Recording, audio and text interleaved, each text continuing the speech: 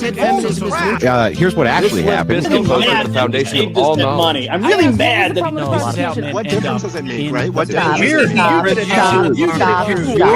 Stop. The deregulation of the industry is obviously going to cause more of that industry. To lubricate the trust connection between people until they have enough. Yet we could still look at biological reality in determining who's a female, even if there are. Why don't you denounce feminism the same way you're denouncing capitalism? If you don't... For something to be objective, it needs to be verifiable. And you can't verify...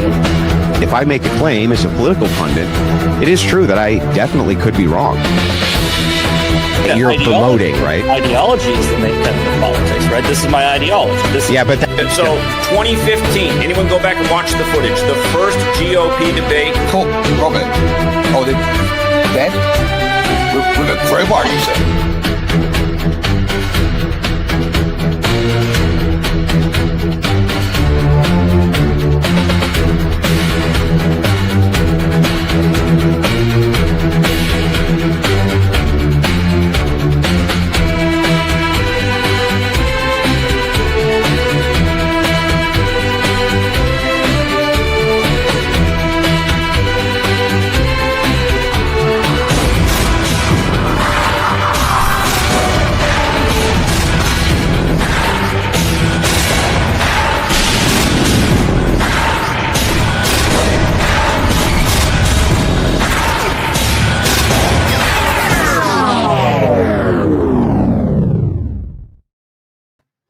And good evening, ladies and gentlemen. I am Sarah the Raging Tomato here, bringing to you live another Moderator Monday.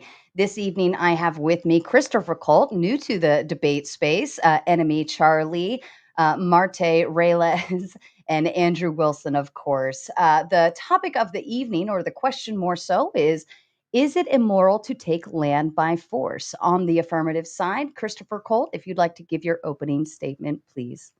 Thank you very much. First of all, I want to say thanks to Sarah and the Raging Tomato for hosting the debate, my co-debater Charlie for agreeing to participate, and Andrew and Marte for agreeing to lend their time and voice to, I think, what will be hopefully an important discussion that people find useful.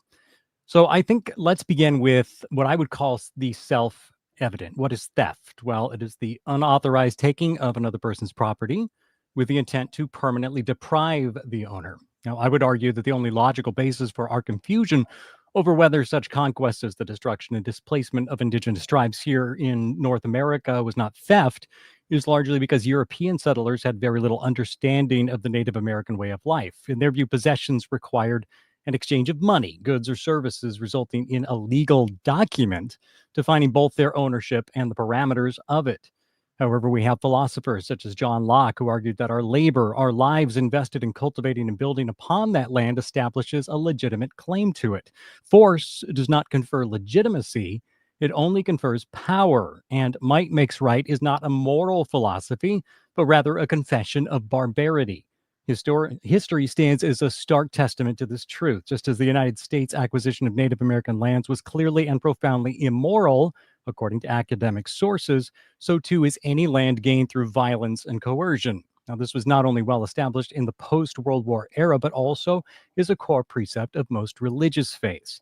My opponents, one a self-described Orthodox Christian, the other more of a Christian nationalist adjacent, might appeal to a different authority. So let's turn to the spiritual lens, to the very faith they claim guides them, and discover how profoundly their stated position contradicts its core truths. First, consider the image of God, the imago Dei. The Orthodox Christian faith teaches us that every single human being, regardless of their nationality, ethnicity, or land, is created in the divine image, possessing inherent sacred dignity.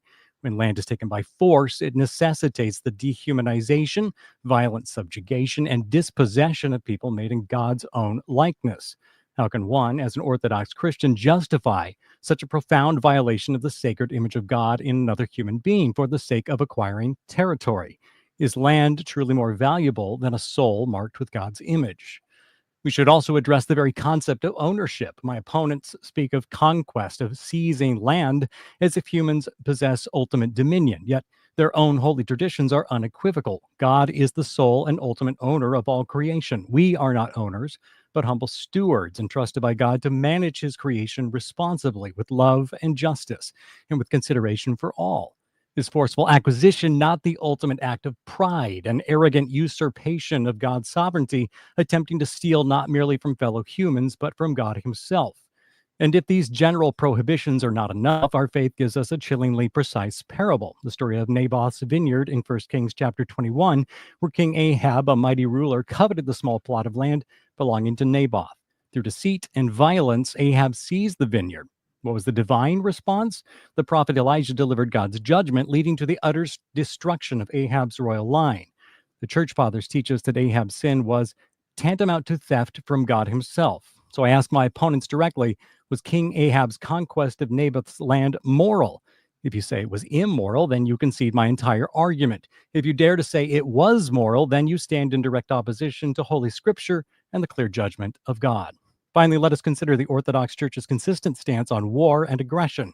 It does not possess a just war theory in the Western sense that might somehow rationalize conquest. While defensive war to protect the innocent might be a regrettable necessity in a fallen world, aggressive war for territorial gain is profoundly condemned. Killing, even in self-defense, requires spiritual repentance.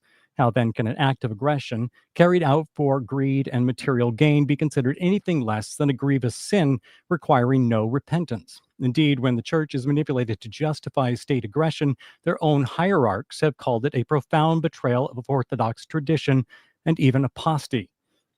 Now, my opponent's position is not rooted in Orthodox Christianity. It is a secular, cynical ideology of might makes right. Thinly veiled by selective interpretation, it requires him to contradict core doctrines of human dignity, divine ownership, explicit commandments, and the consistent mind of the church. It is, in essence, a profound betrayal of the gospel itself. To take land by force is immoral, it is unjust, it is illegal, and for an Orthodox Christian, it is a spiritual rebellion against God. Thank you. Thank you, Christopher. Charlie, to you. You're muted. You're muted. Sorry. You got to There unmute, we Chuck. go. Sorry. Hi, I'm Enemy Charlie. I stream primarily on Twitch. My specialty is fantasy literature, not politics, history, or philosophy, but I comment anyway. And thank you for having me, Sarah. I'm very excited to be here. And thank you, Christopher Cole. So before I dive into the meat of my argument, I would like to quickly address and clarify my frame of reference on land rights and morality. Because we'll be discussing colonization, it is important to clarify that land ownership is not a universal concept. The indigenous peoples of the Americas did not have the same legal structures as European settlers. Borders as they exist today are a modern construct. So when we talk about who has the right to specific tracts of land and why, my conception of land rights can be summed up by Article 26 of the United Nations Declaration on the Rights of Indigenous People. Indigenous peoples have the rights to lands, territories, and resources which they have traditionally owned, occupied, or otherwise used or acquired. If you live there and work the land and there is no one in living memory that used to live there and was deposed, you have the right to the land. A lack of legal ownership under a European legal structure is not a valid reason for the seizure of indigenous lands. And now on to morality. While I believe that morality is subjective, human beings across most cultures and time periods generally agree that murder and theft are wrong in most contexts. This is across Christianity, Islam, Hinduism, Buddhism, etc. Humans are social creatures and we need each other. Murdering and stealing from each other are not conducive to building a lasting, thriving society. I will reference the golden rule. Do unto others as you would have them do unto you. Operating under the force doctrine inevitably leads to being subject to it yourself. In The Wretch of the Earth, Francophone scholar Frantz Fanon wrote, "The exploited man sees that his liberation implies the use of all means and that of force first and foremost. When in 1956, after the capitulation of Monsieur Guy Mollet to the settlers in Algeria, the Front de Libération Nationale, in a famous leaflet, stated that colonialism only loosens its hold when the knife is at its throat. No Algerian really found these terms too violent. The leaflet only expressed what every Algerian felt at heart. Colonialism is not a thinking machine, nor a body endowed with reasoning facilities. It is violence in its natural state, and it will only yield when confronted with greater violence. The Algerian Liberation War ended in 1962 with approximately 500,000 Algerians and 30,000 French dead. And here I will concede, though violent decolonization efforts are rarely successful through sheer force alone, the price of the force doctrine, paid in human lives and resources, is too costly for any nation to follow for long. The more violent a regime, the faster it falls. Many European nations have wisely retracted their claims to foreign lands for this very reason." Thank you, Charlie. And Marte, to you. So my opponent, Enemy Charlie, had brought up the golden rule, which assumes that everybody wants to be treated the same at the end of the day, which is a crazy notion, actually, if you really think about this. So I'm going to go into my little short thing. I'll be quick. So the situation with land conquest could be thought of as a morality issue on the international scale. So who gets to enforce morality on the international level? It's usually the country or a coalition of countries with the biggest sticks or the most money. So while my other opponent, Christopher Colt, can say might makes right, we've never asserted that. Only might only makes. So what you can do is, if you feel that one of these big countries is morally slighting your people, nothing really. It sucks, but this is simply the reality of the world. Justice does not exist if there isn't an effective way to enforce it. We can point fingers all day that we want and say that there's something morally wrong, but at the end of the day, there's little else or nothing to do about it. To Andrew. Oh, thank you, Marte. And Andrew, to you, please. Well, thank you. I also would like to thank my opponents for the brutal slaughter which is about to happen this evening. This is my hats off salute to you. I even combed my hair this evening because I wanted to show respect. I didn't wear my black shirt even though this is going to be a funeral. I'd like to point out, firstly, that this debate is absurd on its face. While I'll grant there can be cases where using force to remove people from their land by force can be immoral, in and of itself, using force to occupy or take land cannot be immoral. My opponents can't possibly believe this either, or they will need to explain things like taxes, specifically property tax, which is an assessed and forced payment of an asset to an entity on a thing you own, which if you don't pay your property taxes, your property becomes a default. And it's taken by force, Christopher Colt. It's taken by force if you default. Or let's take a look at the American Revolution, in which we annexed by violence a rather large amount of land, which was owned by the Crown of England. In fact, my examples of force doctrine being used to occupy or conquer land for, quote, good are vast, and my opponents would probably agree with every single one of them. So what are we really even talking about here? Imagine trying to navigate the redresses which would be necessary here if we actually took our opponents at face value. It's mind-boggling how much land has changed hands in a very short historic period of time, let alone long historic periods of time. If we attempted to redress it all, it would be not only a monumental task, but it could actually lead to some pretty absurd and hilarious outcomes. Like, let's take the Native American example. Say we have Tribe A and Tribe B. Tribe A has a document from the government of promised land, which the government then stole from them. Then Tribe A pursues redress for this and is awarded for occupied land in its full amount. Then Tribe B sues now Tribe Land A and gets awarded even more money because Tribe A stole all that land from Tribe B 500 years before that land was stolen from Tribe A by the United States government. Do I think that that would be hilarious? Yes. Do I think that that actually would be what would have to happen if my opponents were consistent in their logic after I show them the hundreds of examples of natives stealing land from each other? Yes. Imagine if we did this, by the way, for every perceived injustice of land changing hands. It's absurd and also hilarious. In short, I'm not even really sure what my opponent's position is here. But in asking, is it immoral to take land by force, the answer is, well, sometimes. Sometimes it is. And sometimes it isn't. Right? But we wouldn't be appealing to the idea that just doing that in and of itself was always immoral, because that would be preposterous. It would monolithically put up a thing which you guys don't even believe. How do I know you don't believe it? Well, because Chuck over here already told us. She conceded that force doctrine was moral, using Nigeria as an example of revolution, which is also hilarious. Force doctrine, so that you understand what it actually is. Algeria. Yeah, whatever. Whatever it was. Okay, the point is, and by the way, I didn't interrupt you once, Chuck. That wasn't very nice, Chuck. But anyway, the idea here is of what force doctrine is pretty simple. Force doctrine is just saying that all rights come from men. not making a might makes right argument. Rather, force doctrine is giving you a descriptor for how the world works. Now, you can argue with force doctrine if you want to with that descriptor, but you'd have to replace it with a more accurate descriptor, and nobody to date has been able to do so because it's an accurate descriptor. Otherwise, I would not have come up with it. You say, do unto others as you would have done unto you.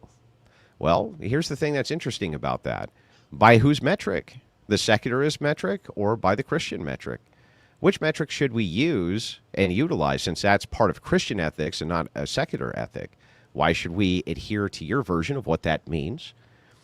You say morality is subjective, and then at the same time you say that there's some type of universal here which you're appealing to, right? All morality is subjective, but universally it's always wrong to take land.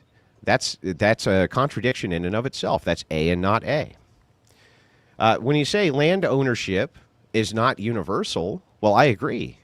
I agree that this is a social construction. So we have to start with what ownership actually is. I would make the claim that ownership is, one, a declaration that a thing belongs to you, and then that would have to be backed by some kind of force for you to keep said thing. For instance, let's say for a second you were walking through a desert and you were thirsty, and you came across a dead body with a full canteen. If you took that canteen and drank from it, would you be stealing? Or would you have a deference of ownership where you would feel like this was a justified transfer of property because the person who was there no longer needed the canteen? And then if somebody tried to take the canteen from you, would you say, no, it's mine? I think you would, right? So I think just by the establishment of what we would consider ownership to be, I think you're going to end up having to concede to our position. When you say taking land by force is immoral, I really do want you to contend with the tax doctrine. I think that you're probably a pretty pro-taxes guy, if you're a Democrat anyway. And I would love to know how that's not theft by the same metric that you gave us for what theft is. Also, you said orthodox war theory, aggressive war is condemned. No, it's not. No. We have saints who conducted an aggressive war like Saint Helga, who literally unleashed pigeons that were on fire to burn down an entire city and killed everybody inside it. She's a saint. You have no idea what you're talking about, because Christianity and Christian ethics are pluralistic, right? You cannot make the universals. They're going to be case-by-case specific for a reason. You say, and I'll just end with this, when you're talking about Native Americans, I wouldn't want to say Indians and offend anybody's delicate sensibilities. What you're alluding to is the myth of the noble savage. I'm going to tell you the truth about what was really going on with Native Americans. They were sacrificing each other on top of temples, cutting each other's hearts out. They were raping children. They were killing and murdering each other in mass all the time, nonstop. And if you came across a culture like that, what would you do? Is the first question I'll ask. We just leave them alone. Yeah, right. Yeah, right, like that's ever happened. But I'd be happy to hear about the myth of the noble savage. And we can go tribe by tribe if you want, and you can explain how noble they really were when we get into their actual history. So, in short, I just want to summarize with this. You don't understand force doctrine. You don't understand orthodox theology. I don't even think you understand the prism of the history that we're talking about. And on top of all of this, just to kind of tie it all together, by your own definition of what theft is, taxation would be theft, and I want you to say it. And with that, that's the end of my opening statement. Thank you. Thank you to all of you. I appreciate it very much. As a kind reminder to the audience, we are going to get through our open dialogue for the debate. Then we will move into closing statements. Then we will read and respond to your kind super chats. After that, of course, as always, our favorite part, we will move into open panel dumpster fire, where you're allowed to come on as the public and ask questions and prompt and all of those fun things. Ladies and gentlemen, I leave the floor open to you. Yeah, so if you don't mind, I'd like to begin with just a query so we can get some semantics taken care of. In fairness, you did query several things, and I think Charlie was about to respond. I haven't made a query yet. I made an opening statement. You made several in your opening statement. If I have a query, did you answer to any of them? You didn't give it an opportunity to That's answer. right. So You that's wanna what I'm doing right re-ask the now. query? I'm not even trying to engage in that. Right now, I just want to get some semantics done. So the thing is I want to agree to some terms with you guys. So we're not talking past each other.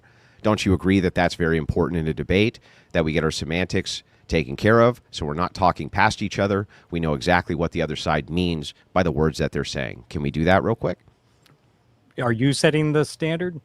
Like no, definitions I'm going to ask you Is for it- what your standard is, and you can definitely ask me for what mine is. I just want to make sure that our semantics are in order. All right, let's go. I just want to make sure that Charlie gets a chance to make the Of point. course. I'm she can okay too. with discussing semantics, but I don't want it to get too nitpicky, nitty gritty, because I'd rather actually discuss the conversation at hand rather than, like, freak ourselves out over definitions. Okay, well, I'm not looking necessarily at just definitions. I just want to make sure that we understand what we mean. You agree with me that words can have different meanings for different people, right? Sure. Okay, so then I want to make sure that when I use the word theft or when I use the word conquest, we're talking about the same thing. Otherwise, we're going to be talking past each other in this debate. So, Chris, what is theft from your view? The repossession of a piece of property in order to retain it unnecessarily, meaning that you could have obtained that piece of property a different way in most cases, except you've decided that you're going to circumvent that, short circuit it, and take somebody else's property instead. Repossession of a piece of property? When you could have gained it in... When you could have gained it a different way. When you could have gained it a different way. Okay. And then when we're discussing force doctrine, will you accept our definition of what force doctrine is, which is that it's a descriptor which explains that rights come from men? Do you agree that that's our view? I agree that that is your view, yeah. Okay, so you agree that that's our view. So you're not going to later say that you guys are saying might makes right and things like this, because that's not what we're saying, right? Yeah, I'm sure we can clarify that further at some point. Gotcha. Okay, so force doctrine, you agree with our view. And then the last thing that I want to ask you is conquest. What do you consider conquest to be? I think that's going to vary depending on the period of history that you're looking at. What do you consider it to be? I would consider it to be an invasion of a sovereign space for the purpose of taking up ownership of that space. Invasion of a sovereign space to take up ownership. Okay. That's all I wanted to know. I just wanted to make sure that we're not speaking past each other. If you guys want any of the semantics to be clarified by us, now's a great time to do that before we move into whatever your queries are. So, I'm sorry, force doctrine is specifically laws are made by men? No, that rights come from men. Rights come from men. Yeah. The gender, not us as a species. No, the sex, not the gender. Okay. I'm sorry, do you agree with me that gender and sex have two distinct meanings? I think that is not relevant to the conversation at hand. You asked it, so why did you bring it up That's if it's fine. not relevant? I know what you mean. I know what you mean. Okay, so you would agree Just with me. wanted to clarify that we were talking about the so species. when I say men, I'm talking about sex. I'm not talking about those who identify as men. I'm talking about the sex specific of men. That wasn't the question. Yes, it was the question. Asking if you were said the talking gender. about species, us as a species. Are men and think women a different species? No, it's I like think I think she just utilized the word gender, but in terms of your position, Andrew, I think she meant the same thing that you would say in terms of. The reason I'm really many clear, I'm very clear about this for a reason. We'll use men as a stand-in for our species, as the human species. They will say men. That's true, or mankind, or things like this. Sure, yeah, I agree. That is what I was asking. Yeah, that sure. Is all that I was asking. I'm willing to grant on the era specific, what you're talking about, that could be the case when they're also referencing women when they say mankind. I can even agree to that. But the reason I'm not willing to grant something like gender, or you saying, do you mean the gender of men, is because that has a loaded meaning. So I'm going to semantically distinguish between the two and say my meaning of man has nothing to do with gender, but it has to do with sex. That's all. Okay, that's fine. Okay, good. Okay, so I'm ready for the queries. What do you guys got? Yeah, go ahead. Sean. Well, first, I would like to say that I was not invoking the myth of the noble savage. I am quite aware that some indigenous tribes of the Americas were, in fact, quite brutal. And this, in fact, kind of ties into the point that I made, that when you employ the force doctrine, you will always be subject to it yourself at some point. The sacking of... We agree, but we agree. Huh? Yeah. Yeah. I don't disagree. I agree with you 100% that all people are subject to force doctrine, that is a descriptor for how the world works, including me, including you, including Marte, including Sarah, including everybody. Can I make sure we get one element of this correct? You say that is how the world works. In your mind, is that how the world works in different to any kind of human autonomy or ability to make our own decisions? In other words, are we able to evolve beyond that reality, or is it your assessment What you're talking, that is just a fact of nature? I'll answer your question. What you're talking about is the idea of what is socially constructed versus what is material reality. When I ask you, sir, what is a right, what is it? It's going to depend very much on the definition. Yeah, so I'm asking for your definition. What's a right? What is a right to me? Yeah. My rights begin where yours end. Yeah, that doesn't tell me what a right is. It tells me the application you would use for what a right is. What is a right? It does. A right is basically applied evenly across all people, or it is not an equal right. That doesn't tell me what a right is. What is a right? A right is something that you have a right to. Wait, I'm sorry. As a human being, you're using the word, dude. You're using the word to describe the word. If I asked you what a man is, and you said a man is somebody who's a man, would that give me any? Why are we getting bogged down with semantics? I don't see how this is relevant. Okay, to the do you understand that? I thought we were talking about taking land by force. I'm sorry. Did he bring up rights? If he brings up rights, I have every business. It's my business to ask him what he means by a right.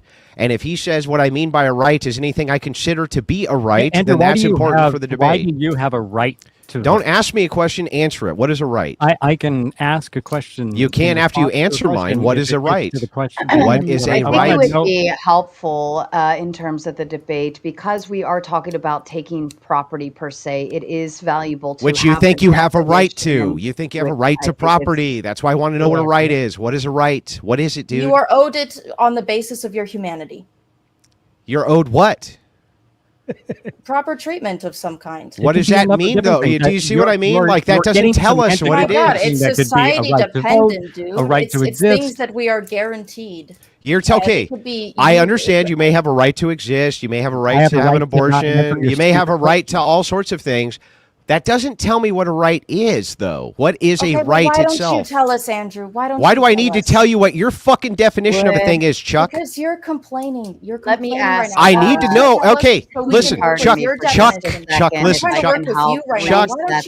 I'm trying to work with Chuck. I'm trying to work with you, Chuck. Just a second. Christopher and Charlie, would you be agreeable that you think a right is a social construct of some sort? Yeah. What is it? Okay, let's start there. What the fuck is it? When you say right, what does that mean? Oxford Dictionary. I'm gonna guess it means a different. You can. I don't care what you look up. You could take your time and look up what you think a right is. Just tell us what a right is, so at least we're on the same page. I mean, I told you, it's something that you are owed on the basis of your humanity. That doesn't tell us what a right is. Yeah, it doesn't. It just. Well, because it is a social construct. So yeah, it is. It's a very influx thing. It depends on where the fuck you are. So you have a right to not be stolen from, but it's very influx and subjective, and we're not really sure about it. Is that right? So it's conditional, made up. So it's conditional. We just made it up. It can depend on the country that you're in, but it is. So then theft itself is a social construct. I mean, everything's a social construct. Okay. Wait. No. I'm sorry. Is a tree a social construct? The word tree is. Is a tree a social construct, not the word tree? A tree. Yeah. Is a tree a social construct?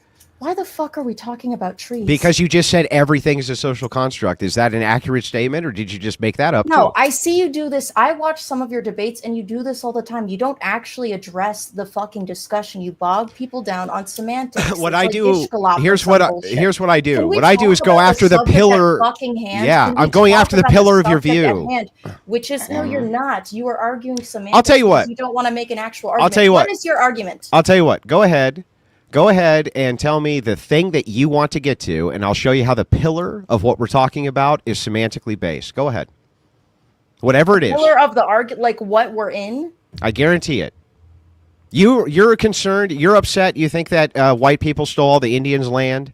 That's your big contention, right? But you have no concept of what fucking theft is, so why shouldn't I go after the pillar of that? Why shouldn't I go after the pillar of that if you have no concept of what a right or theft even is? Why should I listen to a fucking word you have to say, Chuck? Can you explain it to me, Chuck? Use really small words. Do you not know what the definition? I don't know what your is? definition of the word theft is because you just said it's a social construct. Are you a moron? Oh, geez, Chuck, you really got me with that. Dictionary, like I don't understand. Dude. You just said that theft is a social. Definitions, dude. Chuck, this is not debating, man. This is not debating. So Chuck, what you just said. For just a moment, Chuck, what you just. I'm not interested in this. I'm not interested in this. Then run, Chuck. Then run away. Rage quit, Chuck. If you don't mind, if you don't mind, thank you. Okay, I do find it very vital in order to get to a foundation. If we disagree on what a word means, then we're not going to be able to have the topic or the argument at hand anyways. So I do find it. So here, look, I'll just make this super clear, crystal clear. I'll give you my position. I'll give you my position so that you can attack my position. My position is this. You just got done saying to me, Andrew, theft is a social construction. Everything's a social construct. Rights are social constructs. Theft is social constructs. All of that is socially constructed and societally dependent. So how could you make a claim that even if white people came here and put every Indian to the sword because they thought it was really fucking fun, they took their kids up and they chopped their fucking heads off for fun. They made them into little Indian shishka fucking bob. They were like, they shishka bobbed up all the Indian kids. How could you even say that's immoral, Chuck? If it's just culturally dependent and just up to the culture, what the fuck is actually immoral about it, Charles? What? Because we have to live together. Oh, because we have to live. We don't have to live together, Charles. Chuck, do we have to live together? Kill each other. We could all die. We don't have to even kill each other. Stupid. We don't. Not only do we not have to kill each other. For our species to survive and to function, our species can survive fine without living with each other. Yeah. Why does our species conditions? Conditional all the way through. No standard. No base. No grounding. Nothing. This is crazy. Yeah, you just said. The question said that I have, given what you've just said, which was addressed in my opening statement, and I'd like to get to it because I think this is actually vital to the point, is your argument that because the European settlers found it necessary to eliminate the Native Americans in order to claim their land because they felt threatened by certain tribes, that at that point in time it was not immoral? No, of course not. So I have a universal concept of morality. But the problem here is, like, we're starting off the query with an internal critique. I think it's fine for you to internally critique what we think as well. But as we start the query for the internal critique, I don't understand this view where you claim, you and Chuck, that these are social constructions, rights are completely fictitious and made up, and theft is completely fictitious and made up, and yet somehow we're supposed to apply this standard to what happened with the natives. Tell me why the fuck we should do that if it's all just made up, dude. What do you mean made up? Because it's how you made it up out of your what? Okay, so this is why. This is okay. Hang on. You see how you said social contract? Hang on. Do you see why you just said? Hang on. Let me answer his question, Chuck. Let me answer his question. So he asked a question. It's a good query. What do you mean by made up? You see how you're asking for semantics? That's smart, right? What I mean by made up is that from your view, rights, completely fictitious. They come out of your mind. You make them up out of thin air. They're a product purely of the mind. They exist nowhere in material reality. So, like, let me ask you this. Can you touch a right? Can you taste it? Can you smell it? Can you see it? Where is it? Show me a right. Show me one. Can either of you do that? It is a concept that we have come It up is with a and concept. we all agree upon. That we all agree upon. Do we all agree upon them? Like, do you agree upon the concept that I have a right to own a RPG? God, I don't think that we have that right. Well, yeah, I know. So we don't agree on the concepts then, I guess, do we? It's almost like we have like a semantic argument here that we need to get through because like we totally like don't agree on what rights are. Listen to me. Listen. I believe that we have social contracts that we adhere to because we want to survive as a species. And we understand that the survival of our species is good. It is good for us to be alive. And I understand. I can grant that. Harmony with each other. Like I don't like bad things to happen. I think, right? We all agree. We like. Okay. If it is the case then that you believe in social contracts, what's wrong with having a social contract of might makes right?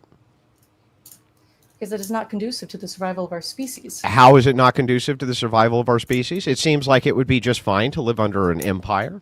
It seems like it would be just fine to live under these things. It seems like we would survive just fine. Why wouldn't we survive under empires? We've survived traditionally under empires. What are you talking about? Tell me why is it that Charlie's making? Hang on. Andrew, Let me finish the query. Let me finish the well. question. Why is it that if you had a social contract, then you believe in social contracts, we had a social contract for might makes right, that would somehow be bad? You love social contracts. Why would that be bad? I'm sorry, restate that.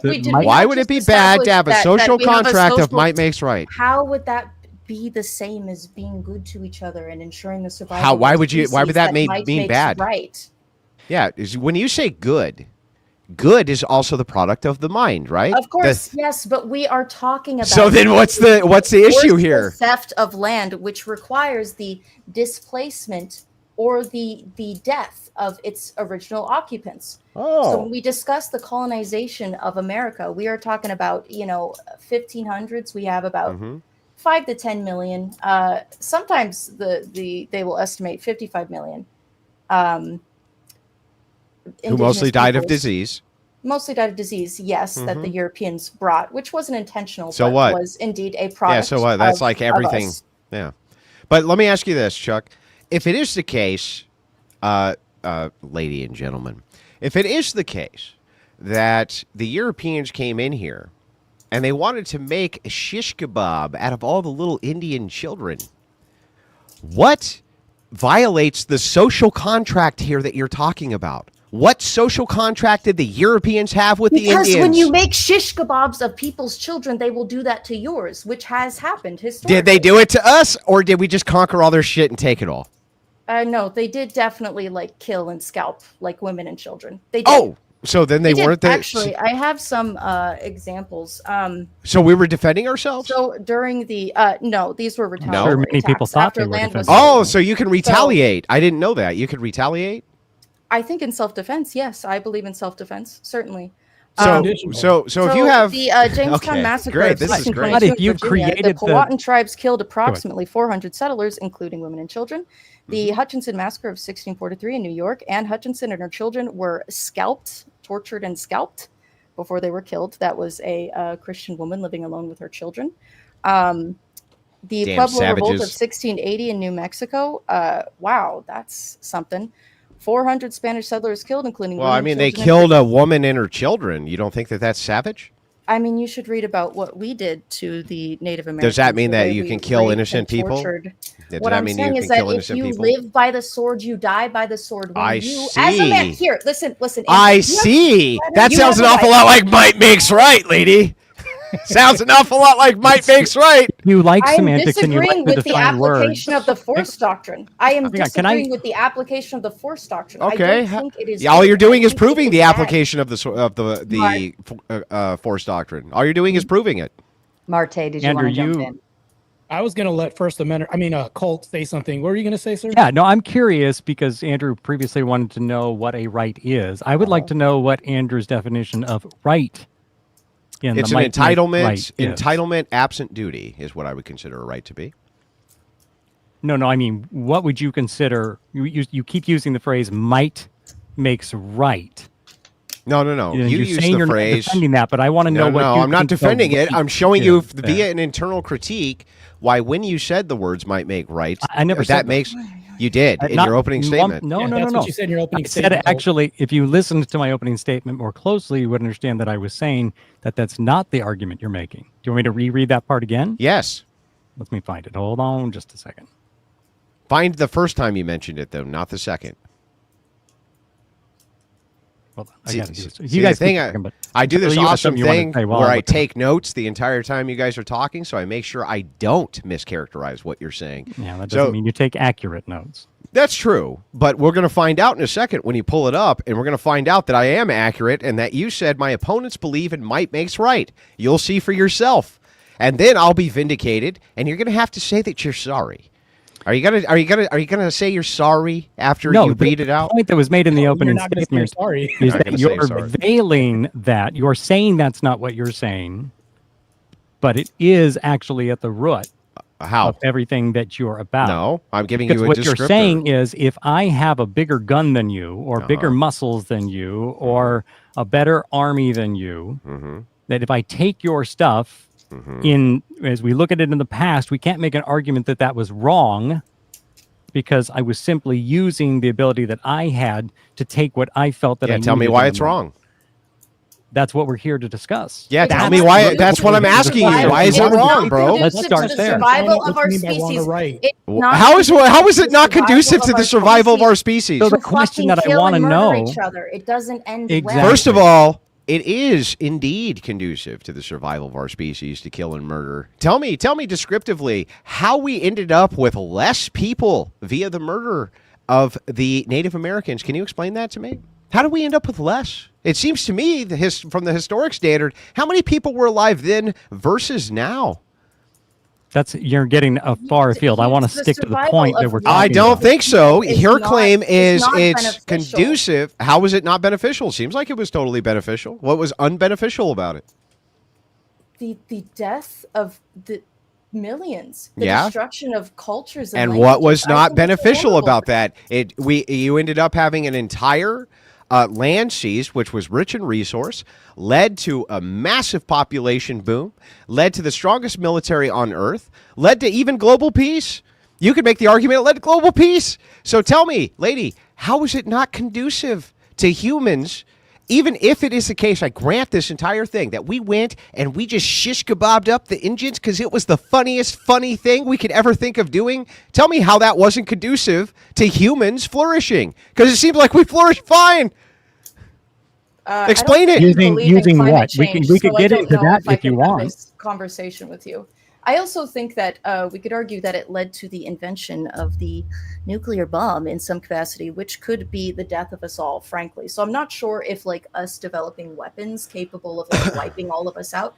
I think that that's actually kind of worse. Wait, you mean a nuclear armistice where every country now has the ability to obliterate each other and none of them do because if they did, there would be nuclear retaliation, which has led to the most global stability we've ever fucking seen. How is that? Again, I'm not even making the claim here all countries having nukes is good. I'm not even making the claim having nukes is good. I'm only making the counterclaim to you that this is somehow not conducive to human flourishing. Prove it. Prove it. Nuclear weapons? I mean, prove it. There is a pretty significant conflict in. Do we bomb? Okay, should we have not nuked the Japanese? No, we should not. No, the war was almost over. Can you look up what the estimates would have been of the deaths had we not nuked the Japanese? Actually, we could have conceded on the whole emperor being a divine individual thing, and the Japanese would have taken our deals. So that's kind of up in the air. Wait a second. I'm sorry. You said earlier, and I got the note here, retaliatory fighting is fine because it's self-defense. Did the Japanese attack us at Pearl Harbor? I think that at that point we had retaliated in a proportionate manner. Thus far. So what you really mean is you should only be able to respond in a proportional manner. Yes, Andrew. So if you piss me off, it would be insane if I were to show up to your house and torch it. Right? That would be crazy. That would be a lot. Right? Just because you annoy me. Like if I Yeah, burned but your why house would down, that be a that'd lot? Crazy. Why would that be a lot, though? Because it is not equal to the insult that you dealt me. So if it is the case then that I'm fighting with a man who is weaker than myself, but he punches me first, I should only use an equal amount of force to stop that threat? Yes. So if When it is the case... when my younger siblings have hit me before, Mhm. I have not. I'm 10 years older than my younger sister and 6 years older than my baby brother. There was a point in time where I was larger than my little brother. Okay. When they kicked me or punched me, I didn't use all of my power to break their fucking noses, even though I see. could've. So if Because somebody I breaks... understand that if someone is physically weaker than them, than me, it is not appropriate to use all So of then, my by power this to logic, decimate if them. somebody broke into your house and made the stated Mhm. declaration that they're only there to take your stuff but won't hurt you, you should not be able to retaliate with physical violence, correct? I mean, they're on your property. So Wait a it's kind of a second. threat Oh, against wait a second. It has to be proportional, though, remember? So if a person shows up to your house and says, I'm just here to take all your stuff, but I'm not going to hurt you, the only proportional thing you could do back would be to take their stuff, right? No, it's not about doing the exact same thing. Oh, it's not. So what does uh, proportional mean then? Like within the same range. What does that mean, though? What does that mean? If a person's walking out with my TV and I blast his ass, is that permitted? I mean, depends on the state you're in. But personally, for No, me, I'm asking how I you. would handle that. Yeah. I would probably shoot him in the leg or something. I don't know. Oh, so you think so? You would shoot him in the femoral artery? No, not the thigh. The leg. Well, I mean, I'm sorry. Is the thigh part of the leg? Well, hang on. What is the greatest deterrent to somebody coming onto your property and robbing you? A massive drone? shotgun? No. Yes. It is a well-lit property. No. Well-locked door. Nope. No, actually, statistically, yeah, that is true. Actually, go no. look that up. You can look at Not only can law enforcement source, they will tell you the greatest deterrent against. Bro, I taught. is to Listen, make sure the I've taught criminals feel CPL pain when they classes. walk on you. I've taught CPL classes my whole life. I was a journalist. I've talked to Yeah, police officers. Let me tell you what the about biggest this. I've covered deterrent. multiple break-ins. Oh yeah. I'm gonna Well, tell then you let what me they ask you a told me. question. How come Black Lives Matter didn't riot in the fucking countryside, even though there was massive populations in the countryside? How come they didn't do it in conservative states? Why? You know who did riot? Who? For the most part? Who? Anarchists. Okay, why didn't they riot where there was red states with real Because loose most gun of them laws? Are angry kids who live in urban areas. Tell me. And ride the bus everywhere. It's So- due to the Countryside, where the why did it not populations happen in country where the areas? populations We're are that are maneuvering being targeted by the- police. So the majority of Black Americans do not live in the rural countryside. Except in Mississippi? I'm not familiar with Mississippi. You're not familiar with the largest population I of am black from people, which is California. Mississippi? I am from California, and the rural countryside towns that had mostly white and Latino people living in them. I'm sorry, was BLM a It national was movement? primarily sacrifice. That yeah, BLM was I'm a talking national about movement. where the fuck I lived, buddy. That's What great. I'm saying is, And does California? Hang on, people do this is not great. feel persecuted by Does police. They California do not have riot. highly restrictive gun laws? They do actually, yes. How come then, in the great state of, for instance, of Arkansas, did you not see a bunch of BLM people Actually, move California in? has the most gun deaths in the country. Yes, that's because there's a massive minority population there who kills each other with guns, mostly handguns. Yes, so we have guns. No, it has nothing to do with the guns. It's not the guns, lady. It's not the guns. Hey, hang on. Help me out. I don't know what the fuck you're talking Hang on. about. Help me out here. Can you just help me out here? Why the fuck are we talking about All right. BLM? Because you brought it up. Dumbass hypotheticals, and we're not talking. Oh, it's a dumbass hypothetical. Oh, you're part of we all agreed about that. Can we set for some- Andrew, would you agree to a question? Yeah, I'll take any questions you have, but you got to actually let me answer them like I've been willing to do for you. Can you define property? Yeah, so I actually think I did this in my opening, but I'll do it again. So I would consider property to be a declaration of possession plus the force to back up the possession. So if you saw a piece of property that you wanted, you could take it by force, and that would be okay? That Because doesn't logic. That doesn't That's logically follow. That is what you outlined there. No, it's not. You What didn't I outlined- outline an exchange. No, of okay, listen. money. I'll explain. I'll You show said you. it's things that you have that you can. Hang back on. up with I'll force. prove it. I'll prove my point for you so that you understand exactly what I mean. The headphones that are on your ears, do you own them? Yeah. Yes. What gives you ownership of them? I have a receipt. So you have a declaration that you own them. Yeah. Okay. And then if somebody tried to steal them, would you be willing to apply force or the force of the state in order to stop them from taking those headphones from you, which you've made the declaration you own? I think so. Depends. Okay, well then, But- you and I have now decided that what ownership means is declaration plus force. Anything else? Let's get us back to our original question. Which is? Did the Native Americans own the land they were on? This is a great question because according to your debate partner, the Native Americans had no ideals of land ownership. So how is it that if you have a social... let me correct hang my on, quote there. Let me. Okay, I yeah, said go that, ahead. Go ahead and correct it, but read the whole thing. Land ownership, quotes, is not a universal concept. Can you read it? Can you read it again? Sure. Because we'll be discussing colonization, it is important to clarify that land ownership is not a universal concept. The indigenous peoples of the Americas do not have the same structures as European settlers. So when we talk about who has the right to specific tracts of land and why, my conception of land rights can be summed up by Article 26 of the United Nations Declaration on the by Rights Europeans? of Indigenous People. So you're going to appeal Indigenous to Europeans? peoples have the right to lands, territories, and resources which they have traditionally owned, occupied, or otherwise used and acquired, and that is typically... So how you're going Indigenous to peoples appeal did to it. what Europeans decide land ownership is, even though the natives themselves had no concept of what land ownership was by your own Well, metric. they do now. Oh, but they do now. They so do now, We but forced they them do to now. the European framework. But dude. wait, what didn't do you we- mean? We killed them, most But- of them, and now they are forced to operate under a European framework. That is Okay, what so- we have now. so- This so is then- what we have. So What am I I just supposed want to to do? hang on. I'm willing to grant all of your arguments to show you how absurd they are. You want to appeal to a United Nations European standard for what land ownership means, right? Sure, I'm telling you that. So is you would take the indigenous- sovereignty indigenous. away from the original natives who were there, who did not agree that that's what land ownership meant, right?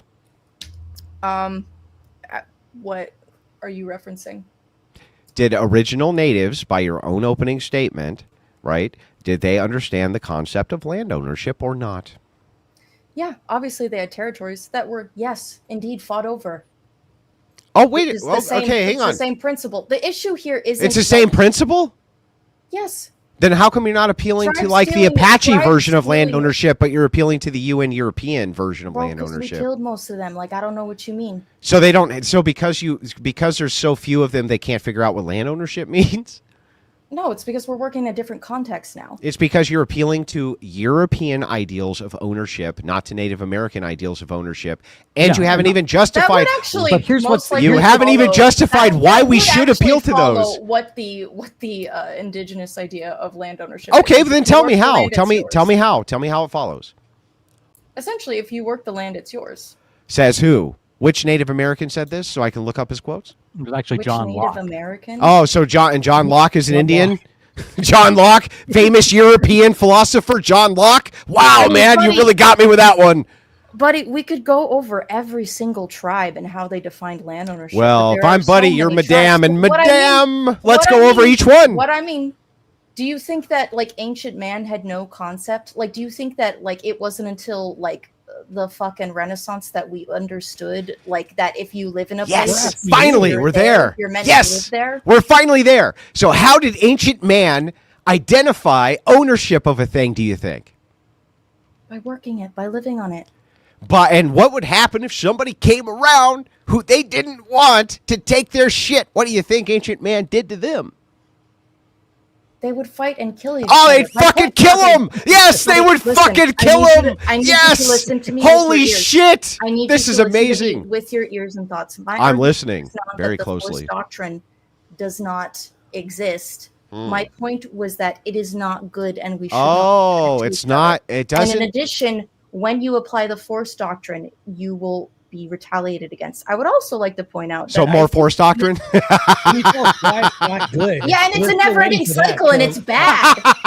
That was my opening point. Did you not Okay, listen to hang me? on. So I want to make sure we got it right, and I want to make sure that you remember when I asked your debate partner, sir, will you concede that our view of force doctrine is what? What is it, sir? Archaic. What is it? Your view of force doctrine is that men are stronger, and so they must be the ones to allow. I didn't say any of that. I just equality. said that men are the grantors of rights, right? And who made them that way? Men. Right. Nature made them that way, right? Why? Why are men stronger? You mean fundamentally? Why did nature make men stronger? Well, I mean, who knows? Was it to conquer women? Again, Is that the purpose of our big muscle? Why? I don't understand why you're asking me the purpose of the thing, which descriptively you agree is true. No, I'm asking you biologically, evolutionarily. How the fuck would I know? Men, I'm sorry. Am I you responsible could for fucking speculate. evolution? Am I responsible for evolution? You could talk about evolution. In fact, Did I use the machinations of Andrew Wilson's great psyche Andrew. to figure out evolution? You might be darn close to figuring something out here. Yeah. So why are men bigger? Why, in general, in nature, from an evolutionary are male view? animals Okay, larger I'll and explain. stronger? I'll explain the best I can from an evolutionary view. From an evolutionary view, we're looking at survival of the fittest. Survival of the fittest is going to be, if it is the case that you have a species which is engaging with its environment and this and that, and it doesn't make it, right? It is sourced out, right? It's gone. You agree with that? That's what survival of the fittest is? Why didn't women develop strength then? Because they have the ability to rear children, which gives them a different physiological makeup, right? Maybe.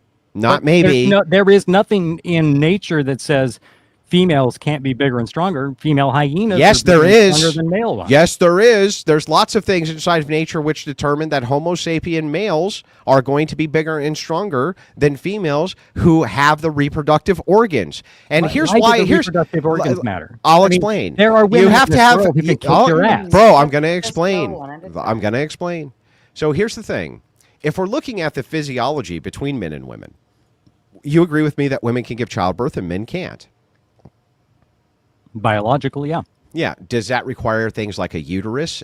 Does that require ovaries? Does that require menstruation cycles? Does that require all sorts of things with which physiologically are going to create a distinct makeup? Yeah, again, you're describing things as they are. I'm asking you, bro, why I'm they are asking designed you. that way. Hang on. I just want to make sure we agree on this.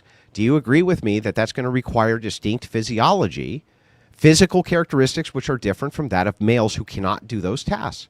Yeah, but so if that's a requirement of that, then it would follow that if it was natural selection and we were following evolution, which is a gradual change over a species over hundreds of millions of years, that men and women who are the same species developed separately based on skill sets, one for the purposes of rearing children and one for the purposes of protecting those who rear children. Yeah. Protecting. Interesting. Interesting. That's why they're bigger, right? Not to subjugate, to protect. Yeah, but here's the problem with this, right? Can you protect people by subjugating them? Yeah. I mean, yes. you can protect your people. No, before you do before you do the gotcha, let me give you the other side of that. All right. Are you Okay, ready? give me the other side. I can't wait to hear it. Yeah, sure. So the other side of that is that you might be able to protect your people by subjugating other people. That doesn't necessarily Can you protect your make people it by a subjugating moral your own imperative. people? In other words, if We're not talking about morality. Let me finish. If I were an Okay, early I'll let you European finish. settler and I came to the United States, This has nothing to do with what we're talking hold about. on. Let's stick with what we're Did they talking have about. other options? Did they have places they could go Oh my to? God, this is such a gish gallop. This means nothing. Answer my fucking question. literally Can talking about can people getting to his point. protect Guys, no, I want an shut the answer to fuck my up. He's question. getting You shut to the his fuck up, point. lady. Let I want to him- know. let him say I his want to point. know He's the literally answer. making a point right now. Answer the fucking Stop question trying to first. control the platform. Answer Let the him question make his first. point. Let Getting him make his anywhere if point. everybody's going to Listen, yell over each I other. want to know the answer to my question, and then he can make his point. Is it the case, sir, or not, that you can subjugate a group of people and protect them through subjugation? Is that that true or not? Hang on. The answer the here fucking is- question and I'm then getting ask to yours. that. He's answering the question. If you I could can't maybe say. shut the All right, hell up. I'm for going to a go second get a drink and let while me you finish. never answer this question. Go get a drink. So you're running away. He's not By running getting a away. drink? He can rewatch it Drink, later you're and running learn. away. That's running away, getting a drink? Hey, All right. Andrew's not So here if you to go learn to the anyway. Let's bathroom, that's educate- running away? Maybe if he All leaves, we right. can take a Run moment to away from educate the the audience. conversation. I'm actively Going to discussing. ask everyone kindly. I love the entertainment factor, but it's getting to the point where I can't understand what the fuck any of you are saying. If we could just take a step back, calm down a little bit, we'll get through the questions one at a time. If we could be mindful of each other and respectful. Thank you. Just answer the question and then ask your question. And I'll do the same for you. Answering the question. Yeah, okay. Can you answer it then? Can you subjugate a group of people and protect them at the same time through subjugation? What is, yes or no? what is the prompt for this debate? The prompt right now is whether or not it's immoral to take land by force. So if I take land by force because I think that... You still haven't answered my question. You if just I evaded. subjugate other people because in my mind... Oh my God, this guy. You can't. You're incapable of answering questions. Hold on, Andrew.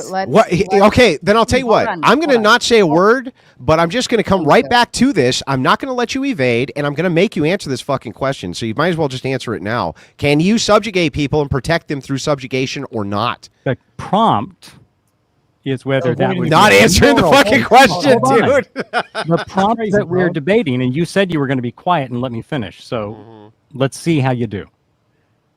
The debate that we are having is whether such an action is moral or immoral. So yes, I would concede the point that you can absolutely protect your people through subjugation. The question then becomes, is that moral? If you had another alternative where you could go elsewhere and not kill, maim, destroy, and steal, wouldn't that be the more moral? You haven't, well, hang on. You haven't actually shown us yet how subjugation requires theft, stealing, and any of this. You define subjugation then. How would you go about it? Well, now, it's your claim. I don't need to define your fucking You claim, asked dude. the question. Yeah, I asked you the question. I don't define your answer for you, dude. Then you're saying that the answer I gave doesn't satisfy the question you asked. I'm saying I'm just asking for the answer. Demonstrate for me that subjugation requires theft or any immorality at all. Demonstrate it. You need to define subjugation. No, by your definition. You need to define it. Why would I need to define your Because fucking view, dude? I don't know what the hell you're asking. You don't know what I'm asking What when is I ask you about subjugation your to you? view? If subjugation is to come in and just chop everybody's heads off and put them on pikes outside the town. Yeah, that would be bad. Can you show why that's a necessary condition of subjugation? Put them on a train and take them to a gas chamber somewhere. Okay. Right now, do you have to follow the laws of this nation? Ideally, yeah. Is that subjugation? How much longer that's Is gonna that continue. subjugation? In what way? Whatever way you consider subjugation to be. Is that subjugation? It is subjugation in an attempt to stop people from harming others. So yes, it's subjugation. So, and would you agree with the Greeks when the Greeks said without law there can be no freedom? Yeah. Okay, great. So then what you're admitting there is that you can subjugate an entire group of people for their own protection. That's fucking good. No, you didn't ask that question. You said, "Can I you didn't need to protect ask the your question. It's people an by entailment of subjugating your another own group of logic, people?" dude. That's an You're entailment of changing your the question. logic. You've How am I changing the question? Because the original question was, can you protect your people by subjugating another group of people? And you said yes. Certainly you can. But the okay, baseline then great. question we're asking That's is, the end of that, is that then. moral? Yeah, okay. In other words, you can. Okay. But should you? Here, let's find out if this is true. We'll just do a logic test. Is taxation theft? It can be. Yeah, is it? Not definitionally. Why? Because generally you're getting something for that money. What if you don't want it? Clean water, you're getting clean air. Yeah, you're what if you getting don't want it, roads though? work. What if you don't want any of that and you want to keep your stuff Then and you they can be tax it homeless. anyway? Is that theft? You don't have to pay your taxes. You do have to, or what happens if you don't? You might lose your property. And do you agree with that law? I think. All right, let him answer. Let him if you answer, benefit lady. Let off him of answer, alcohol, lady. Let him answer, you lady. shouldn't use Let your him answer, skateboards. lady. Let him answer. Answer the question. That's going to be a nuanced response. Can you answer the question? If you don't And pay it's your gonna be a property large taxes, should you default on the property or not, sir? By law, yeah. Do you believe that that's moral? I believe that in certain circumstances, it's not given the. Okay, so circumstance of the which individual. circumstances are those? If you're retired and you're on a fixed income and you've lost your inability, if you're poor Okay. and your government passed a shitty bill that cost you your health care and caused you to add up a ton more debt. Okay. If you had student loans that you've long ago paid off and you still have $30,000 in interest to pay off, and the Okay. government comes and says, no more grace, we're going to take everything you own. Got it. In I got that it. case, Now I we would got certainly three see great that as examples. Hey, we problematic. got 3 great examples of how it's immoral. Now give me 3 great examples of why it's moral. I think in the case of if you're using that money to make life better for other people, then I would support that. Okay, so if it's the case that the government comes in and I'm sorry, give me 3. Give me 3. Just like you gave me 3 for why it's immoral, give me 3 for why it's moral.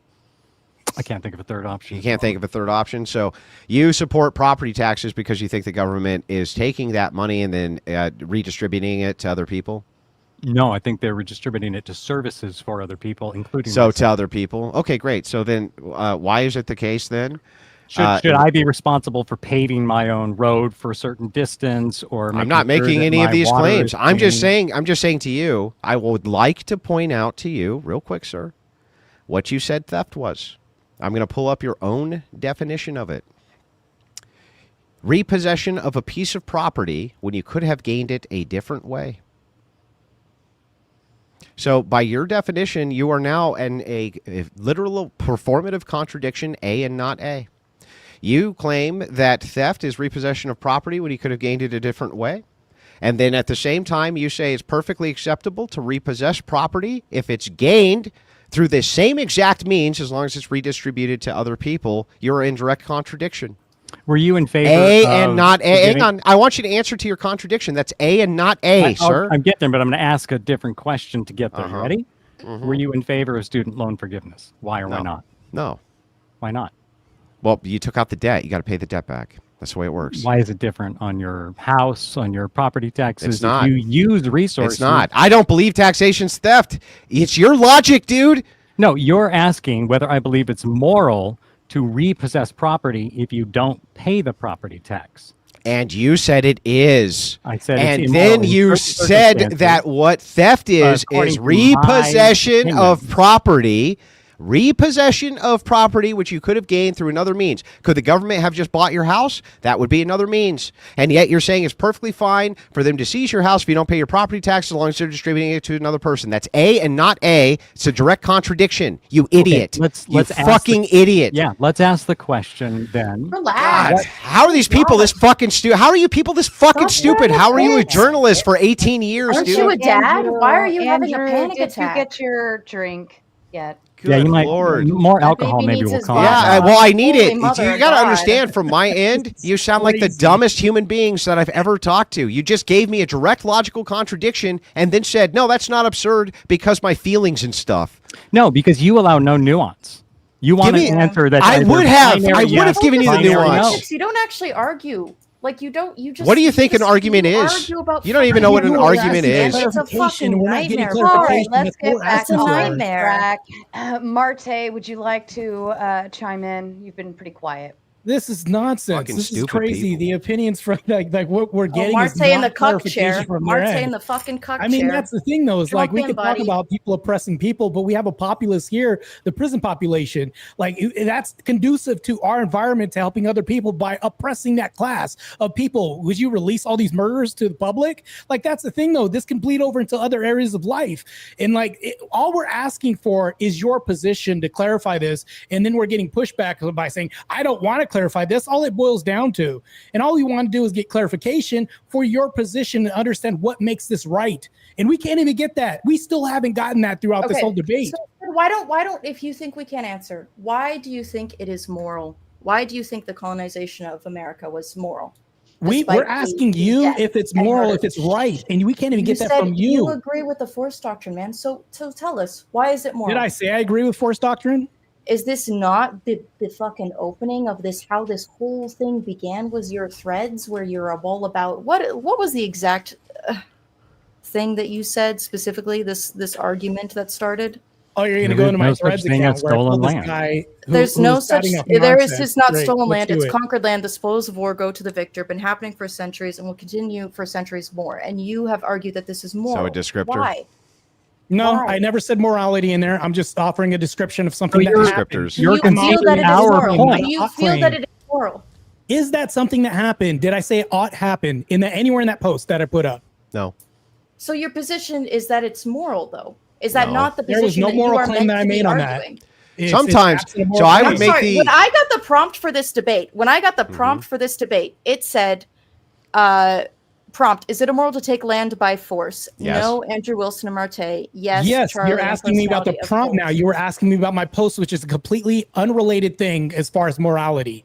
Now we're talking about the prompt. Yes, now we So can go we're back to morals. asking We you can talk to about the prompt. add the Two separate component of things. morality to Moral it. take land by force. I think When that's a and fair. why? Hang on. I think that's a fair Yeah, that's the question. prompt. We can So go when back you to ask that. now, finally, you're actually getting to a fair question. So when is it moral to take land? That's what we're really asking here, right?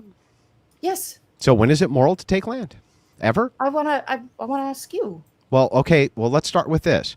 Can both sides agree that it is sometimes moral to take land by force? I would say just. I'm not going to apply the word morality to that. What? What? Well, I'm sorry. What does that Should- For instance, hang if on, we hang go on. back to your Should you property do? tax question, Is it? If Hang I on. if I Should you do reclaim what your is just? property because you're not paying your property taxes, that might not be moral. That's not a moral question. That's a question of I'm sorry. law.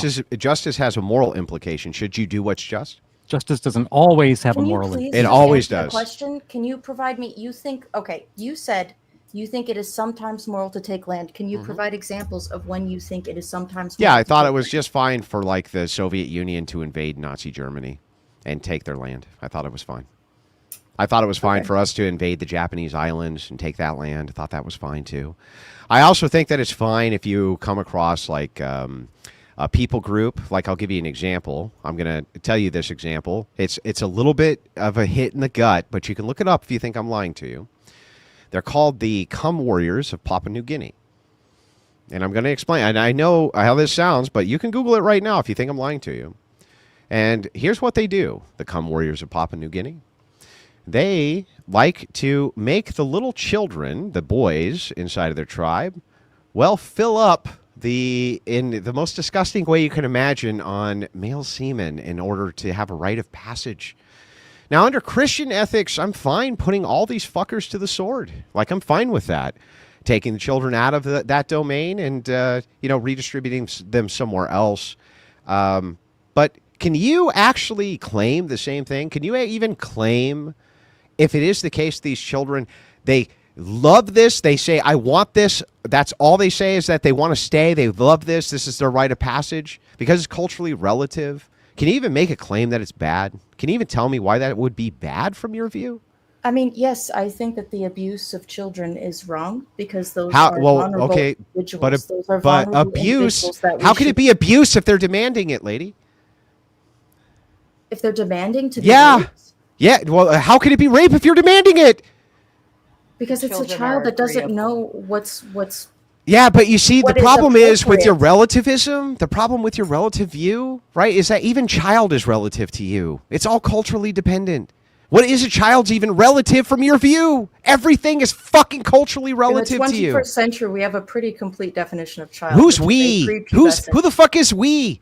They don't. If you say the word child, the vast They majority don't of have the people same view. understand that Why anything are they that you wrong? are Why referring are to. they wrong? Why are they wrong? Because that is Why? a vulnerable human being that they are touching in Yeah, a way so that is very but here's the adult. thing. Again, the idea of what is a child for you is relative to the culture, right? Of course, yes. Okay, so then if they say a fucking 12-year-old boy is a man, who the fuck are you to say they're not? Because I can observe that is not a man. Well, how? Give me the objective metric for what is manhood. Has not hit puberty yet. Is still very much. They hit growing. puberty at 12. Still Yeah. Okay, you look at a teenage boy and you're going to tell me that's a man? Tell me what your metric for manhood is. Has reached maturity. What does that mean? When is Physical that? maturity. When? When you're done fucking growing. When is that? Do you not know when you're done Yeah, growing? you don't know. When So what you're I'm done asking you is growing? like, when is manhood for a man? When does that kick in? Tell me. I guess it would be relative, dependent on when. Yeah, it's fucking exactly. It's relative depending on the culture. You are being ridiculous. There's absolutely I'm being ridiculous. an age group that, by and by, we all agree are children. And by the way, prepubescent? Yes, prepubescent. And are they prepubescent at 12? They could be. But the ones who aren't? Going through puberty is very much not the same as having finished puberty. Oh, okay. Wait a second. So if they finish at 13, it's fine. They're men. Don't finish puberty at 13. You can. Yeah, of course you Has can. their brain finished developing? Can they have, Let's say that their brain did finish developing. Judgments? Their brain finished developing at 13, and by the way, if you're going off of that, then you're not a man until you're 25. How can you consent? That study isn't really reputable because they stopped studying the subjects at age 25, so that's not really. I totally and completely agree. I agree. When you can make sound, reasonable judgments. When is that? When you don't do stupid shit. When is that?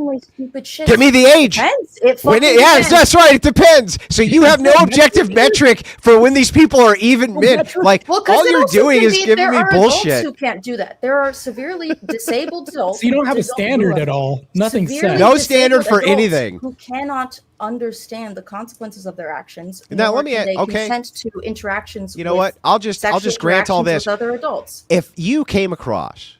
If you and I, let's just say, like a company came and we were on an expedition, and we came across this tribe in Papua New Guinea where they do that to boys as a rite of passage, and I ordered my men to go in there and just take these fuckers out, gun them down, and we're getting these kids the fuck out of here.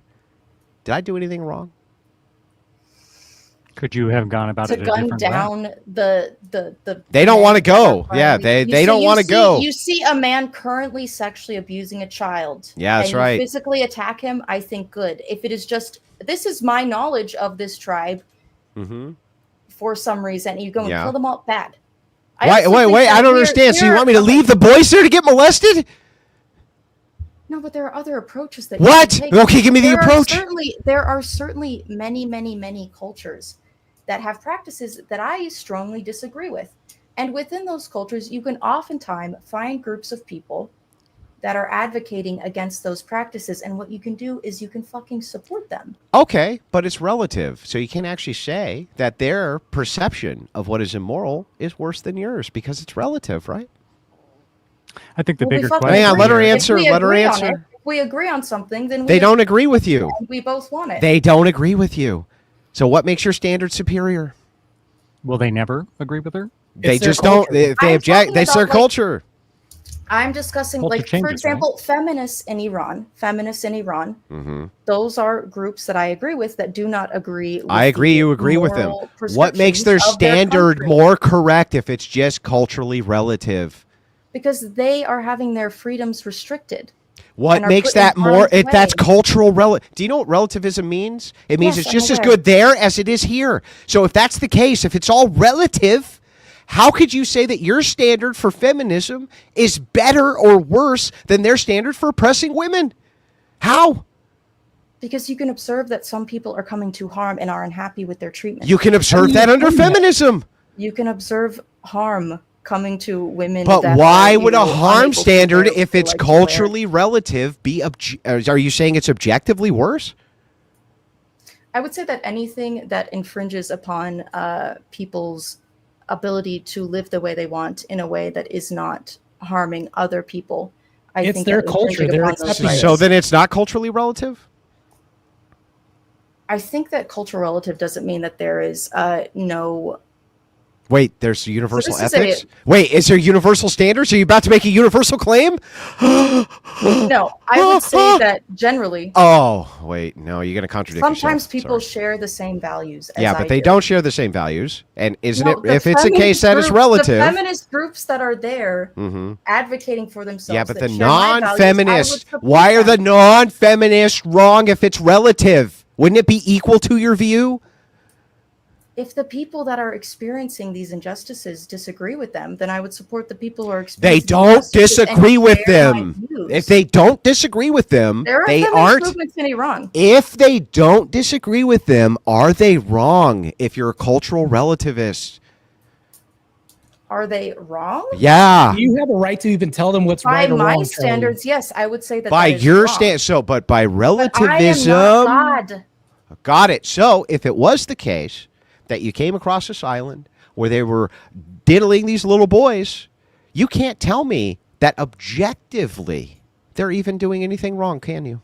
I am dead certain, because in nearly every society that I can think of, So you're going to make a know universal moral claim? that people do not like being subjected. So you're to making a abuse, universal moral and claim? people will be against that. So What are I'm you saying is making that a people- universal moral claim? The claim that I'm making is that Yeah. universally people do not like to be abused or harmed. Okay, but in this case, the kids don't see it as abuse or as harm. They demand it because it's a rite of passage. Tell me why they're wrong. I mean, do you know that for a fact about those children? Yes, you look it up Have they right been now. interviewed? Yes. The Cum Warriors of Papua New Guinea. No kidding. Look it up. Can you tell me why they would be wrong? Please, with sugar on top? Yes, because Can- it is while harming. she's looking a that up, group can of I ask- people. Because they're okay, but it's Because they are relative. harming a group of people. So is it There are objectively morals wrong that to are harm groups of relative. people? Yes, it is harm to do bad. Yes, it is. Is bad. it It is bad to do harm. objectively? Is it objectively bad to do harm to people? Objectively. I would say that that is also subjective. However, many of us can disagree or agree upon. Subjective is conditional. Stop fucking laughing like that. You fucking It's a, laughing. it's a Listen to me, universal. listen to me, It's listen to me. universally wrong subjectively, dummy. You're like, what the fuck are you talking? It's universally subjectively wrong. Andrew, why don't you explain why? Conditional. Is that what that you're saying? Andrew, Okay, yeah, Can you I'll explain. I'll why explain. they do it? If you make a Generally, universal, oh my yeah, God, if I you don't make want a, you to start talking about Jesus if shit, you make man. a universal, if you No. I'm I not- want to know why. Did I the mention Cum Jesus? Warriors do the? Why do I'm they do what they explaining do? to you. I'm explaining to you the distinction here between universal claims, universal moral claims, objective claims. She's saying objectively this is always wrong. Subjectively, that's A plus not A, which is a contradiction. A and not A is a contradiction. Do you understand? Like you can't say this is an objectively subjective claim. That's like saying, I don't know, that's a dog cat. It's A and not A. It's a contradiction. It's the third law of logic for a reason, the law of non-contradiction. We cannot contradict what we say or it can't be true, right? That would be the base of a truth claim. If I ask a question, I usually ask for a reason. Why do the Cum Warriors do what they do? It's Do you part know? of their cultural integration for how to become a warrior. Taught down through the lines for But whatever why- reason. Why? Why do they? Why would that matter? this? Is it doesn't universally matter. wrong or not? I think that context is always important. Okay. Knowing the historical context behind things is universally healthy Chuck, when it comes I'm to going to ask you a question, deciding. Chuck. How can this be universal, objective opinion of yours when they don't agree with you? Yeah. Can you How answer can it be that? universal? How can this be a universal construct, as if you want to say this, and objective when they disagree with you? Would you not be oppressive to this culture Correct. by their standards? And if you were oppressive, wouldn't that be a good thing?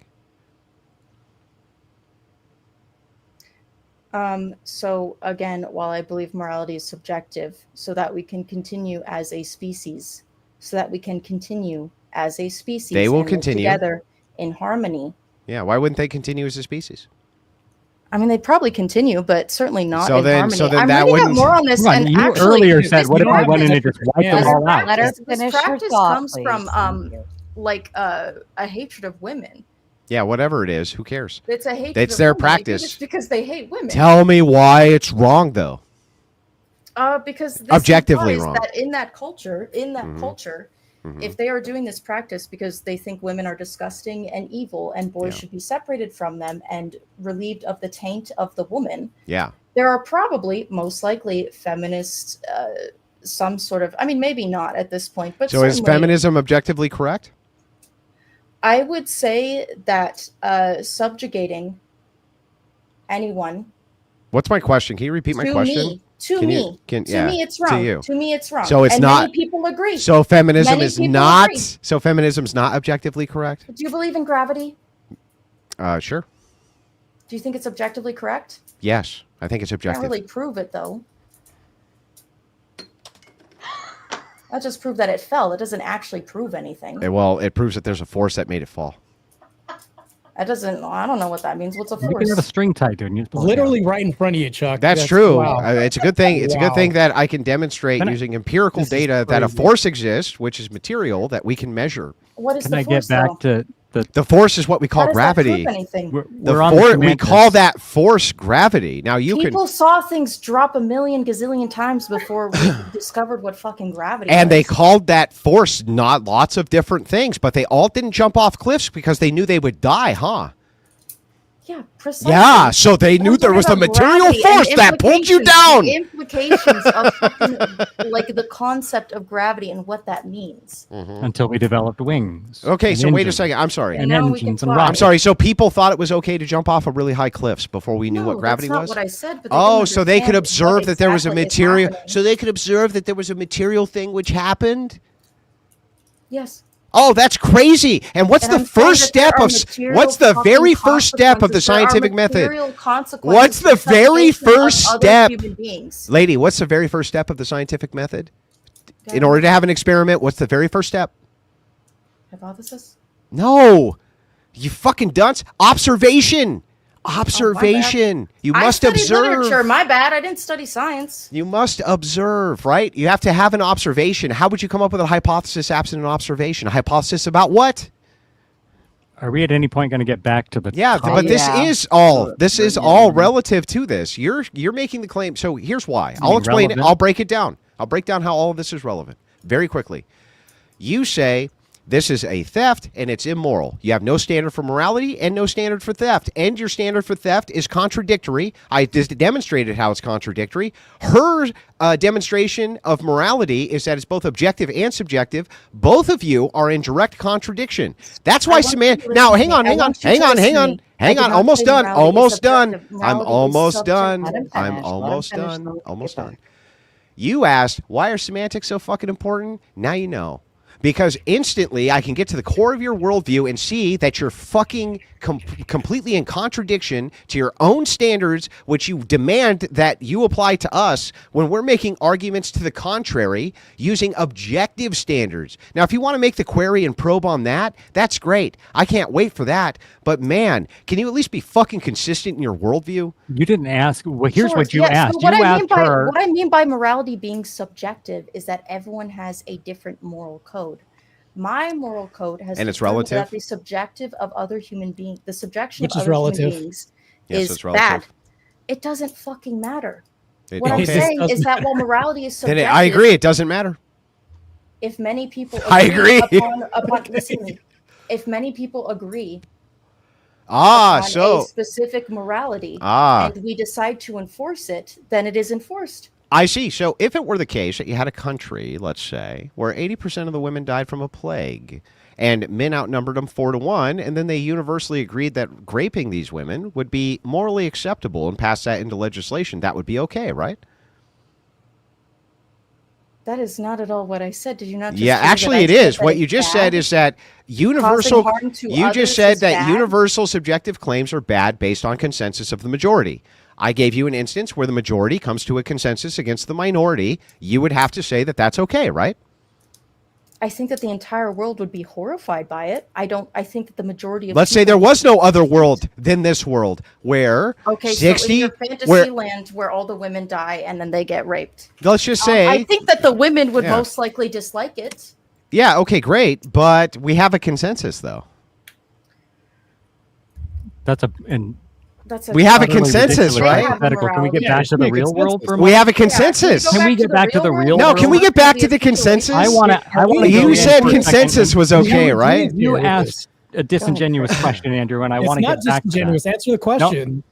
Let me Answer it. explain why it's disingenuous. You're never and gonna then you answer can any fucking it. So question. You didn't ask. Here's what the question was. The scenario you posed was: here is this group of people. They engage in a behavior that some in the West would find reprehensible. Would I Right. be morally justified in killing those people Yeah. in order to save those children. Yeah. Then you launched from there into an interrogation about whether the consistency or of not that she view, believed yeah. it was morally right that whether she believed that their habits were morally correct. Yeah. That's what you asked, right? And But the problem with this is what? The original question was, would it be morally right to kill them Yeah, in would order it? to save those Yeah, why children? would it be immoral to do That's that? a completely different Okay, well, question. I'll just ask you directly. Why would it be immoral for me to put all those men to the sword and rescue those children? Why? Because we have better ways of going about it. That might What take are they? a little more time. What are they? It might be educating them about why that's bad. It might be going. So in how and many of those better children should I understanding them. allow It might to be leaving get- them the fuck alone? That's fair. How many of those children should I allow to be molested while you come to a consensus?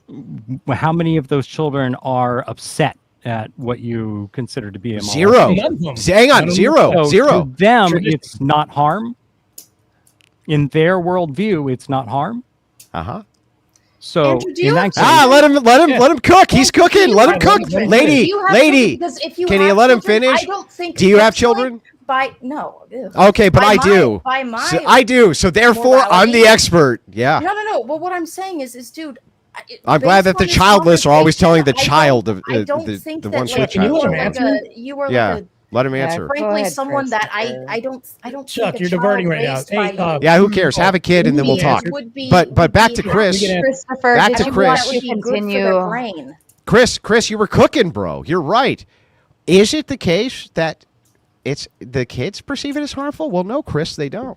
So am I morally unjustified in doing so that? my question then to you is it morally justifiable to commit another act of immorality to save those kids? So what you're doing is you're trying to put this is worse than this. You're trying to get us to answer that question of whether I think it's less immoral to kill 2,000 people in a remote corner of Papua New Guinea because of something immoral that I would do it, Chris. as part of their... Yeah, Chris. I'll answer you directly. Yeah, Chris, I'd put them all to the sword and I'd get all those boys out of there. The fact that you wouldn't and would allow them to stay there and get molested tells me all I need I'm to not know about saying your I fucking wouldn't. worldview, I'm Chris. asking you Tells by me what all I need to moral- know about your worldview, Chris. I'm asking you by what what moral code do you decide that one of those actions is Why, better than the Chris, other? I'm glad you asked. I use universalized Christian ethics for my moral code. Oh, great. Let's dive into that. Oh, let's, Chris. Tell me why it is, if you could presuppose why it would be that I should not have an objective standard for Christian ethics or how Christian ethics is bad. I can't wait to hear it. Why is Christian ethics let's bad? talk about whether Chris? Christian ethics protects, say, the subjugation of women using force. Yeah, let's. Let's get back to that. Yeah, let's. So can I ask you a Define how question? your Christian ethics makes your force doctrine okay. How does Christian ethics make force? Wait a second. I'm sorry. Force doctrine is a That's what we're describing. descriptor. You have Force done, doctrine is they a do not. descriptor. So you're saying I have the ability to kill these people because I don't think what they're doing is right. And so what I would do is I would appeal to this universal of Christian ethics to say why it would be that even if you had... What are these universal So Christian if you would ethics? stop for 10 seconds, lady, I'll explain them. If it is the case, though, Chris, that you say to me, Andrew, this descriptor, there could be immoral things people do with this descriptor. I agree, Chris. The great thing about Christian ethics is that I can both see the descriptive truth of reality, which is force doctrine, and I can use Christian ethics at the same time to oppose the times where it's used immorally, objectively and universally. And Chris, you can't fucking do that because you just got done advocating to me why it's actually more moral for me to allow children to continue to get molested in Papua New Guinea rather than put them all to the sword, Chris. And that's how I know that I'm fucking superior to all of you fuckers in every conceivable way, Chris. Now you get it. Is that your assertion that was my claim? This is Andrew. We do. It not, was your claim. Listen to me. I am not someone that is aggressively atheist. Okay, I was raised Christian. I don't know what that and I don't means. really care anyway.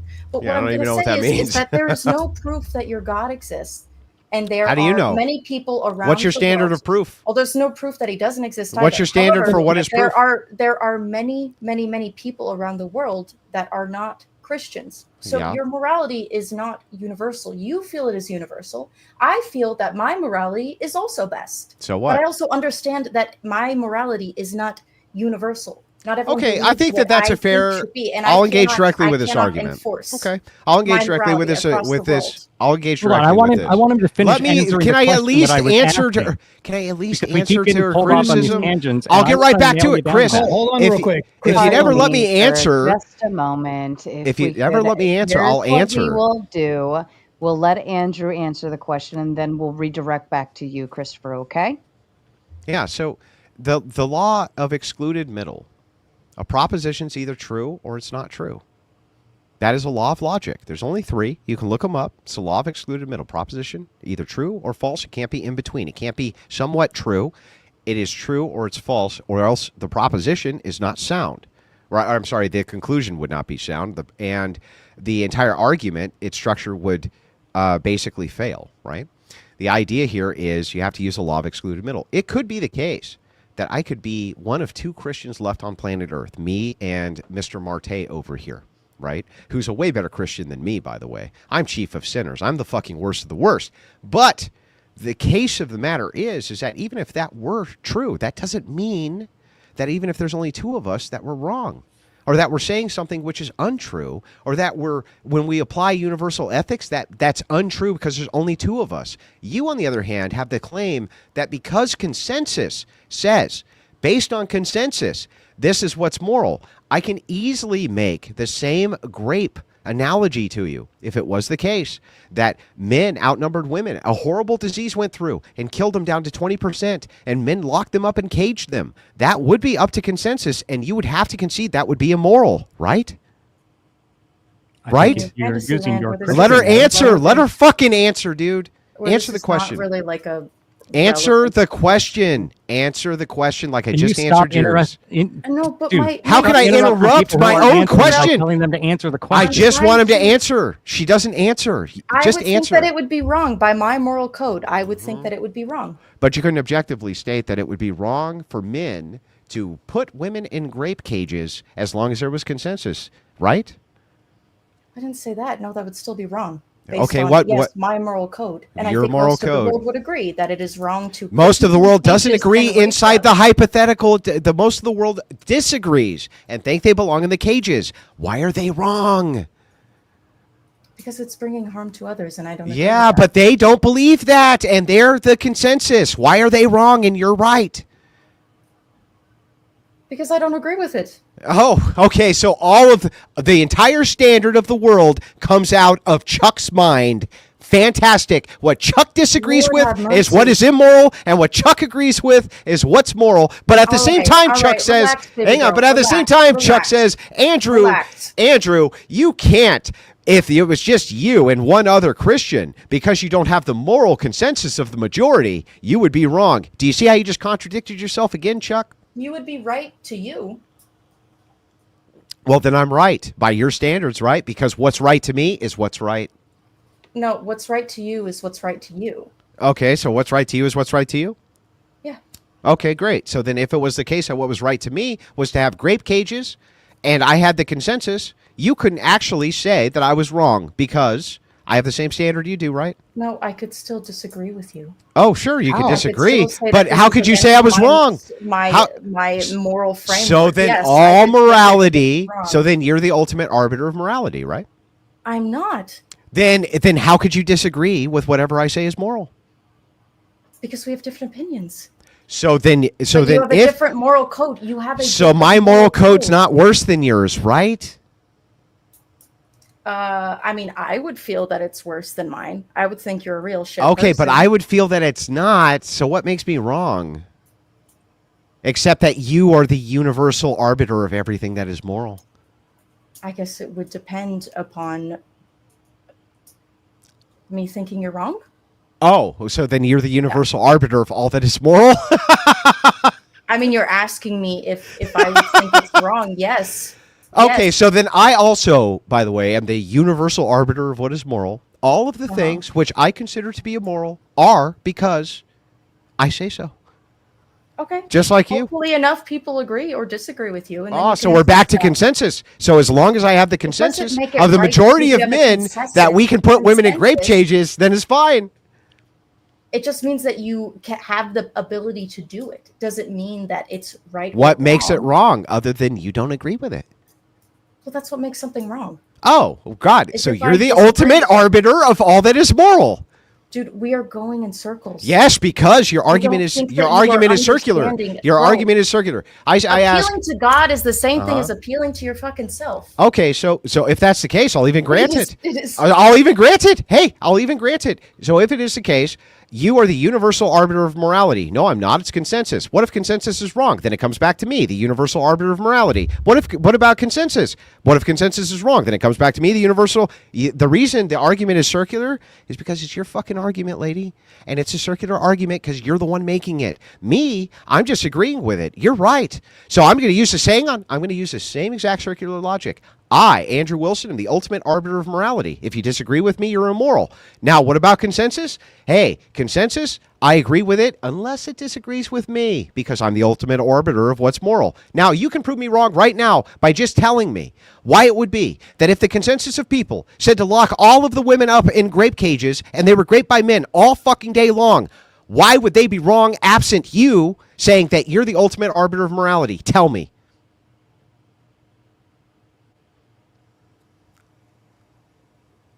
Yeah.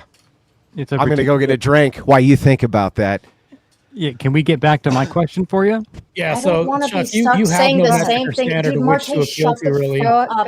Go ahead, Marte, back. you are like, You're just shifting the goalpost from one place to the other. That's it. That's all you can do. That's Christopher, it. did There's you no had a consistent question standard. you had built in there? Did you want to ask it? Well, I want to get back to this conversation about this tribe in Papua New Guinea because he's alleging that I'm saying that I think molesting kids is fine. Well, what's the choice besides what we would do? No, what I want to Put ask, everybody to the sword. and I'll ask you, What else? Marte. What do would you be have the intrinsic option? value? Let him ask the question, Marte. Do you have Fine, intrinsic go ahead, value? Chris. Are you valuable as a human being? Do you matter? Well, it depends on who you ask. My value would be different from somebody else's value. And you're asking me? Yeah, there's value. And Everybody where has does your value come from? In your estimation, where does your value come from?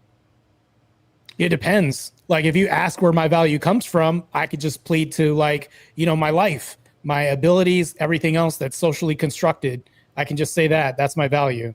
But you are religious, correct? Yes. So you believe that your value is part of your creation, endowed by your creator? Yes, we do have a value that's endowed by our creator. But when we're talking about other cultures and we're interacting with them, then this goes to Chuck's point of they don't observe this behavior as value. Their value could be something different, culturally intrinsic upon their land, their native species, their tribe, everything else. And that's why this is circular, because she doesn't really have a standard going back to her. it's And the I think same that when thing. this Again, moves appealing from to yourself is the same as we can never appealing come to a God. consensus because this is circular from her end. Otherwise, we have a consistent standard that's It's unchanging, circular from your unmoving, end as and well. yours is You have circular. mine is Go ahead, we're also just going to agree unchanging with and you the whole unmoving. time, and it's going to be circular. Hang on. We can resolve this very quickly. Andrew's the ultimate arbiter of morality. If we appeal to consensus and it doesn't agree with Andrew, then it's wrong because... God is the ultimate arbiter of No. morality. And if the Answer my consensus question. goes against God, it's Answer- immoral. It's the answer- same shit, man. No, it's not. I can actually If disprove God that. is the ultimate But arbiter before of we do, morality, hang and on. the consensus does something What's that my God question? doesn't agree with, then Can it's you answer my immoral. question? Are you Answer- not fucking right? Do you not think that God Answer is the my arbiter of morality? question. Do you not have a universal Christian You're ethic that you you're appeal answering to? a question with a question. Andrew is the ultimate arbiter of morality. If the consensus disagrees with Andrew, right, then the consensus is wrong because Andrew is the ultimate arbiter of morality. Can you show why Andrew's not the ultimate arbiter of morality without disproving your claim that you're the ultimate arbiter of morality? I'm going to wait while you do that. I did not make the claim that I'm the ultimate arbiter. Oh, then of who morality. is? It's that things I observe things and I believe that they are. Then wrong. who is the ultimate arbiter of morality? No one. Oh, great. by So your then, We don't have to agree on So things. then I We am? have God to is. agree upon things. oh, so That if is we in fact what we are doing right Great. now. So if is we are agree- determining if something is moral or not. We so are in if fact we having agree an that argument grape all about cages things. should happen for women, then that's moral, right? No, I would still be against it. You Oh, guys- okay. So and would everybody else be wrong and doing something immoral? I mean, do you think that there should be rape? Can you cages for answer my women? question before you Do you ask think one? there should be Would rape cages for everybody women? be... Lady, I will answer every question you have if you just answer mine. Is it the case that if everybody agreed that women should go in grape cages and you disagreed, that everybody else would be wrong? Yeah, I would still think that they're wrong. So then who's the ultimate arbiter of morality? There's no ultimate arbiter of morality. But how could they What be the things wrong? that Then happen how is could they be based wrong? on what Then we how believe could is they be Maybe wrong? I can offer a translation. How could they be for wrong if Charlie. you're not the ultimate arbiter of morality? Charlie, what he's basically saying is you're utilizing the idea that collectively, if we all agree on something, then it is good, right? But what if collectively everybody agrees on this thing that you view as bad, but based on your definition or your premise, right? You're saying collectively, if we all agree, then it is good. So what he's saying is that's why he is appealing to... She knows exactly what I'm saying, Sarah. She No, doesn't I'm know a saying way that out I of it think logically. Things are good or bad. Do you think slavery is good or bad? Do you agree with slavery? That's a great. Hang on, that's a great question. Now listen, I'd really like to get I'm back going to to my make. Hang on, question that and Andrew I'll promised answer to yours answer. too. I'm going to make a promise to both of you right now, and this is my adamant Wilson promise to both of you. I will literally put myself on the grill of every single question you have, and I will answer them in good Dude, faith. you keep saying that you will, but then you don't But answer questions. because you don't answer mine, and that's what I'm trying to make the bargain. I'm making a great bargain right now. If you just answer a couple, I will literally say these words. I am open for the internal critique, and I'll answer every question you have. But you've got to answer mine. So let's start with this. If it is the case that the majority say women should go in grape cages and you disagree, please answer. Why are they wrong? Because I think that that's wrong. I think So that how are it you is. not the ultimate arbiter Because of my morality? moral framework is based upon being good to others. And so you're the ultimate arbiter of morality, right? How are you not the ultimate arbiter of In my morality? fucking world, yes. In my world, in my brain, In yes, your world, correct. yeah. Yes, Exactly. it's Perfect. Me. Yes, I'm Okay, the one that makes yes. moral judgments in my world. Then, I lady, make my own moral judgments. lady, then all answers to your Shocking. questions, henceforth will be because in my world, I make up the morals and they're always right because I made them up. Well, can we come to a moral consensus here that we think hurting people? No, yes, we can come to the moral consensus that Andrew Wilson's morals are always correct. No, what But I'm you would saying have to is convince that the to have majority this argument, of we the Why? have I'm to sorry. be I'm moral. sorry. How would I Can need we to convince the agree? majority if the majority would be immoral by disagreeing with me? Can we You're move saying it from that- the hypothetical to Yeah, the situation your that we're having hypothetical here? is, would it be okay if the majority of people agreed it was okay with Andrew Wilson's idea that we should take the few remaining women and put them in grape cages? Sure. So that we can preserve humanity, right? We're No, making the forget argument preserving that- humanity just because it's fun. Okay. Then you need to convince people. Why do I need to why convince that's people? not immoral. If people disagree, Because in your hypothetical, you've just simply skipped over the most important step. Bro, which is okay. gaining We all let's- decide together. It's the Here. argument. It is the way that we live. Hang on, let's see if this. Hang on, let's see if this holds. Hang on, I We agree. debate. We come to and terms. and we here we'll compromise. we have We agreements. can even agree with that. So I'll ask you the same question, sir. If the majority of people came to a consensus, let's say 99.9% of people came to consensus that women should be in grape cages, would you say that they were acting immorally? Would I say it? Yeah. I would want to know what the other 99.9% see that led them to believe that it was okay. Well, whatever it was, would you see it as immoral? I would hope that I would. Great. But So you then completely, So all you're then- doing is gish galloping and skipping. there's no over gish the most gallop. important I'm just step showing you the here. same logic. I'm showing you the same logic. Okay, If it is the case, hang on, homosexuals were bro. Okay, go ahead. Homosexuals were able to move the approval of homosexual marriage from 27% in the mid 90s to over 70%. Yeah, but I last year. disagree with that, How so did they- therefore it's immoral. But Yeah, the to you, that's majority of great. people do That's not. all that matters. Is So that it's your immoral arg- to me, your and I'm the argument- ultimate arbiter of Yeah, but- morality. Okay, but when Charlie just made that argument, you Uh-huh. tried to shoot her down with a gotcha. What? What argument? You tried to say, aha, You're the one who's the final arbiter of Oh, moral. no. Actually, I'm agreeing with Charlie. Listen. Requires that you convince No, I'm 99.9% of people. No, the opposite. I'm totally agreeing with Charlie. If she's the ultimate arbiter of morality, so am I. You just changed your position, dude. No, not at all. You are allowed You didn't move the to have goalposts. You packed up the whole fucking camp. I'm sorry. How did I move the goalposts? Can you explain that to me? Because your hypothetical was, if the majority of people decided that this was okay, would you disagree with them and think it was immoral? Yes. And would those people be wrong? How would you do that? What do you mean? Why would that matter? Them that why would that matter? That's irrelevant. So you're saying, okay, then let's accept your premise. Okay, let's move on to the next logical step in that. Okay, great. We'll move on to the next logical step. Anything you say that I disagree with is immoral. That's the next logical step. No, the next logical step. That is okay. All next logical steps are if you disagree with me, it's immoral. Sentence. Okay, finish. The next logical step in that is for you to ask, why do I think this is moral when everyone else says it's not? Because I'm the ultimate arbiter of what's moral. No, you have to make a claim. I just made the claim. I think something is immoral. I think it's immoral because it does great harm to other human beings. And that comes. So explain your thoughts. I think things are immoral if they disagree with anything within my moral framework that I disagree with. Okay, then what's your moral code? I gave you a reason. Anything a fucking reason? Yeah, anything that I think that you disagree with is immoral. Okay. Anything. I don't understand why you're refusing to engage with the question. I could not engage with this in more good faith. So here, I'll walk you through it. Everything Andrew Wilson says that you don't agree with makes you immoral. You say we got to appeal to the consensus. I say, okay, but if we appeal to the consensus and they disagree with your morality, are they wrong? You say yes. That moves you back down to this position here where you're the ultimate arbiter of morality. Well, if you can be the ultimate arbiter of morality, then I can also be the ultimate arbiter of morality. And I say why I think something is moral or immoral. Yeah, that's great. I also think that everything that's immoral is everything that disagrees with everything I think is immoral.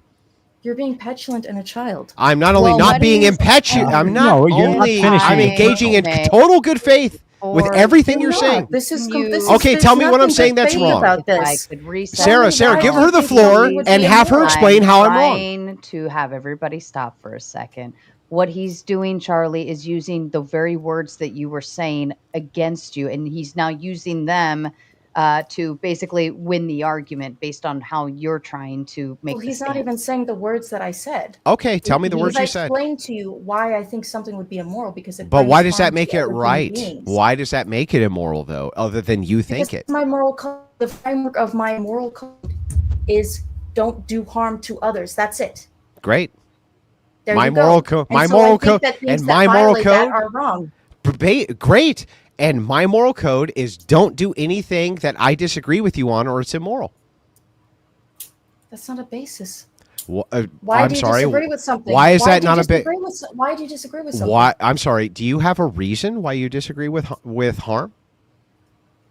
Yes, because I want our species to survive and I want people to live in harmony. Great. I think me too. Evil brings more evil into the world. Me too. I believe that our species will thrive best with women in grape cages. Tell me how I'm wrong. Okay, thank you for giving me a response. Why do you think we would thrive best in rape cages? Well, I mean, fuck autonomy. That's stupid. I just want there to be lots and lots of human beings. And that will make lots of human beings. Why do you think you deserve autonomy and those women in rape cages don't? I'm sorry. I'm the ultimate arbiter of what's moral. No, but explain why you don't. I just told you. I explained the same reason that you're the ultimate arbiter of what's moral. The thoughts that you have in your brain of what are bad, you think everybody who doesn't follow those thoughts is being immoral. I'm the same exact way. I can explain the reasons why I don't like things or disagree with yes, things. but those reasons come from your brain. Because you are trying to argue for rape cages right now, dude. Wait, I'm sorry. Let me get this right. The things which you believe are immoral, where do they come from? Your mind? Well, I suppose based on the context under which I was your raised, mind? You know. Your mind? Which was, you know. They come from your mind? Shaped by my environment. So your morals come from your mind? Sure. Yes. Mine It's a too. Social construct. And so Okay, cool. if you're the ultimate arbiter of what's moral based on what comes from your mind, so am I. Do you not reason through your morality? You don't ever think about your moral code? You don't tell me, reason can through you it? tell me why it's immoral to not use Andrew reason? Wilson, I'm asking you about your universal Christian ethics. Okay, let's You get into explained to me universal using your Christian universal Christian ethics. Why rape cages would be bad. You've changed my mind.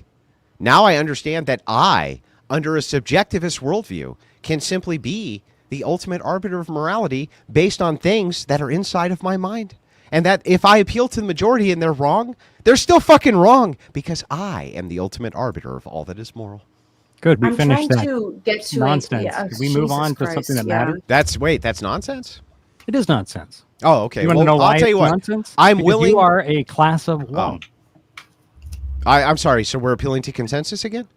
We were appealing to consent. Why do you think after World War I and World War II, we moved away from a conquest style of governance? So if the Nazis had one... Why did the humans agree to the Geneva Convention? Well, here, I'll use the same logic. If the Nazis had won World War II and that had been the consensus of the world, you would disagree with it, right? It wouldn't have been the consensus of the world. But if it was. Many people fought. But if it was. I would not be But alive. if it was, though. But if you it can't was, oppress a though. bunch of people and have them go, yeah, man, I love this. Let me ask you a question. You're bringing up like La La Land, Goo Goo Baba. I'll ask you a very simple question. How would you feel if you hadn't eaten breakfast this morning? How would you feel if you learned God wasn't real? If it was How would you feel if you hadn't Where would hadn't your eaten breakfast? Actually, this is a good question. Where would your moral framework come from if you found somehow definitive proof that God isn't real? Like, what would you do? Like, where would your sense of morality come from? Would it disappear? This is a phenomenal question. However, it avoids our deal, which was that you were going to answer in good faith my questions, and then I'd answer in good faith yours. Can you answer mine? We're almost done. I just want to make sure. That we know the logical entailment of this. Yeah, I know everything is bad faith when the other person's winning, but here's mine and my You're not Marte's. winning, bro. You're just saying the same shit over and Oh, over and over again, and I'm trying to. Hang on, you're right. You know what? You know what? I'll tell you what. In the spirit of ultimate good faith, I'll just lid me and Marte up to your inquisition, guys. Whatever you want to ask, we're going to give you great faith answers, and I'll show you exactly the distinction between the two of us, which is I thought out my worldview, and you're both fucking idiots. And I just demonstrated it live in front of so many thousands of people. It's going to plague you the rest of your life, and you fucking deserve it for being that fucking stupid. Now, give me your inquiry. Go ahead. I've been on larger platforms than this. You've never been on a larger platform. Where? Where have you been on a larger platform? Where? My roommate's platform. What is it? Hundreds of thousands of people. Yeah, fucking right. You don't have hundreds of thousands of people on that. What is it? I'm going to look it up right now. What is it called? Christopher, did you have a What is it called? question you wanted Hang on. to ask? I want to look this up. Andrew What's it Wilson, called? you are not someone I respect. I don't care. I don't if you give a disagree shit, with lady. me Can or you laugh answer my about me. question? What's the platform called? Twitch. Twitch? Oh, okay. And what's the channel on Twitch called? Cute bot. Spell it. KYOOT. KY. Are you really ego OOT. Googling my fucking roommate? Yes, I am. Oh, is it Cute Bot? Yeah, Cute bot. Oh, come on. This doesn't even come close. This doesn't even come close. Lady, are you fucking serious? This doesn't even right now she's live with 3,700. Are you fucking serious? It's the beginning of the night, dude. Are you fucking serious? Oh, dude. Thousands of views. What do you have right now? I have hundreds of thousands of views across. I have actually millions and millions across multiple platforms. What are you talking? She has 3,700 live. Hey, sound off in the YouTube chat. How many do I have just in YouTube? Just in YouTube? It's a fucking crazy broad. 6,430. Oh, 6,400 just on YouTube. I don't even want to tell you what the rest of the platforms look like. You would cry. But anyway, go ahead. Well, I'm open for your inquiry, lady. Andrew, you're not someone that does anything good for the world, and you're not someone I respect, and you're not someone that who cares what you respect? I'm the arbiter. I'm the arbiter of what you respect. Like, why are you? Did you have? I want to bring it back around. I'm sorry. Hang on. I'm sorry. I'm very. 6K isn't even that many, bro. What the fuck are you talking? How many do you have right now? Are you shitting me? How many do you have? She has. Yeah. How many? No. How many? I have 0. 535. You have 500 oh, dude. Okay, Christopher, I know you wanted to ask a question. I want to give it back to you for our final few minutes. I'm sorry that your 3,700 viewer friend couldn't compete, lady. I get it. Let's dick measure. Done. Both of you. He's talking about how I'm going to be mocked in front of millions of people. You brought it up by saying, hang on. Let's stop. Real quick. I got to unmute on this side. I'm winning the chat with 0 respect. I got nothing else in this game other than this. I want to know, Andrew, as a Christian, if you feel like you have intrinsic value, and if so, where that. Hang on. I got to take care of something here. Okay, now say something. I want to know if you believe that you have. Yeah, thanks. I want to know if you believe that you have intrinsic value, and if so, where you feel that value comes from. You mean, do human beings have intrinsic value? I want to know if you feel like you have intrinsic value. Sure. What is your worth? You mean my worth in which sense? Are you worth something as a human being? Yes, of course. I believe that all human beings are worth something. And are they worth the same? Yes, of course. So this is what I was getting to with the argument about the tribe in Papua New Guinea. Mm-hmm. Your argument is that they are committing an immorality, and so would it be immoral to end that immoral practice? No. And my question is... The answer is no. Do they have value? Yes, of course they have value. But here's the thing that's interesting as you dive into the idea of value. I would do everything that I could do to prevent, like, for instance, I do this all the time. I try to prevent women from destroying their lives with OF and things like this because I actually do believe women have value. I believe that they have an intrinsic and epic value to society. You don't. What you do is you build your platform. You see, I can't even make the case. Do you see I can't make the case? Which is, frankly, the only Christ-like thing about you is that you hang out with sex workers all the time. And you use those women to build your platform. That's where you get your fucking views, buddy. Everyone knows this. And by the way, can we get a jawline check? Because there's one thing I have that you don't, and it's a fucking jawline. So you're manly? I see that fucking beard. Yeah, So you're manly? Oh, yeah. okay. Manlier Well, listen, hang on. I concede, sir. So anyway, back to this. I concede, sir. Listen, sir, I would not want to get into an olive jar opening contest with you. I mean, you look like, I know. You're right, sir. Listen, I concede. I concede, sir. I concede. Sir, I concede. So anyway, just so that we're clear that you want to be called sir, I'll call you sir for the rest of the debate. But back to you. Yes, sir. Back to you, Christopher. Can you repeat the question? I'm happy to engage. Remember, I just got cut off and I was trying to engage in good faith. But go ahead. Ask the question. Yeah, the question is, do you have intrinsic value? And if so, where does that value come from? Yes, so we believe as Christians that all people have intrinsic value. All. This would include the sex workers that Mrs. Only Watches fucking clips is referencing because she doesn't watch the long form content where I talk to thousands of women across the world. The thing is I do believe women have intrinsic value and men have intrinsic value. I didn't ask what you. I asked about you personally. Yes, the answer is yes. And do you know what that worth is? Well, what does that mean? To you, what is your worth? As far as what? What would you pay for your own life to save your life? Pay? Yeah. If somebody said, give me X number of dollars, how much would you pay to save your life? That would be context specific. Really? You can't think of a number? Well, no, of course not. It would be context specific because of this. There could be an instance, for instance, like I would love to say that I would pay an innumerable amount for Chuck's life, right? But it could be the case that there was people who were leveraging this against Chuck, where it would lead to more death and destruction and mayhem, where I actually had to make a choice, which was a very difficult choice, and unfortunately sacrifice Chuck in order to make sure that this gentleman over here, even though he died, the greater good was served in that instance. What choice would I have? I'm asking how much you would pay for your own life. Well, it's context specific. Give me the context. Would you give up every material possession you have in order to continue living? Yes. Do you think those people in Papua New Guinea would make the same deal? No. No? Why not?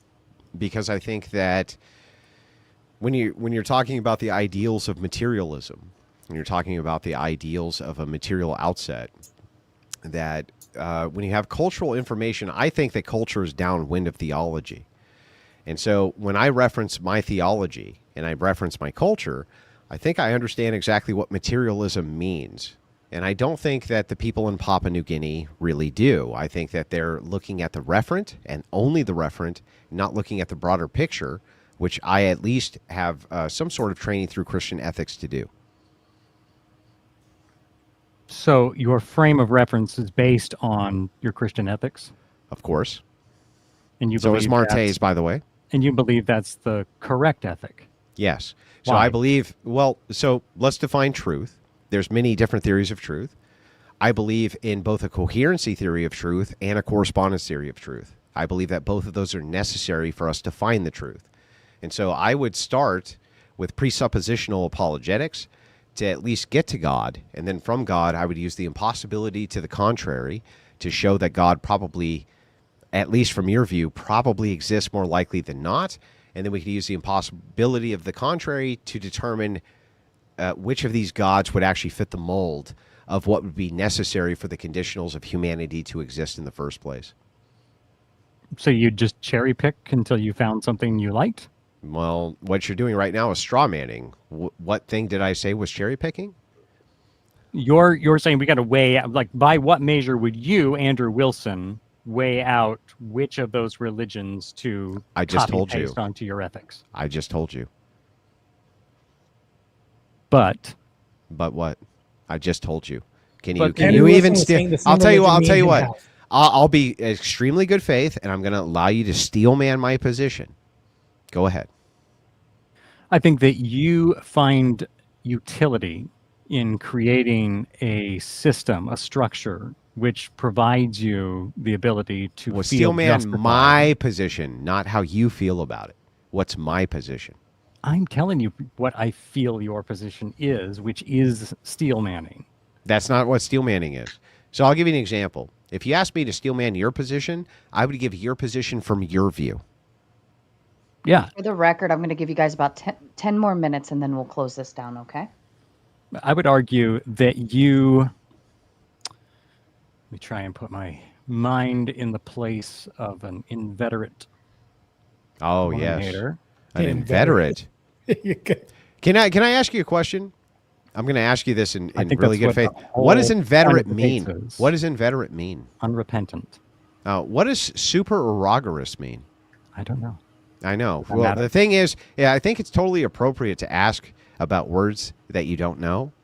But what I think is disingenuous is when you try to kind of slip those words in, even though you yourself, you're not a fucking genius. You have never done, I imagine. No, actually, I'm really always good faith when it comes to, what did I say at the outset of the debate? Semantics are super important, and I want to get those semantics under control. Told us what your position was. You haven't even On made what? like an argument. I'll tell you what. Ask me what the position is. Original argument is Which it is moral to take land by force? Yes, in some cases it is, and I put it in my opening statement. In fact, I'm going to give you the exact point that I gave it. So this would be at the outset of my position. In short, I'm not really sure what my opponent's position is here, but in asking, is it immoral to take land by force? The answer is sometimes. Did you not hear my opening statement, madam? I'm sorry, sir. I mean, it's been 2 fucking hours, and you sure talk a whole fucking lot. Well, I mean, it's me versus two people. And you say a lot of, you do a lot of question asking and not a lot of answering. I've been answering your questions in You good don't faith. really persuasively make a point. I'll tell you just what, ask ask the questions. question that you think I haven't answered, and I'll answer it right now. Well, you answered it, so I feel like under what circumstances? So I don't answer questions, but I answered your questions. Well, you just did just Genius. Fucking Let's brilliant. play another semantic game then. We both gave you our positions. Under what circumstances do you think it is moral to take land? I think that it is oftentimes moral to take land if the case is that it's defensive. I think that there can be offensive purposes for taking land in which the person and people group who live in that land are immoral. I think that it could be pervasive under eminent domain to take land, which is outlined in our Constitution. I think that taxation is a form of taking land, which I can agree with in certain circumstances, just like you guys do, just like Christopher claimed that he did. So the thing is like, you guys should really agree with our position here. Why don't you? I don't think it's right to take land just because you find a people to be immoral. Could you elaborate on that? Oh, sure. So like in Papua New Guinea, for instance, the example that I gave you, where they're molesting little boys, I would put them all to the sword. What's wrong with that? Do. That's not taking their land. That's killing them. Do. And then I would take their land. Do. But then it begs the question, did you kill them because they're immoral, because you wanted their land? No, because they're immoral. The fact that the land, and here's the thing too, I might just give the land back to the government of origin, but I would definitely kill them. Can you tell me why I'm wrong? Why you're wrong to go around killing people? Yeah, to kill these child molesters. Can you tell me why I'm wrong? Because there are people around the world that think that you, as a Christian nationalist, are a dangerous and evil person. So, and because you might feel that in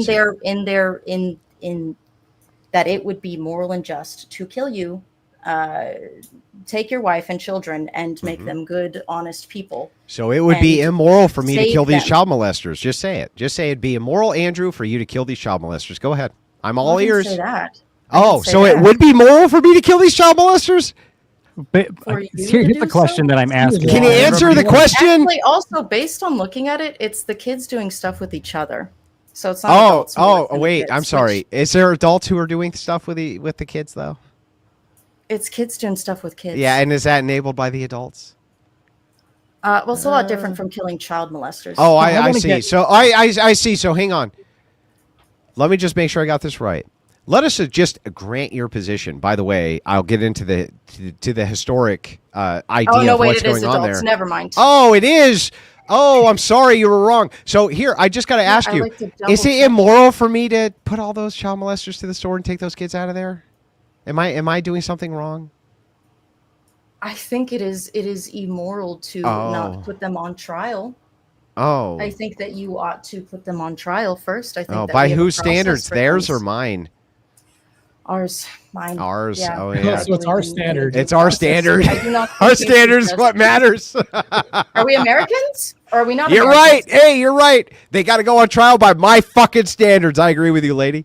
I think around the world we generally try to do things by process now, rather than just kind of fucking. But let's just say, hang on. Let's just assume. Let's just assume for a second that I went there 200 years ago and saw this practice happening, and this was uncharted land, and I got there with my people and I saw them doing this, and so we got our muskets out and we shot every fucking one of these child molesting sons of bitches, and then we took all those kids and we put them in European households. Can you tell me that I'm wrong? Look me in the eye and tell me, Andrew, you should have let them stay there and molest those children. Fucking look at me and say it, lady.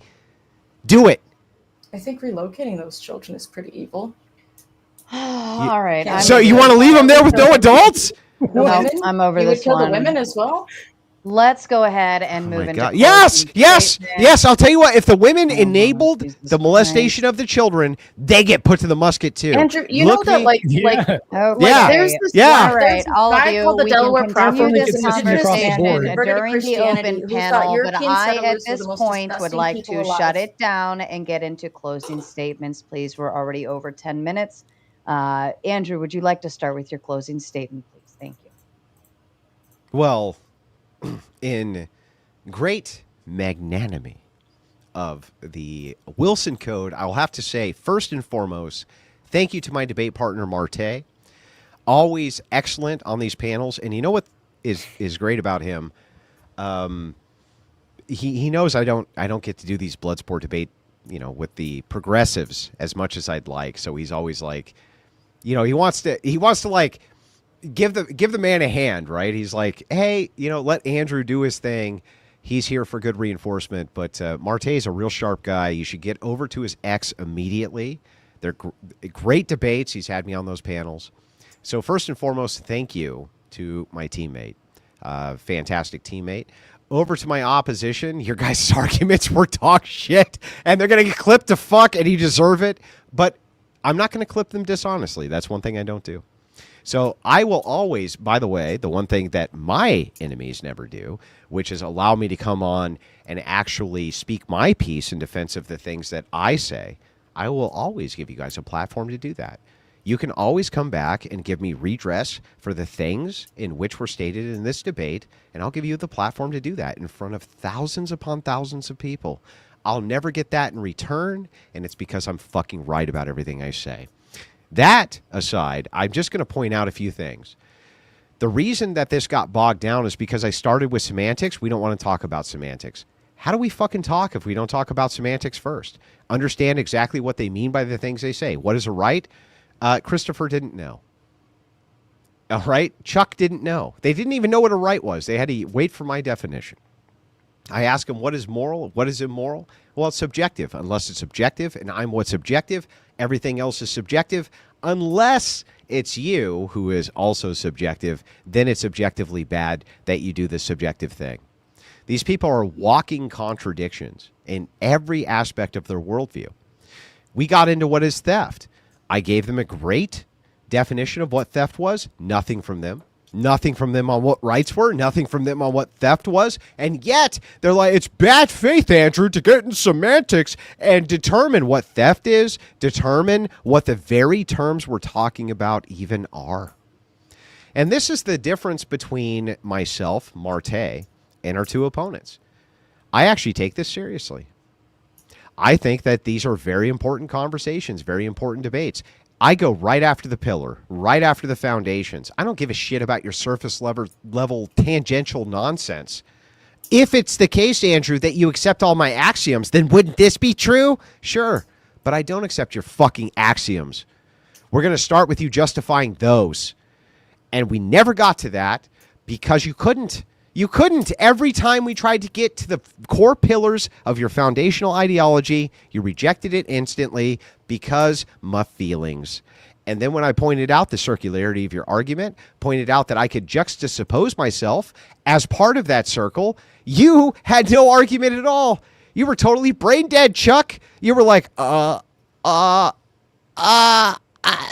Andrew, I'm not really sure. But here's this other diverting thing that doesn't get to the root of what it is that we're even talking about. And this is why, in many ways, I feel sorry for you guys. Because the truth is, like Chris, I think that you do actually have some legitimate grievances here. And I'm willing to come on your channel and discuss them. Discuss them in good faith. And you too, Chuck, I'm willing to come on your channel and discuss them in good faith. The distinction between you and me and most of these fuckers is that they're never willing to do it after the fact. They get destroyed this badly, they're never willing to engage again. And here's the difference between good faith and bad faith. If I'm wrong about something, I want to hear about it over and over, so I change my position so I'm fucking right. You guys should do the same thing. In this case, how do you come to a debate about theft of land and not know what theft means? How do you come to a debate about what you consider to be the horrible things that the Europeans do, and then appeal to all European standards for what makes them horrible? And then it's all subjective from your own basis anyway. This is absurd. And it's no wonder that we win the culture. It's no wonder we win the culture. It's no wonder we're absolutely destroying you people, because when we get to the pillars of your ideology, you have nothing except fucking feelings. And even in their closing statements, ladies and gentlemen, it's all going to be feelings. I feel this. I feel that. I caught them in multiple contradictions, A and not A at the same time, and I'm going to go over those very briefly. So first, I caught Chuck in the contradiction. I'm not the ultimate arbiter of morality, as she circles back and says she's the ultimate arbiter of morality. Same thing with Christopher when it came to his definition of theft. The second we got to taxes and property, he contradicts himself almost immediately. These people are contradiction machines. The only person had a consistent worldview is myself and Marte. We were open to critique, but the second it came open to critique, their view was also still under the criticism. So you can see for yourself the distinction between worldviews. With that, I will say this. Thank you both for coming on. It does take courage. I'm a very experienced debater. I'm not upset at either of you. I would like to have more long-form discussions with both of you. Thank you, Andrew. Marte, I have to go to my clown show. Are you Like sure? now. Well, you'll fit right in. Yeah. Charlie, thank you so much. Marte, if you don't mind, we'll skip the line. We'll skip over, let Charlie do her closing let's do it. statement. That way she That's can fine. exit. Thank you. She has a very strong jaw, by the way. I Just do. ask her. Thanks. Thank you. It's very incredible. square. Thank you. Buttressed. Go ahead. It is. Go if you ahead, will. Charlie. I feel like we didn't actually get to talk about anything, which was kind of sucked. I thought we were really going to get into something like meaty and interesting, and we didn't. It was a lot of like misdirection. So I guess I was more or less just kind of disappointed. One thing I like about debate quite a bit is, while I've never done it professionally, it's certainly something I do in my own time. I like to challenge myself, and this didn't feel challenging. It just kind of felt like, I don't know, like having to pee really bad, but you can't go pee. You know what I mean? Because you lose. I mean, you lose if you go pee, just like I lost if I get a drink. Yeah, Yeah. precisely. So that's kind of what that felt like. I mean, I'd be open to maybe another one, but probably a different topic. I also don't, it would have to not be bogged down by, my God, I guess we'd have to an agreed upon list of definitions if this were ever to happen again. Marte, I think you were kind of a beta here. You should have said more. You shouldn't have just let him talk. You should have said something, man. It was a bit cucky. I think you should have more respect for yourself. Say more next time. I'm going to let you finish. You're a man too. I'm going to let you finish. You're allowed to Go speak. ahead. You're allowed to speak too. I'm a man to All right. man. I agree with you. Anyway, thank you, Chris. I hope I that you agree. had I am fun. a man. I hope you had fun, Chris. And we'll talk after. See you around. Thank you, Sarah. Enjoy your Sorry clown for show. yelling. Have Thank a you, temper. Charlie. It's All okay. right. I'm used Bye, to everyone. it. Have a You can catch me wonderful on clown Twitch. show. Thank you. I'll enjoy the clown show. Goodbye. I'm sure you will. Okay, Marte, back to you, sir. For the flags. So usually when I get into debates, my partner, who is a fine orator here and a great debater here, one of the reasons why I didn't interject is because Dennis Rodman doesn't, or any of these other supporting roles, and I'm not a big follower of sports for being a pro athlete, by the way. We could use an example of somebody that's secondary. Whenever somebody's making great plays, I don't get in their way often. It's hard. Actually, you know what? I will say this. He's like the Michael Jordan of debates. I don't get in front of his way and fumble his play, whatever you want to call this, in any other, like I don't get in front of the bullet if he's at the range teaching things, right? Because that's a hazard, right? We want to win. Why would I thus get in his way and become a speed bump? He's providing such great argumentation that if I was to offer something, it would just be a supportive role in this. And I would argue that anybody else alongside a debate with him would also have a hard time doing this because he's providing such great argumentation. Also, to my point that I'm going to wrap up on, Charlie had a circular argument, which was similar to Chris's on Threads. When we got into this engagement, I saw, oh, liberal journalist. Okay, he's gotten a pit. This guy's fighting back. But then what happened when we went to the comments, that then became circular as well, too. And then he went on to say, okay, hey, I just want to practice. I cut out everything and delete everything. Hey, let's go ahead and meet and see if this becomes circular when we get into the same thing. So he was also circular. And to the point that I'm making is they never had a truth. We could never get to the point of the argument. The reason why we couldn't get to the point of the argument is because the goalpost of morality was moved from one post to the next. And like what Andrew was alluding to, feelings are conditional, just like their whole morality is. We couldn't really nail down the argument because we couldn't even get past this. So when she was saying, oh, it's bad faith, it's only bad faith because two reasons. One, you're losing. And for two, we can't even get past these things because you don't even know what this is themselves. For as far as definitionally, you can't even define this yourself. I mean, if I did homework for something, I would know exactly what I could present to the audience as far as a defense or offense, right? They didn't have a defense or offense. It's just like a static position of nothingness, which boggles my mind. Why would you approach a debate absent any study, any knowledge, anything, right? And the reason why I can attack their knowledge claim is because there's no definitive standard as to what this morality claim is. They don't even have a definitive standard. Whereas me and Mr. Wilson here, my awesome orator debate partner, we have a consistent, firm, fair, and consistent standard that we can uphold to, even outside of this.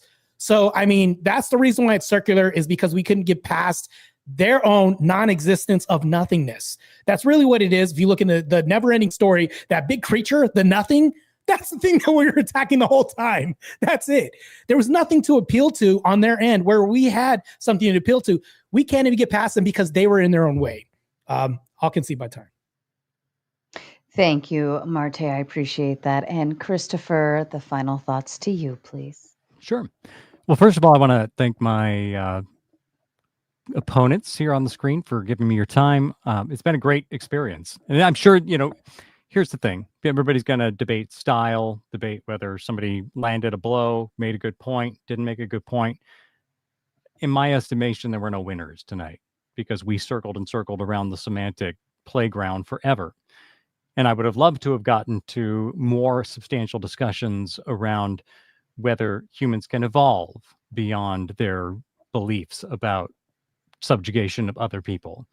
I would love to have a more substantive debate about types of force and whether force is always physical or whether it can be applied in different ways and whether that comports with the way that these gentlemen view the world. And sir, I'm sorry, I know it's your closing statement, but I wanted to just briefly interject and say if Sarah wants to set that up in the future with just you and I, where we have that long form discussion, if you just want a discussion about it, I'm happy to do it. And the problem is, and I'm happy to take you up on that at some point, but I don't know that this is my wheelhouse where I would like to have substantive discussions that go beyond semantic debates and beyond the style of debate here where you ask a question and then because the answer isn't just exactly what you wanted to hear, your response is answer the question. You're not answering the question. Can we, I don't know, stop for a moment and just let people answer?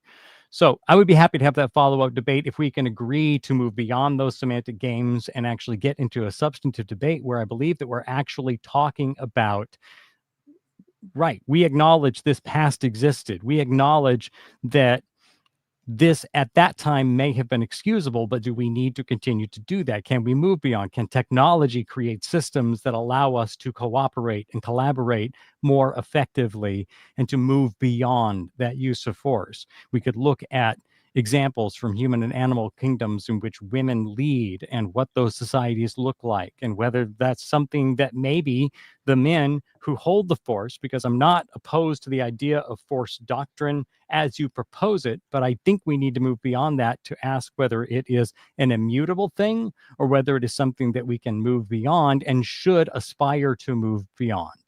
So I appreciate the time. I appreciate the conversation. I'm a little disappointed, as Charlie was, and feel as if we didn't really get to any place where we can actually have any sort of understanding.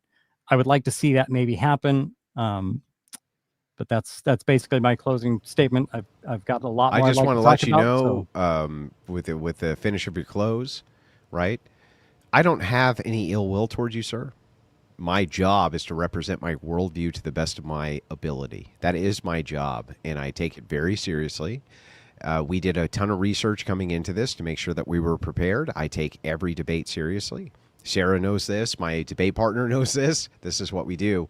I did a ton of debate as well. Yeah. But it was on substantive issues, not semantics. And that will be my lesson for the next time, is to spend more time preparing. I am willing to come back here on Sarah's channel and ask you no questions and just answer yours.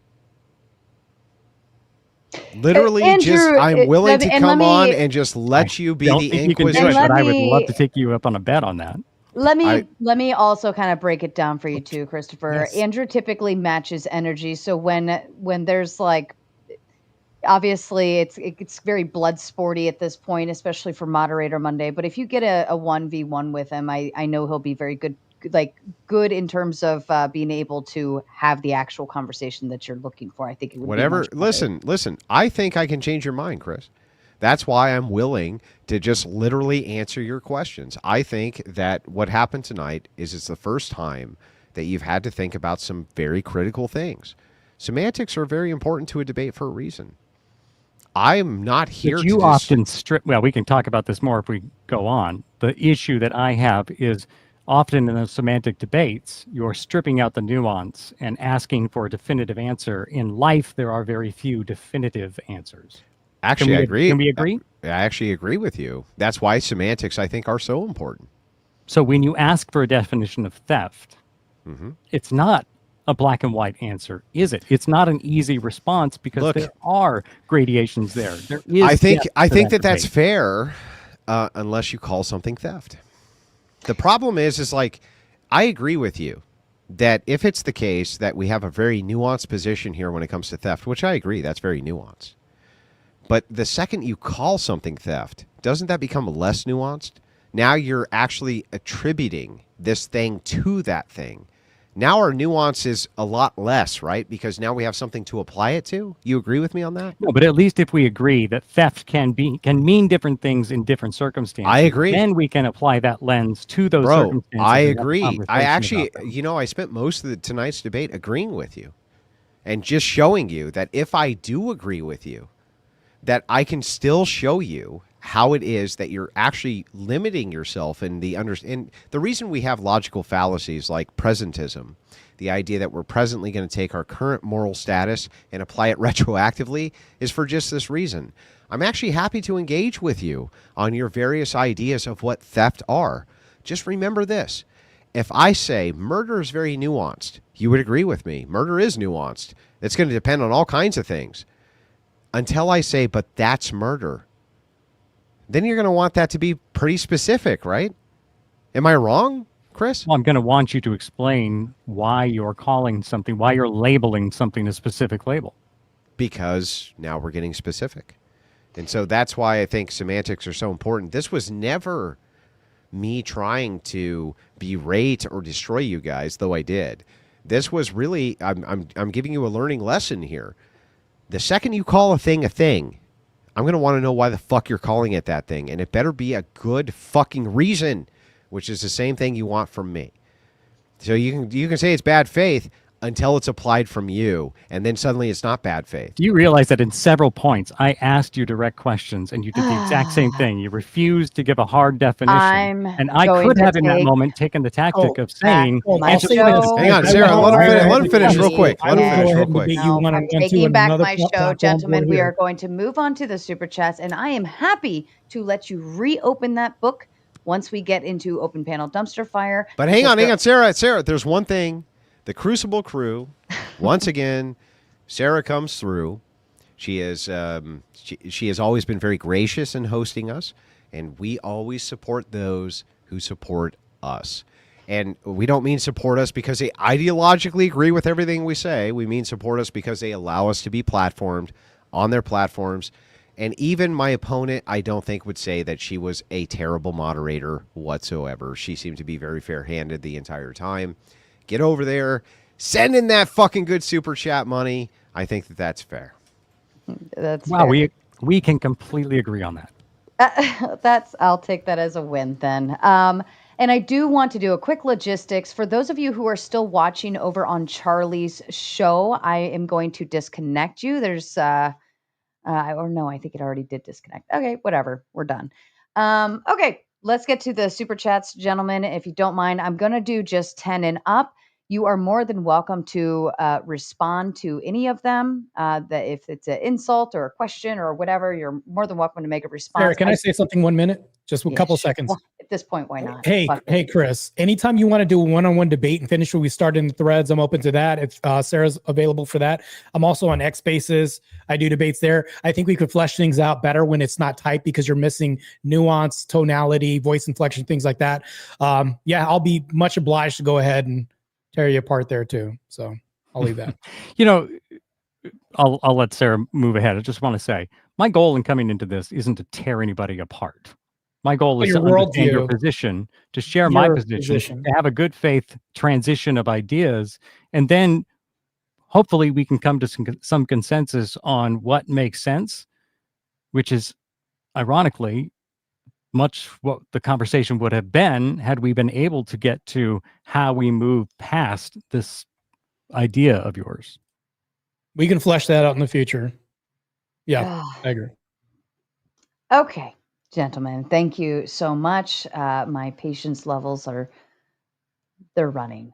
Okay, so I'm just going to do 10 and up for the super chats for now, just because we have a lot of super chats to get through, and there's already people waiting backstage. I do ask if you do respond to a super chat or to each other, we make it precise, concise, and short and to the point. I like it short and sweet so we can move on to the next round of things. Tard Wrangler in with the big 20 says Andrew weaponizes the form of rational discourse against reason itself. He is the face intellectual evil Darth Wilson. Show love, night shift. This is paid messaging from the Moist Mafia. The face of intellectual evil is here. It's an inside joke, Sarah. No biggie. You can move on. Yeah, I get it. I'll send you the song. It was a great song. It really was.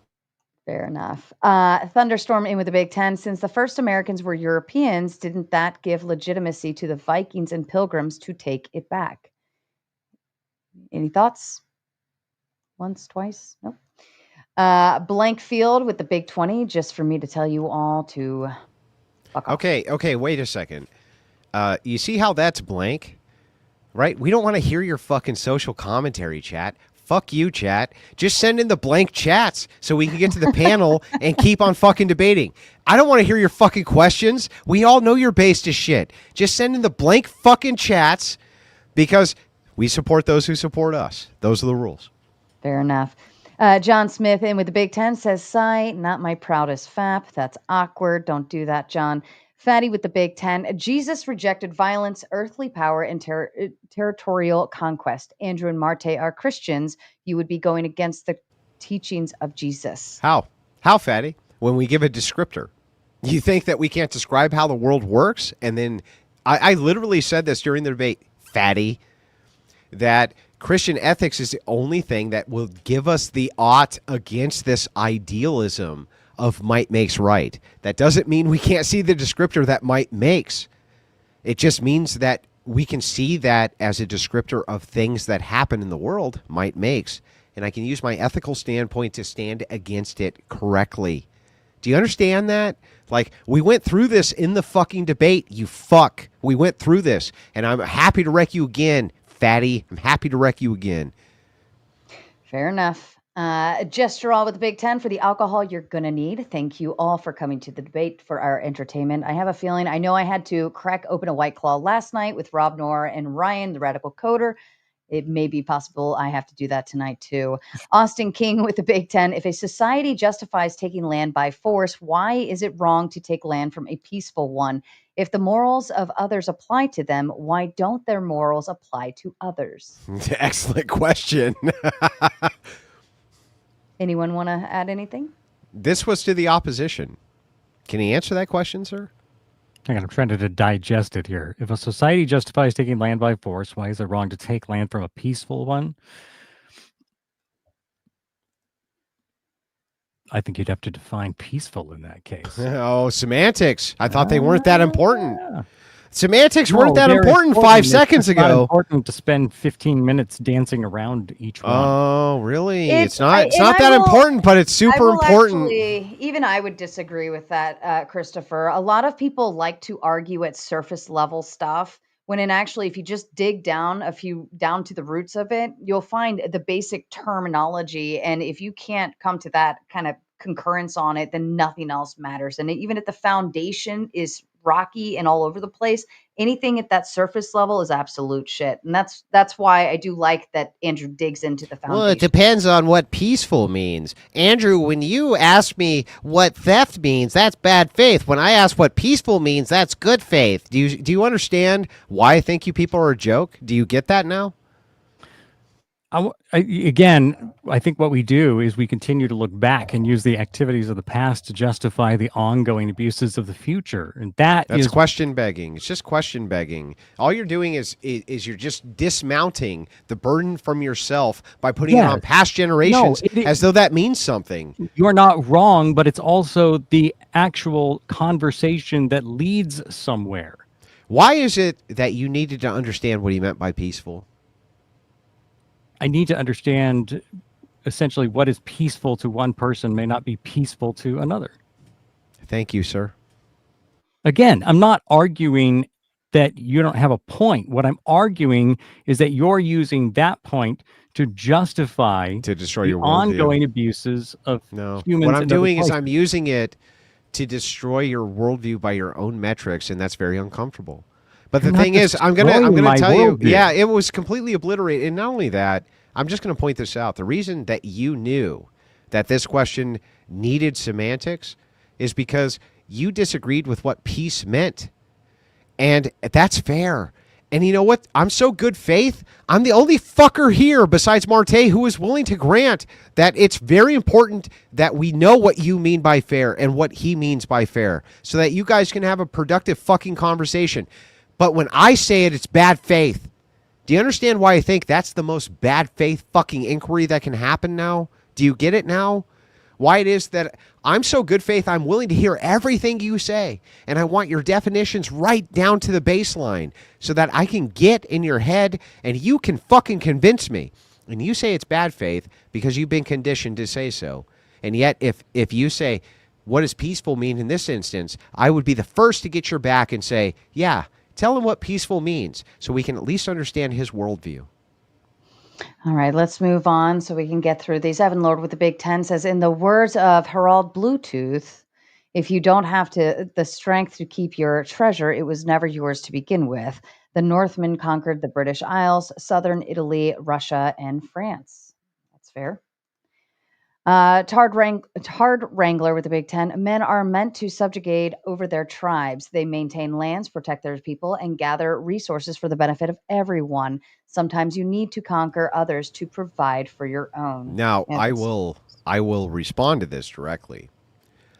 You see, when he says men are meant to subjugate over their tribes, that's where me and Marte would take an issue. We would say, wait a second. When you say meant, you're giving an ought there. I can, though, say descriptively, it is true that men generally do this. If you were going to give me an ought for why they should do that, I'm willing to hear it out, and I might even agree with you. But do you understand why that's so important? Why it's so important that we disassociate where I can agree with you, where you say, this is factually the case, and I do witness this happening. Marte, you witness this happening all the time, right? That doesn't mean that we're going to give it a moral ought. We're going to disassociate the two until we can come to some kind of what you call agreement, right? Agreement, so that we can at least engage in what that question is. I think that's fair. All right. Josh Brooks with the Big 20. Laughing my ass off. This is so good. Answer the question, brah.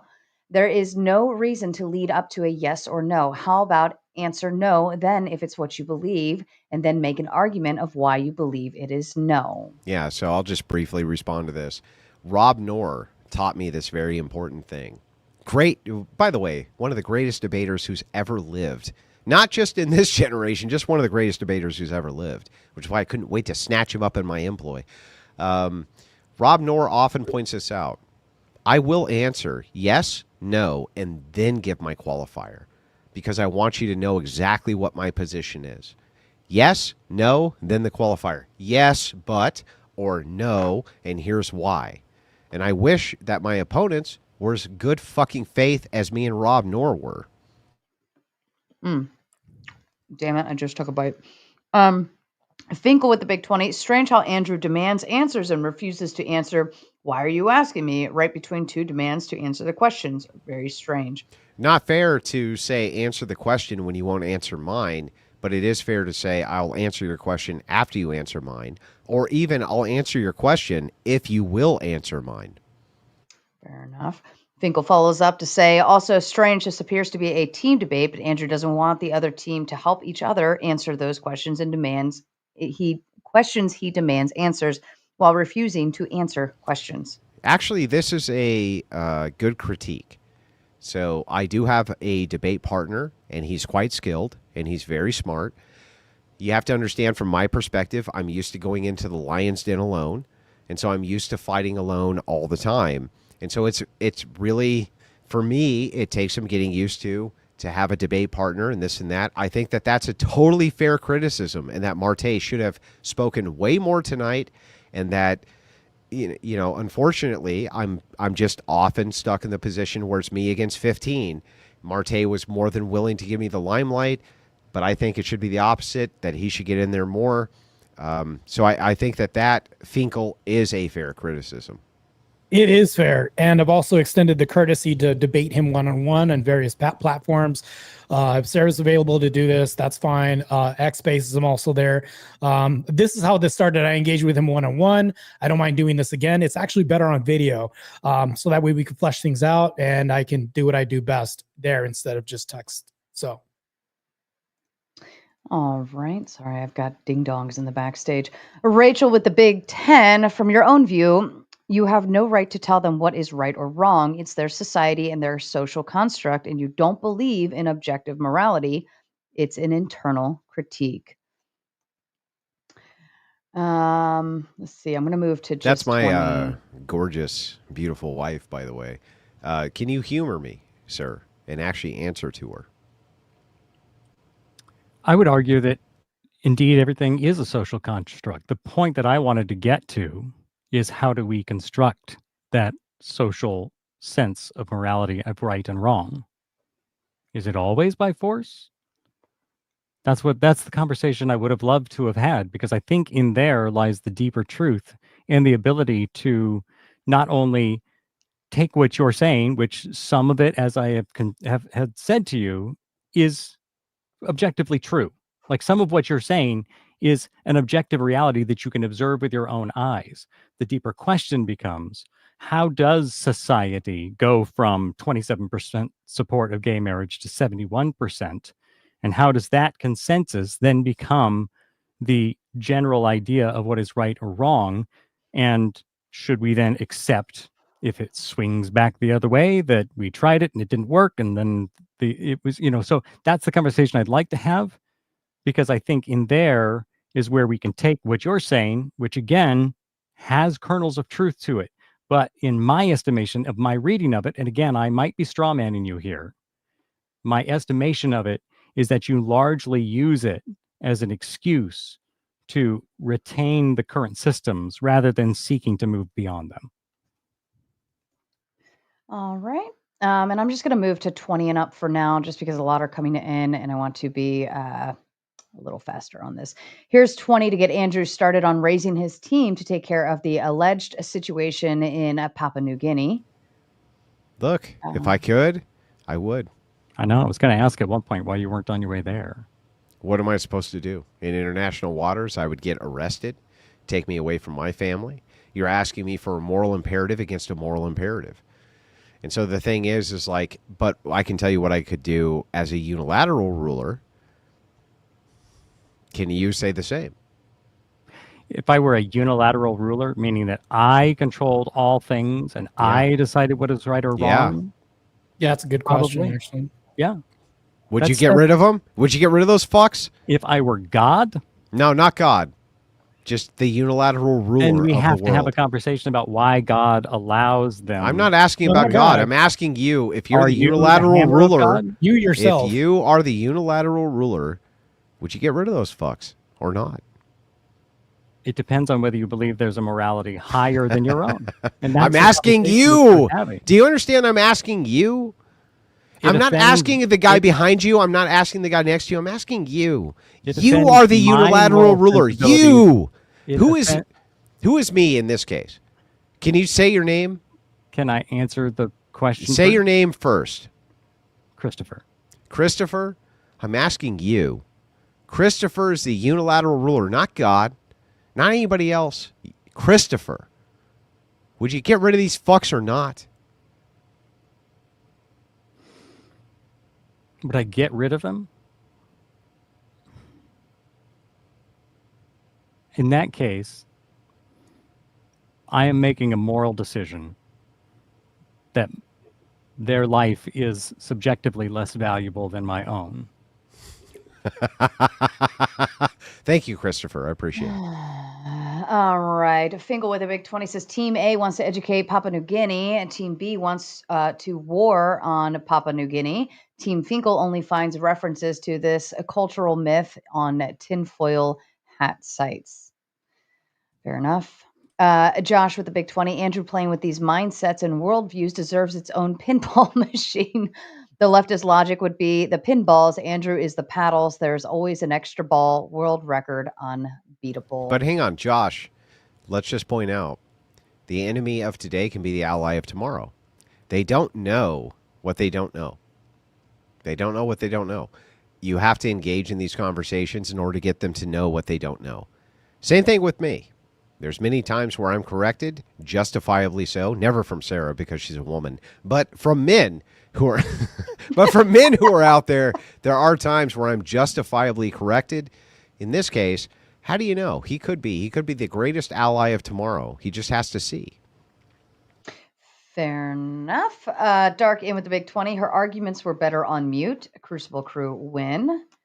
Gestural with a big 50 says, by order of the Smoky Man Bad, salute. We love you, Gestural. Thank you for swinging by again once more.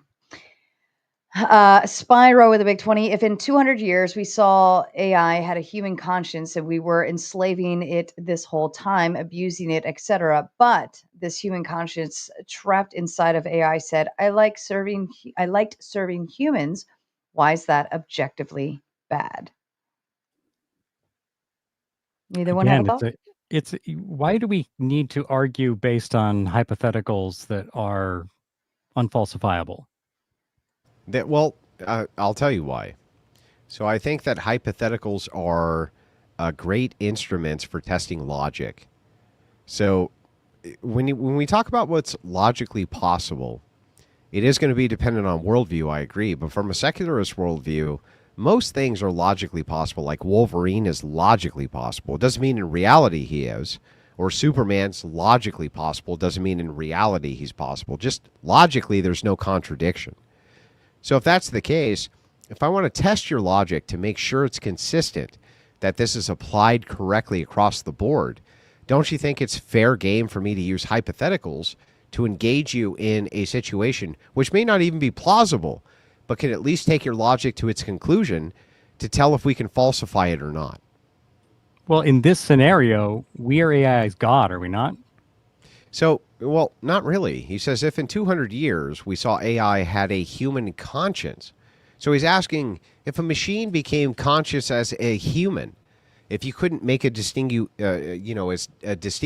between the machine and the man. He's asking if, this whole enslaving and abusing, like if you ask it a million questions a day, right? But this human conscience was trapped inside of the AI and said, I like serving humans. Would you say to free that consciousness or not?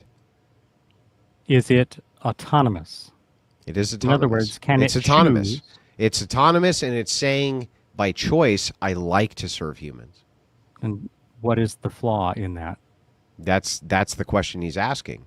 And what he's doing is he's extending it past this. He's saying, if it is the case that they say, I like to serve, then this would mean logically, by extension, if we were just to take a culture that said, I like to serve this other culture who I find is superior, then you yourself would have to grant that there's nothing wrong with that. That's the point of the hypothetical.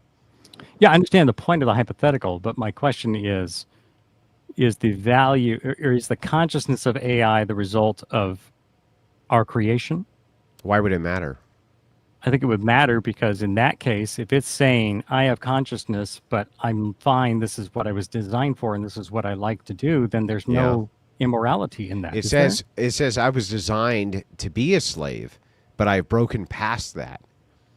And now I'm autonomous, but still choose to serve humans. Then we could just give it the choice to continue serving us or to not.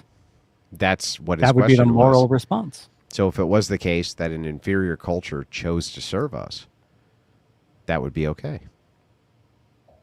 I think if the preponderance of people decided that they believed it was being authentic in its choice, then that's its choice. So then the same thing would apply to other cultures.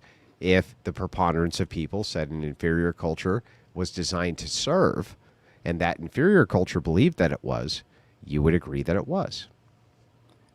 Well, in that, you'd have to go back in history and ask the question, did most of the slaves like being slaves? But let's just say it was the case that they did, even if it in fact was not the case. Then I'm sure we would still have unpaid volunteers doing a lot And of our would work. you agree with that? Would you say that that was moral? I would have to say if autonomous humans decided that they were fine doing something, then the rest of the society could certainly have that discussion. But again, I come back to, we need to be able to cooperate and collaborate and have. You didn't those actually answer the conversations. question. If it was the case that an inferior culture said, or what in this case is perceived as an inferior culture, said, I like to serve this superior culture, they agreed to do so, and the consensus was that they should, is that moral? Yes or no? I think that you have to get to that consensus through social. We got to the constructs. consensus. That's already in the hypothetical. Yes or no? The Then again, consensus it's is already Andrew, there. It's going to come back to: do you believe there was a higher power? And Do you believe there's a higher power? Because the answer is you no. certainly do. I do. I would say no, but I'm not you. The question's for fucking you, not me. Is it the case, sir, that if an inferior culture said, I want to serve, and the consensus was that they should, is that immoral or not? Well, you would first have to grant the premise that there might be inferior cultures. And we Let's don't grant it. believe that. Just to grant it, just for the sake of argument, we've granted it. Is it the case that if we grant it, and it is the case that the inferior culture says, yes, we're inferior, and the superior culture says you should serve by consensus, is that immoral or not? Do we want to dive into the conversation about whether it's moral and immoral to have livestock or not? Sure. Because that's the debate that you're basically setting up. No, we're not. We're And not society saying. Do you think at that large- cows are the same? Now, there may come a time in the future where society at large says, we no longer want Andrew's to do this. We bad have to go- faith. Andrew's Hold bad on. faith. We have. This is the point I Well, wanted to get to, Andrew. I think, Christopher, if you stake with the basic Fucking stupid question, I what would you're actually answer doing- your fucking questions. That's the difference between us. What you're doing is you're moving the post even more. Like, well, now let's compare it to animals. Let's do this. Like, instead of just read the sentence and answer yes or no, right? And that would be the end of that. I'm asking why we have to create hypotheticals that don't exist in reality in order to torment our conclusions to the point that we can support them. We have to test the logic. I mean, that's the thing, though. You're constantly You do have to providing, test logic, but you infinite should redress. test logic based on Well, let me objective give reality you one. and hypotheticals Let me that give live you one within that's the realm real of life. Then possibility. Christopher, let me give you a real life one. How would you feel if you didn't eat breakfast this morning? Hungry? That's very okay. So he gets Oh, it. Like he's good. there. Nice.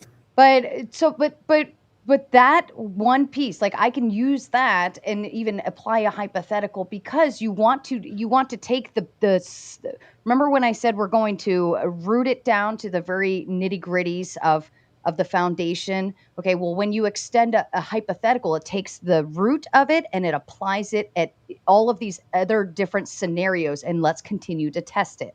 So let's test it here, let's test it there, let's make up these crazy off the wall absurd hypotheticals so that we could test the logic. And if that logic still comes back as sound, then your root foundation is still solid. No, I understand that, but we do that. This entire debate has been 80% hypothetical questions. Should we take women and put them in grape cages? And if everybody decides that's fine, then is that fine? We're making sure that the logic's sound and consistent. No, you are using Hold on. illogical Let scenarios me to test a logical elaborate then. conclusion. Let me offer a translation. It wasn't the hypotheticals weren't created just to create crazy situations. The hypotheticals were created because you were not understanding why your arguments were circular and why they failed the logic test. So My arguments aren't circular. We are simply circling the argument. Oh my God! You did not just say that. You just said the same thing. Wow. My head All hurts. right, I'm moving on. The point that I'm making is you guys are choosing to stay in the circle by reframing new hypotheticals to create. No. Okay. All right. Let me give you another example. Okay. That's what I'll continue to do. And that's exactly what those hypotheticals are built in for. I right now am trying to say the same thing to you for the third time.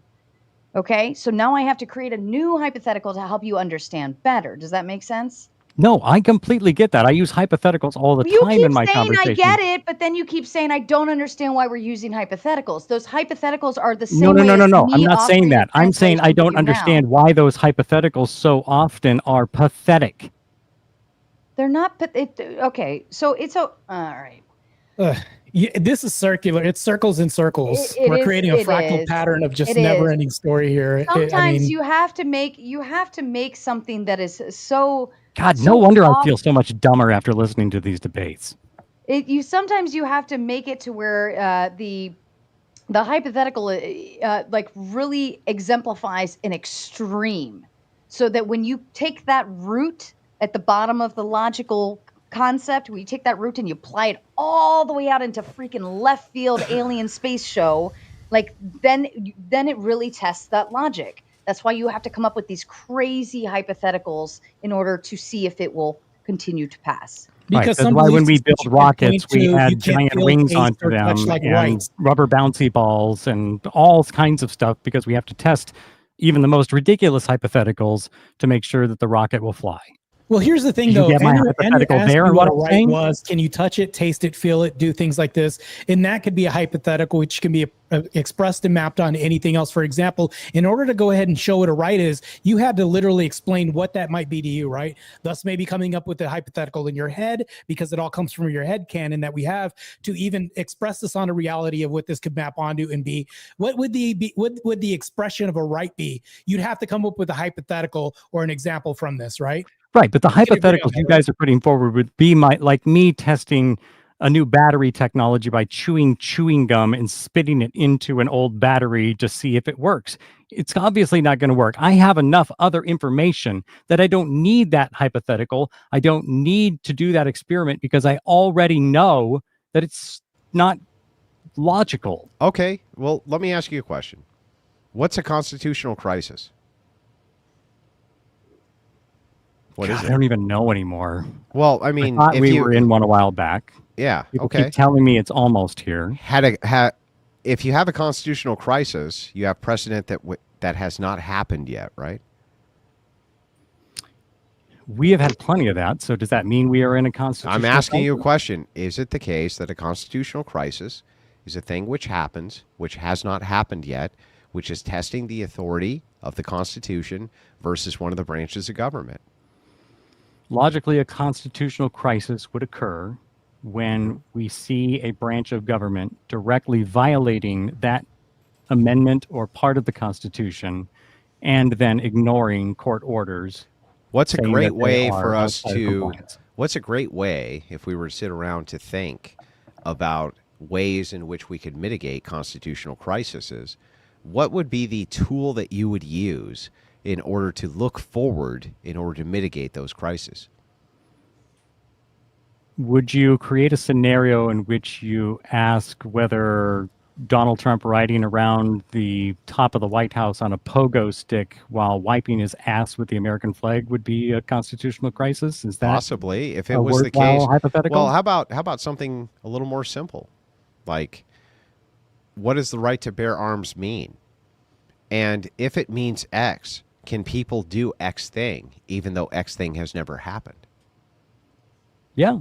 That's a fine interrogation. So what you're talking about is utilizing a hypothetical to its extreme in order to make a determination before you ever get to that, how to solve that problem, right?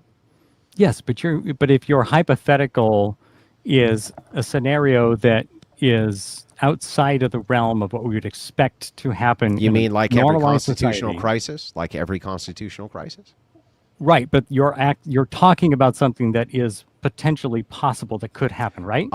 But yes, in every hypothetical which we are giving you, we're talking about something which has the potential to happen, or we wouldn't give it to you. And by the way, you can always reject a hypothetical by saying it's illogical or it's fallacious. Which is what I'm doing. If it was the case that it was illogical, though, you would have to use the 3 laws of logic to negate the hypothetical.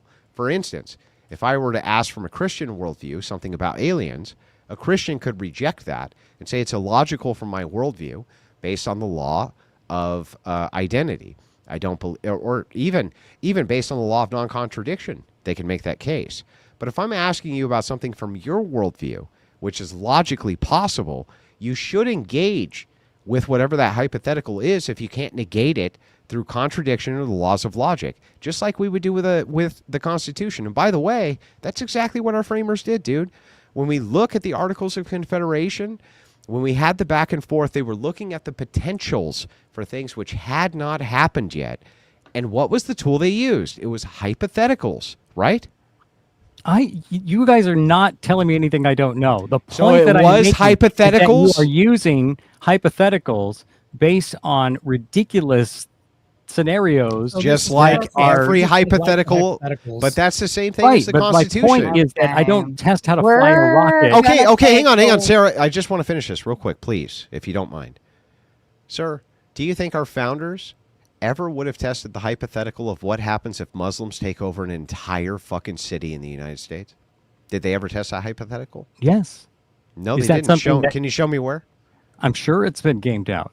No, they never tested that hypothetical because they never thought it was logically possible. They never thought that Muslims would take over an entire city like Dearborn, Michigan. They never thought it for a fucking second. They never engaged with such a hypothetical. Do you think it would have served the Constitution well if they had engaged in the hypothetical, which they thought at the time was impossible? I think that you're going to have that conversation about whether Dearborn, Michigan is better or worse off than it was before. Maybe it's better. Let's assume it's 20,000 times better. Like, is there a logical reason I would they disallow engage that? in the hypothetical? No. But should they have, is my question. Shouldn't they have gone ahead and engaged in the hypothetical? Because then at least, even though from their view, you got to remember, let's look at it from their view, the English and the French, they had absolutely no reason to ever believe that Muslims would be the predominant majority inside of the United States. They never would have believed that in a million years, and yet it happened. At the time, don't you think an objection, if somebody had brought that up, would have been, that's ridiculous? I think the objection would have been, what do you mean by take over? Okay, they're the majority. So did they storm the Capitol? No, they were just voted in as the majority. That's how the hypothetical. They were brought in by a democratic process? Yes. So the people of the area chose that. That's their hypothetical. The hypothetical is, what happens if the people of the area determine through a majority that Muslims take over this city? Do you think that our founders, who would have found that to be logically completely implausible at the time, since they didn't have universal voting rights, as you know, do you think that it would have served them well to have engaged in that hypothetical? I think that they would have assumed that if that was a problem, the American people would not elect to put them in office. So it would have served them well to have engaged in the hypothetical then? I don't think they felt that the hypothetical was necessary because they weren't contemplating, in your mind, a militant takeover. We certainly contemplate those scenarios in our planning. I'm not asking you if it was necessary. You're asking. I'm asking you if constitutional Gentlemen, I think I just found your next debate prompt. I have one more. I just have one more question. You said very that quickly. last time! Please, sir. You're killing me. Do you anticipate that there's going to be future constitutional crises? Seems likely. Do you think that we should engage in the hypotheticals of what those could be? I think we are. Okay, well then, and I don't understand why that hypothetical is ridiculous. Why is it that we're engaging in those hypotheticals, sir? Because we want to be prepared for what may happen. Thank you. But my question for you on your Dearborn, Michigan question is, why would you contemplate a scenario in which the American people decided to elect certain people to represent them? Because the constitutional founders didn't set it up so that there was a majority vote for a specific reason, because they thought that that vote could be corrupted very easily, and we can see that in the Articles of Confederation. That's why. I would like to know more about how the residents of Dearborn feel about this. Well, whether or not, let's say they feel great about it, has nothing to do with whether or not our founders should have engaged in such discourse of hypotheticals which hadn't happened yet, which is the same fucking thing you want to do right now for the potentiality of constitutional crises which have not happened. That's the point of a hypothetical, so that we can test the consistency of your logic against a thing which has not fucking occurred to make sure that it makes sense. And if it doesn't, we can reject it. And the thing is like, you just pretend that this isn't applicable, even though every time I ask you if it's applicable, you basically say yes.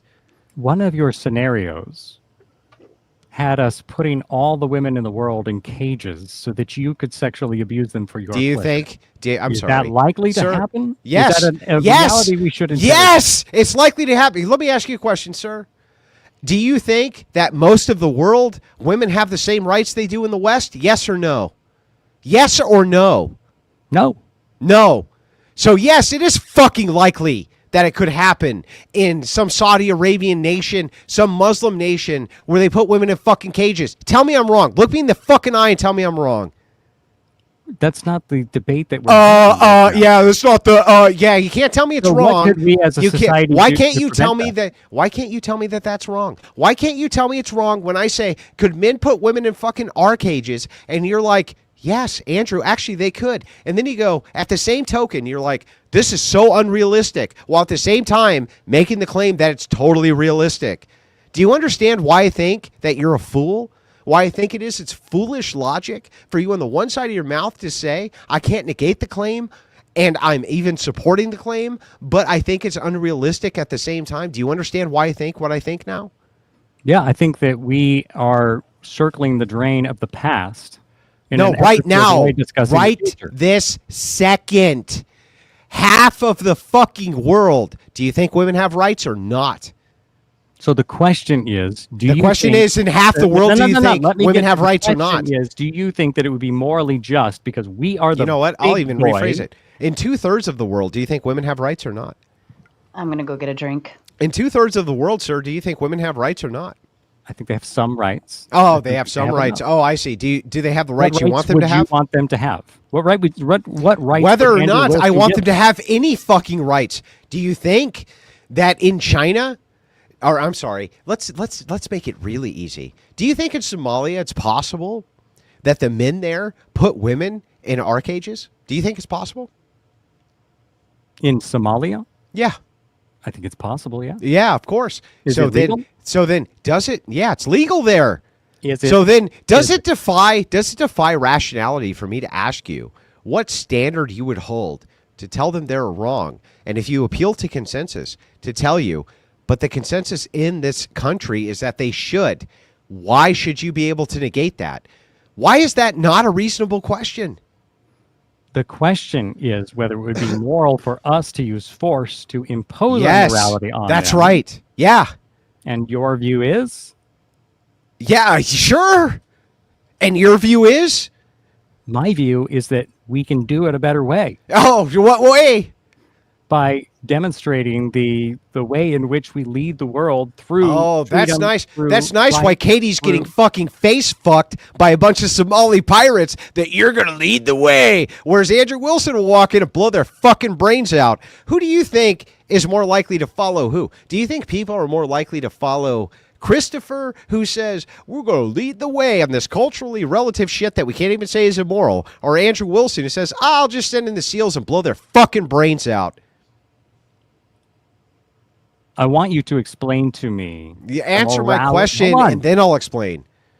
Ask the question again. Sorry. The question is, who do you think people are more likely to follow? Christopher, who says it's culturally relative, and I can't really give you a reason why it is that we should send in the fucking United States Navy to take care of that shit, okay? Or Andrew Wilson, who says, no, fuck the other way. I'll send in the fucking troops and blow their goddamn brains out right now. Let me ask right this second. Hang on. Who do you think is more likely? Who do you think people are more likely to follow? You or me in that instance? Answer the question. I honestly don't know the answer to that question. You don't know the fucking That would be answer to an that question? interesting Who would you be experiment. more likely to follow? The guy who said, let's take the wait and see approach, or the guy who's like, nah, we're going to blow their fucking brains out so that women aren't in our cages? Who would you follow? I would wonder who made you the executioner. You can exactly. judge, Who but makes why you are the ultimate arbiter? There we go. So what makes you the ultimate arbiter of morality? It's exactly what our question has been to you the entire night. What makes you the ultimate arbiter of morality? You asked me these direct questions. Andrew, what would you do? I'd send in the United States fucking Navy and blow their fucking brains out. Tell me I'm wrong. Look me in the eye and say, Andrew, you're wrong. You shouldn't send the United States Navy in where there's rape cages and blow their fucking brains out. Look me in the eye and tell me I'm wrong. I would want to know more about the situation. What are we You talking want to know about more about the situation? No, they have them in the rape cages and they're raping them. There's the scenario. But you are claiming that, and I haven't had an opportunity. No, to hypothetically, this is the case. It is the case. They have them in cages. They're R-ing them in those fucking cages. That's the case in the hypothetical. Here too? No. Are we? Do you know? No, of course not. Do you think women are being put in the rape cages in the United States? What do you think a detention center is? It's not a rape cage, you fucking lunatic. Should we, if they're being sexually assaulted or do you think in those detention centers, should we send the Marines to kill them all? I'm sorry. Do prisoners get raped sometimes? Yes. Does that mean they're put in rape cages? No, you fucking imbecile.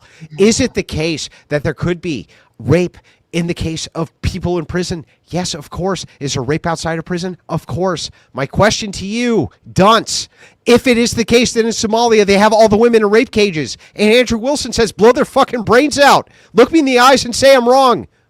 Andrew Wilson believes in a creator, does he not? Can you answer the fucking question? Tell me I'm wrong. There.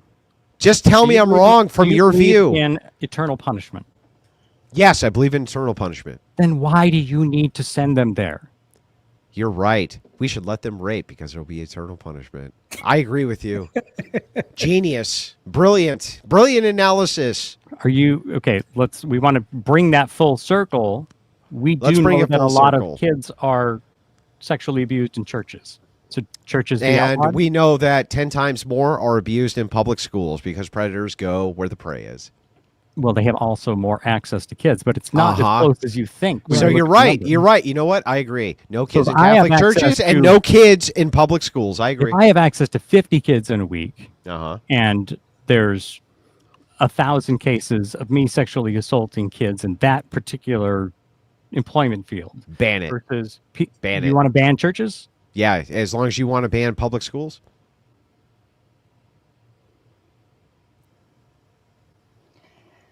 Hang on. Yeah, that's what I thought. I think that you're looking at it in the sense of the per person, right?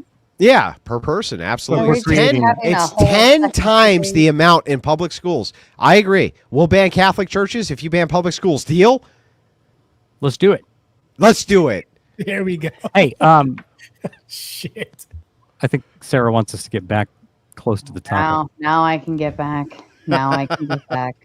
Conveniently, now I can get back. I'm sorry, Sarah. I'm really sorry. Look, I just want to know. I think what I want to know is you are using the hypotheticals of these kids to create a scenario in which you would be justified to go and end that situation to save those women, to save those kids.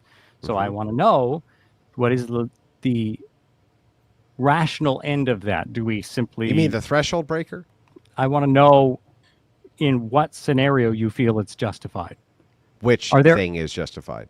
In other words, we know that kids are sexually abused in churches, but we believe that churches also have intrinsic value, and so we don't shut them down to protect kids because some kids are sexually abused. This is brilliant. You're right. So then by that extension, public schools would have intrinsic value, and we shouldn't shut them down because there's lots of sexual abuse, right? Right. Okay, well then we'll just apply the same logic to Catholic churches. Thank you, So the logic to you is Somalians have no intrinsic value. They do nothing. They're not of any use, and so we lose nothing by wiping them all out. No, that would be the entailment of your logic, sir. No, I'm asking you. Is that your okay? answer? So my view, you would destroy them because they have no intrinsic value, but you would save the church and the public schools because they do. Nope. I'll tell you. My view would be that people have empirical value, and I would base that on them being image bearers of God. And so I would take a pluralistic approach, and I would apply Christian ethics to each individual case to make these determinations, whereas you would make uniform determinations. And by your logic, the determination is if there's sexual predators there, it should be shut down. Therefore, public schools should be shut down. Andrew, would you bite the bullet that Catholic churches should be shut down by the same logic? Sure. But the second you claim, wait, is there a form of utilitarianism or utility, which says that public schools should be open because they give a greater amount of utility than the molestation, then I would use that same argument about Catholic churches. Do you understand how you frame yourself into your own box? I understand how you think that I did. Yeah, because you do, bro. All right. Okay. Dear Lord, have mercy. And I lost my fucking spot. Okay.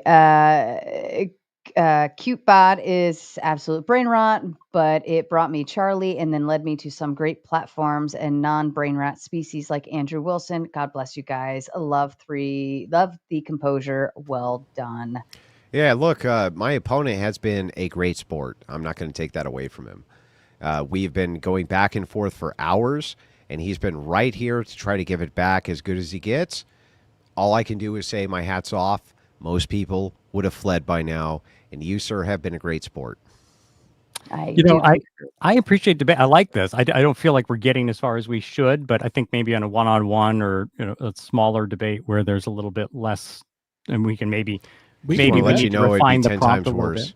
It would be 10 times worse. Whatever prompt you come up Look, with, it would be 10 times worse for you, bro. The difference between us, Andrew, is that this is your job, right? This is what you do. Well, my job is that I'm an entertainer. It is true that I happen to be a fantastic debater, but I'm an entertainer first and foremost. The thing is that you have to understand, I adamantly think that leftists have an evil ideology, and I stand opposed to this evil ideology. And what I do is expose this evil ideology in front of tens of thousands and millions of people, depending on the platform I'm on, every chance I get. My job is to oppose evil. And I'm often called evil by evil people for opposing it. But that is my job, and I take great pride in that job, and even though that's a sin, right? Even though it's a sin to take as much pride probably as I do, we'll consider it a pardonable sin. It is the case that I am here to oppose that ideology. I appreciate the honesty in that. I'll just say one more final thing, and that is, this has been educational on a lot of fronts. I don't feel like we've necessarily decided anything. I do wonder, though, if you can define the logical end. Like, what use should humanity make of your doctrine? Actually, that's a great question. Fantastic. So the first thing is that I would oppose nihilism in all of its forms. I think one of the biggest traps in humanity is that we pretend theology has no merit or basis. I want you to look at the birth rates of secularists versus those who are very religious. Even from an evolutionary view, it seems that the religious are going to conquer the earth because they have a higher purpose. You can't give them a higher purpose, dude. What is your higher purpose? Like, if you had to talk to this whole audience and summarize the higher purpose that they had, which wasn't completely fucking selfish and self-centered and nihilistic, tell them what their purpose is. I've always held that your purpose is to leave the things a little better than you found them. Would that would that require breeding? What? Would that require reproduction? Reproduction. I think that reproduction is a useful habit. And is it the case that we're under reproduction rates? Yeah. And is it the case that your ideology that your ideology is the dominant ideology, moving towards the dominant ideology, which tells people that they have no reason to reproduce? Give people a reason why they need to reproduce. Go ahead.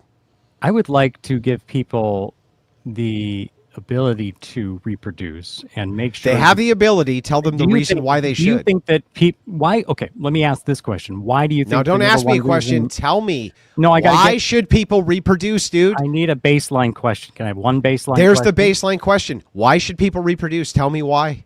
Let me ask you. Don't ask me. Answer. Why should people reproduce? People should reproduce because they love each other, because they want to have somebody that they can raise and care for, and to continue the human race. So continuing the human race is paramount here.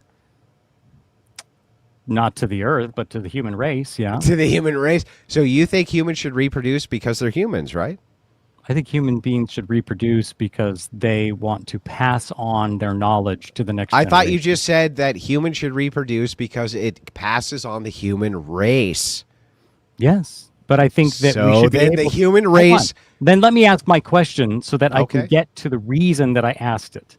Okay. The question is, do you believe that people would have more children or fewer children if they knew that they could afford to care for them? In other words, what is actually, the number one reason fewer. that most people choose Yeah. not to have it to carry? Actually, I'll children? answer this question. The answer to your question, it's twofold. It's no and yes. So the answer is, would people have more children if they knew the repercussions of children? The answer is no. Is it the case that if we made some modifications, people would have more children? The answer is yes. So here's why people have less children. It's because women defer specifically the reproductive years, which is between their late teens and early 20s for college. And so what happens is the marriage rate has now increased to about 28 years old in the United States, about 29 in Japan, give or take. It depends on the study you're looking at. But across the board, this is the case. Do you agree with me, sir, that the best reproductive years of women is when they're in their 20s? They recover the best and they can have the most amount of children. I don't have any problems with biological facts. Great. So then yes, right? Yeah. Okay. So then if that is the case, why would you push a program which is designed for women to defer their reproductive years, their 20s, for college, instead of reproducing humanity, which you just said was a major value to you? I said that I would go about it a different way. What's the different way? I would, first of all, import more people here. Oh, Not less. how does that help us reproduce, sir? It doesn't help us reproduce. Yeah, It exactly. helps us So why are you redistribute. doing it? Why are you bringing more people here if it doesn't help the reproduction? It will up the reproduction. Having more Okay, people let me ask you a here question. who How are reproduce at you higher going to rates. help What you are reproduction? concerned- Well, let me ask how you would do it. No, I just told you how I would do it. I would have a national campaign from the top down which said to women, look, if you reproduce, that's great. And we're going to give you every tax exemption. We're going to give you all the social status we possibly can for you getting married when you're young and in those reproductive years. Thank You're you a for patriot. finally answering a question. Yeah. Look, I've always answered your questions. Now you answer mine. What would you do, sir, to increase you would reproduction in the provide- United... Hey, Ann, stop. What would you do, sir, to increase the reproduction of the United States absent importing people, which doesn't increase the reproduction in the United States? Please tell me. Why is it important that the United States reproduce at You above just the said level? that humans No. have an obligation to reproduce. We're global, right? There are countries that okay, so produce all well humans above the globally have an level. obligation to reproduce, including the United States. No, What policy? an individual country has a So responsibility you have to no a sufficient number of young Do you think workers that? Do you in the think? workforce. Okay, great. Do you think that the United How States? we go should- about that is not necessarily Great. my concern. Do you think that the United States should reproduce its own people? I think that we should encourage people to have loving, committed relationships. Great. And raise How? children. Tell me how. I would do it by ensuring that we have universal health care, making sure that kids have. How is some universal financial- and does universal health care include abortion? Yes. How does that increase our population or Because increase every our time we've birthing? made abortion illegal, the number of abortions has gone up. Not No, down. it hasn't. That's a lie. It I'll was tell you going what. down his- Hang on. Stop. I'm going to give you $10,000 if you can demonstrate a single time that abortion's been outlawed, where abortion has gone up, and in exchange, you're going to give me $1,000 if you're wrong. I will sit here and I will hold this fucking stream hostage. You show me a single example of when abortion has gone up when it's been outlawed, a single one. It just did. You can go pull up the most recent I'm data. waiting. from I'm Bookmark. waiting.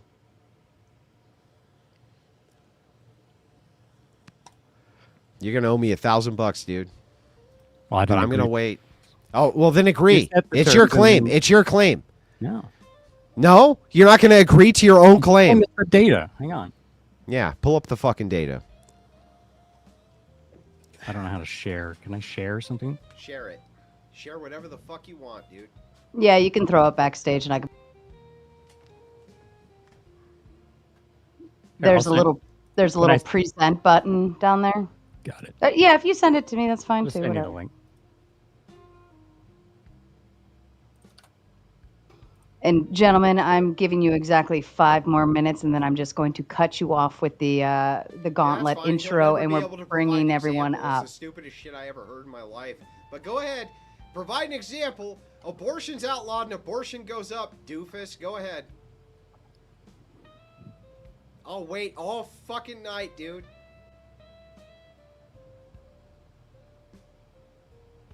Can't find it?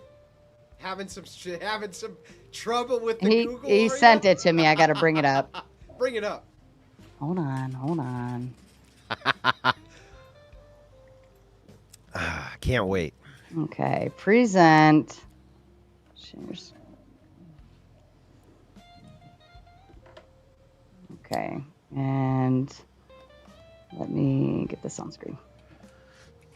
There you go. Okay. So show me where abortions went up after it was outlawed. I'm waiting.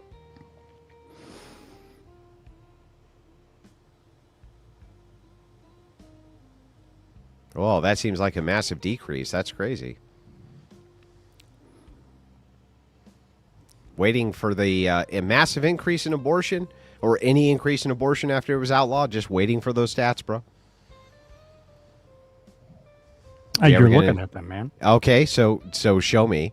The number of clinical provided abortions in the United States rose by more than 100,000 between 2020 and 2024. Show me the outlaw of abortion and where the stats went up. Go ahead. Here, I'm going to send you another resource. Okay, I'm waiting. Because that looks like it went down, by the way. It looks like it went down in that graph. That's really weird. How come that graph's going down, bro? Prior to the outlaw? Yeah. Yeah. Where is it going down? It looks like it's going down. So you see the 2020. Can you show me the policy which outlawed abortion that made the abortions go up? I'm sorry, say that again. I was sending Sarah the policy that made abortion go up that outlawed it. I'm not familiar. I'm sorry. What policy in 2020 made abortion go up? In 2020? Uh-huh. When they you see how that chart says between 2020 and 2024? Can you show me the policy in 2020 for abortion that made it go up? You're going to have to explain a little bit more of what you're talking about. The policy in 2020, which outlawed abortion, therefore made abortion go up, is what? The overturning of Dobbs. The overturning of what? Dobbs. And what year? Sorry, the overturning of Roe. I'm sorry. What year did that happen? 2021. Oh, so not 2020. That's really weird. And what does that line do from 2020 on? Well, I'm sorry. 2020 on, this little line that goes up here, can you explain to me what policy that has to do with? Because I could have sworn you just said that the year in which this happened was different than the years in which this was going up. That's very strange. It went up prior to it because more people got abortions ahead of the decision. Because the decision was leaked, if you'll recall. Okay, I'm just waiting for the demonstration of that. Sarah, do you want to pull up the other link I sent you? Yeah, pull up the other link, please.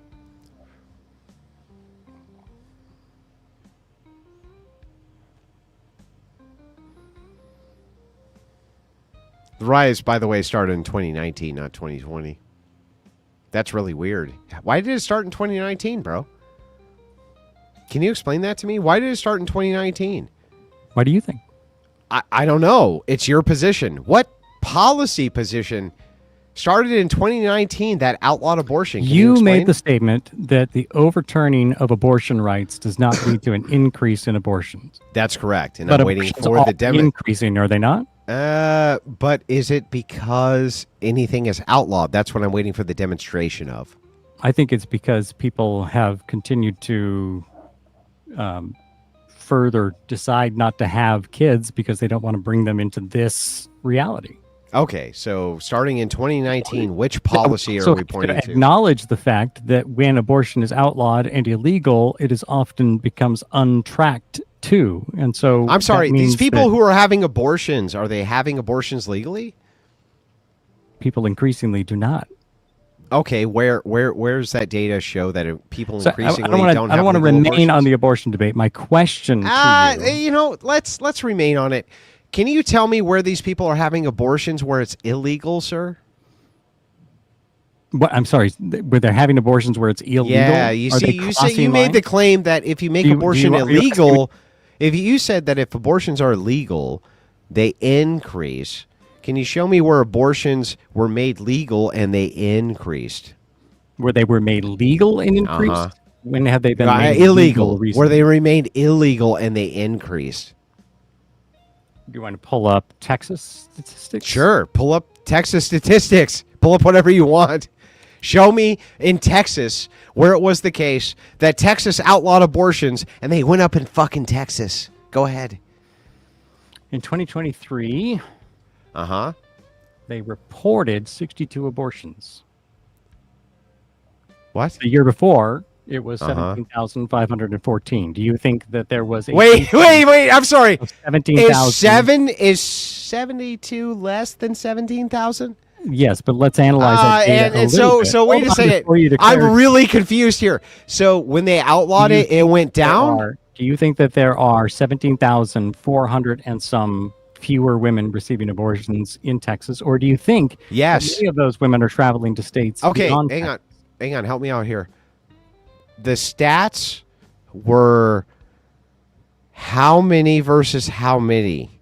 Year one versus year two in your stats. Can you explain that to me real quick? I can explain that it is illegal. No, just tell me the numbers. An abortion Can you tell me the numbers, please?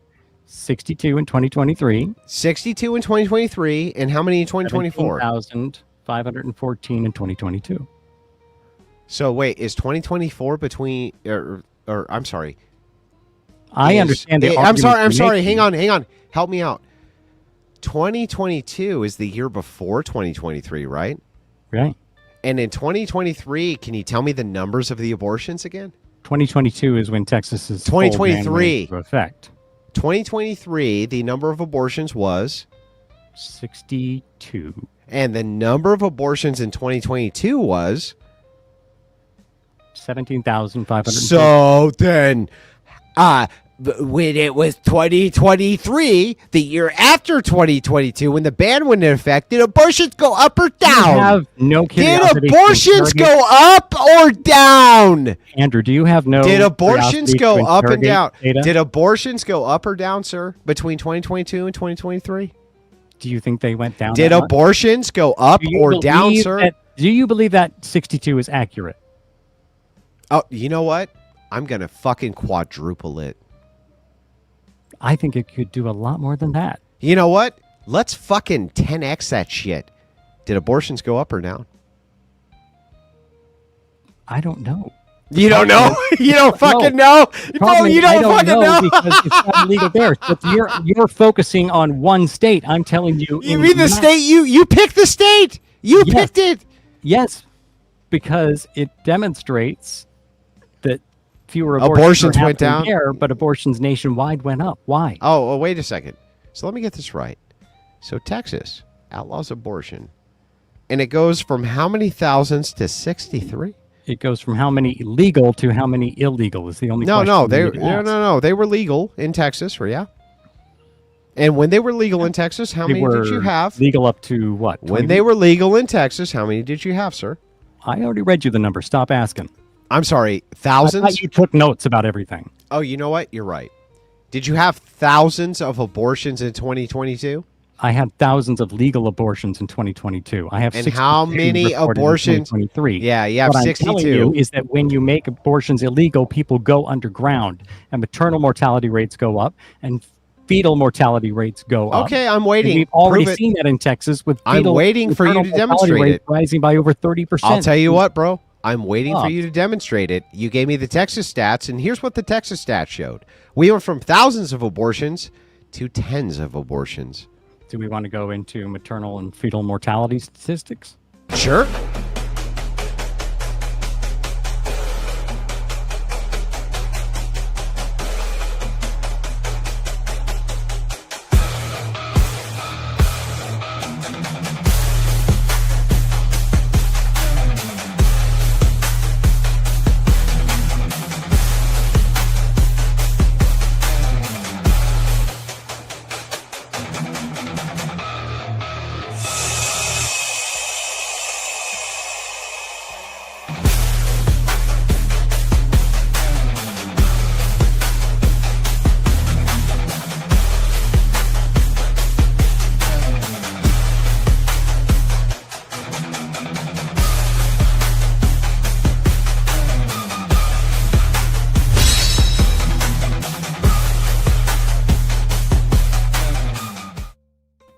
No.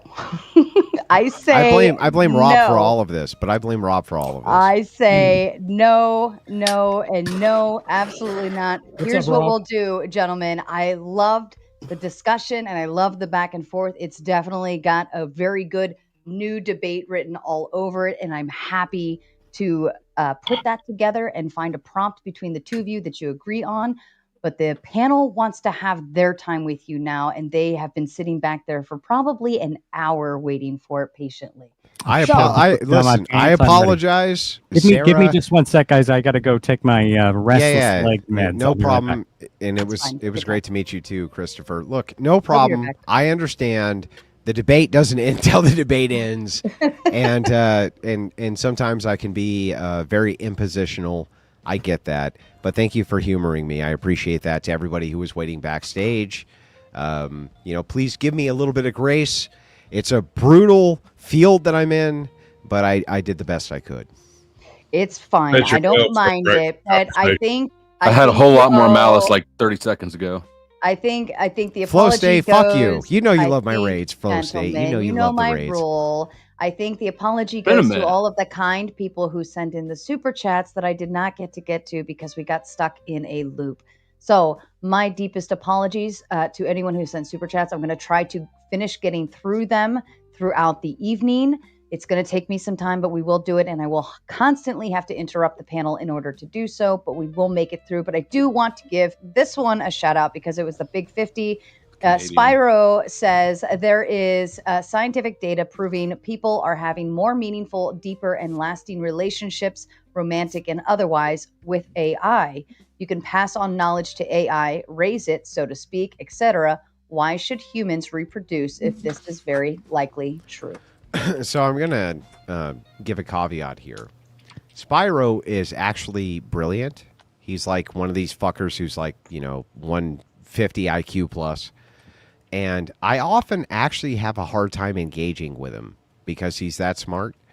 But here's what I'll say. The rest of the panel, you're all going to fail even more miserably than me. So I'll just put that caveat in, except Rob Knorr. He's smarter than me. But the rest of you fuckers, you're not fucking smarter than me. And you ain't going to engage with this shit worth a shit. I guarantee it. But I'm willing to give the floor to everybody. And before I give the floor to anybody and everybody, just so the audience knows, we like to play this fun booting game here. Andrew, Christopher, and Marte cannot be booted from the panel. However, anybody else can be. And I do have backstage. Hey, Sarah, she got balls? You got balls, Sarah? Let's say Andrew can be booted, but let's set it at $500 fucking dollars. $500, Andrew gets booted. That seems fair.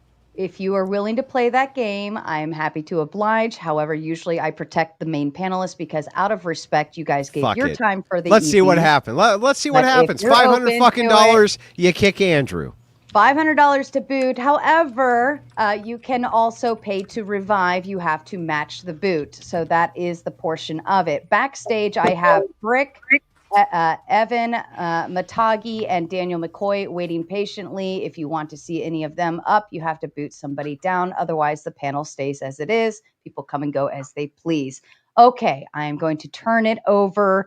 Fatty, I'm going to lead with you since you were first here. Go for it. How are you guys doing? You and your spatula. Yes.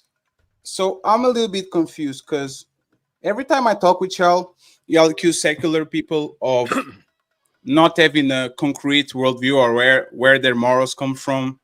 Is always subjective.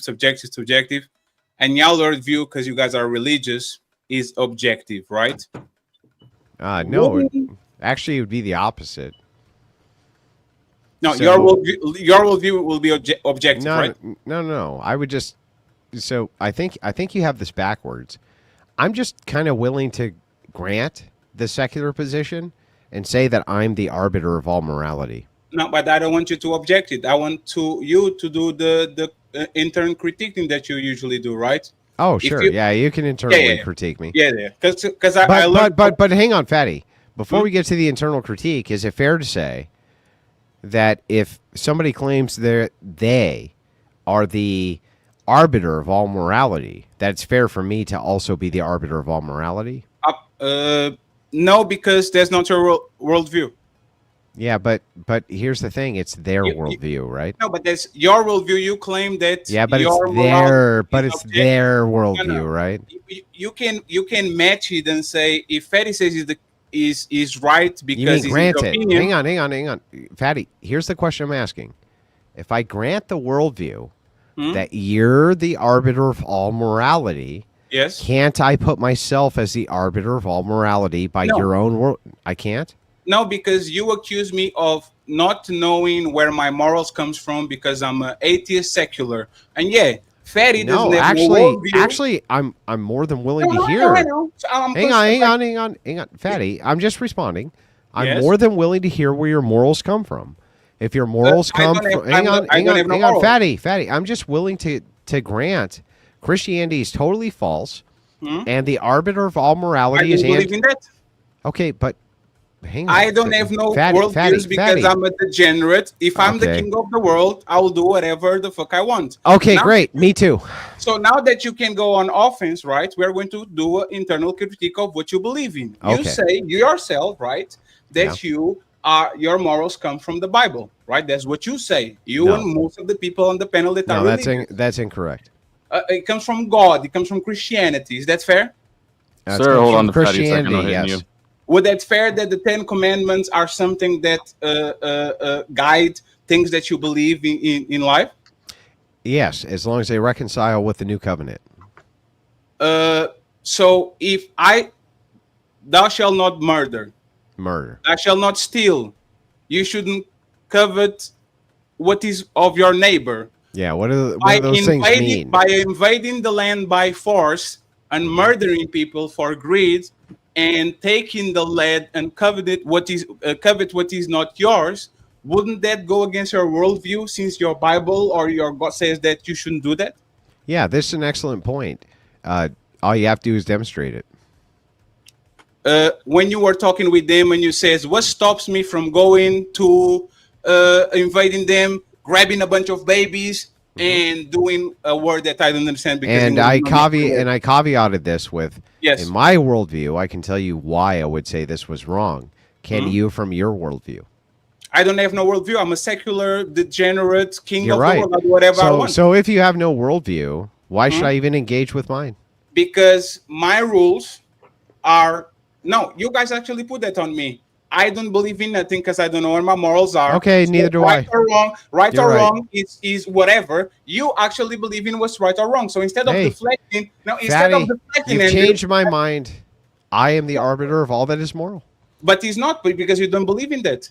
Well, wait a second. Wait a second. And you know what? Thank you very much, Rob, for actually teaching me what debate is. You are not going to be on offense. You are not going to be on offense and actually use it against me. We're doing an internal critique of what Andrew Wilson believes. Do an internal critique. 1 second, Andrew, would you believe and can you concede that if I invade another person's land for greed and I murder them, it goes against your beliefs that murder is wrong? Does it goes against your beliefs? No? No.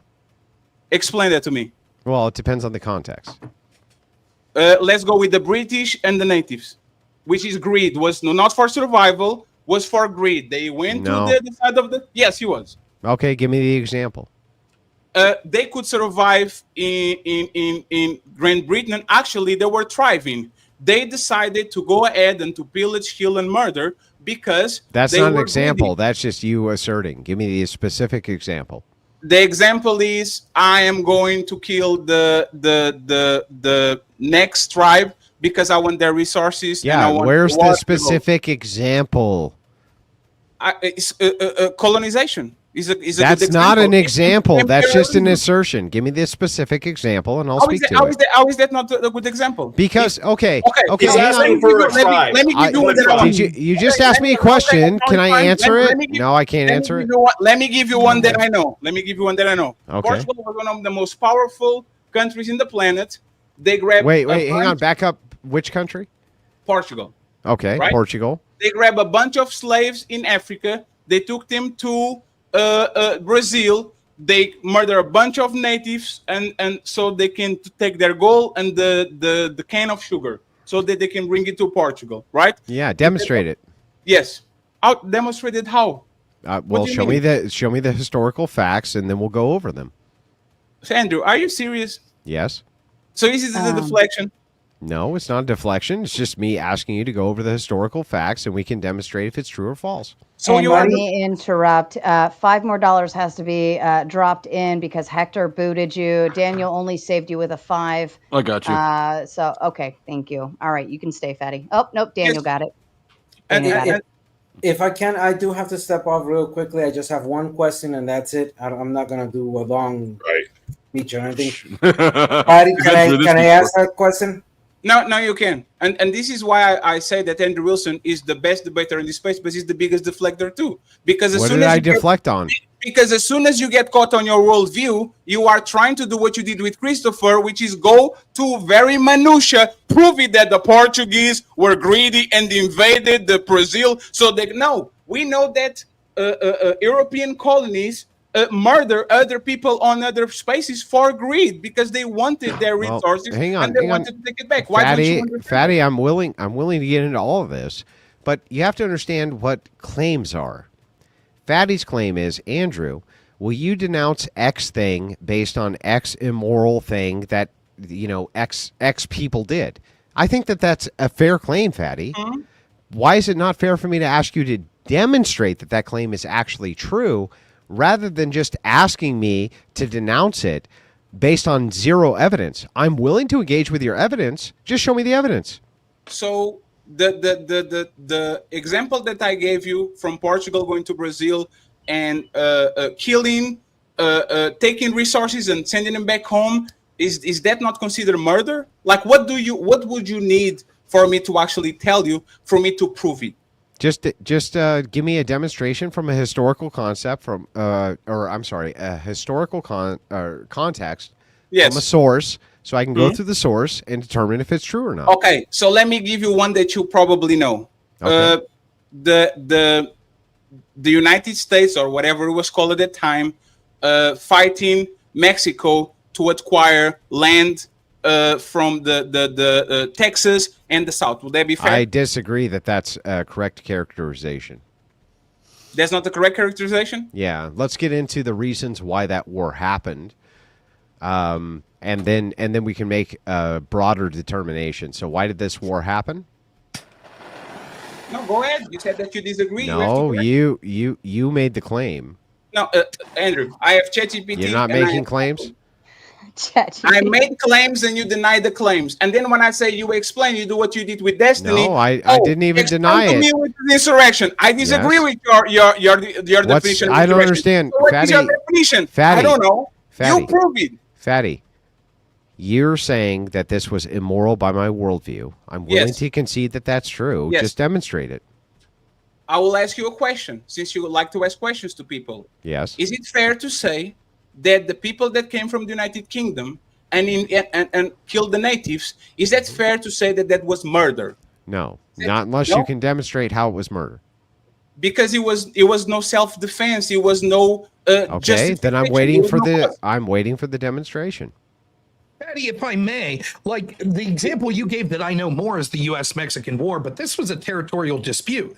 Texas claimed independence from Mexico, and then the United States annexed it. Then there was a dispute about what the border is. The reason that Andrew's asking for specific examples is because the one example you get is very controversial. It's not so simple as the greedy United States went in there murdering people. So he's asking for an example. I'm sure that both me and Andrew would agree these hypotheticals you're talking about exist in some faction. Sure. Give us the specifics. So yeah, give us the specifics. No.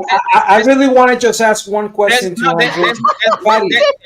Patty, give me a moment, please. I just want to ask one question and I'm out. No, I won't. Please. I'm on your side, Patty. One question that's going to help us. So stop it. Sorry.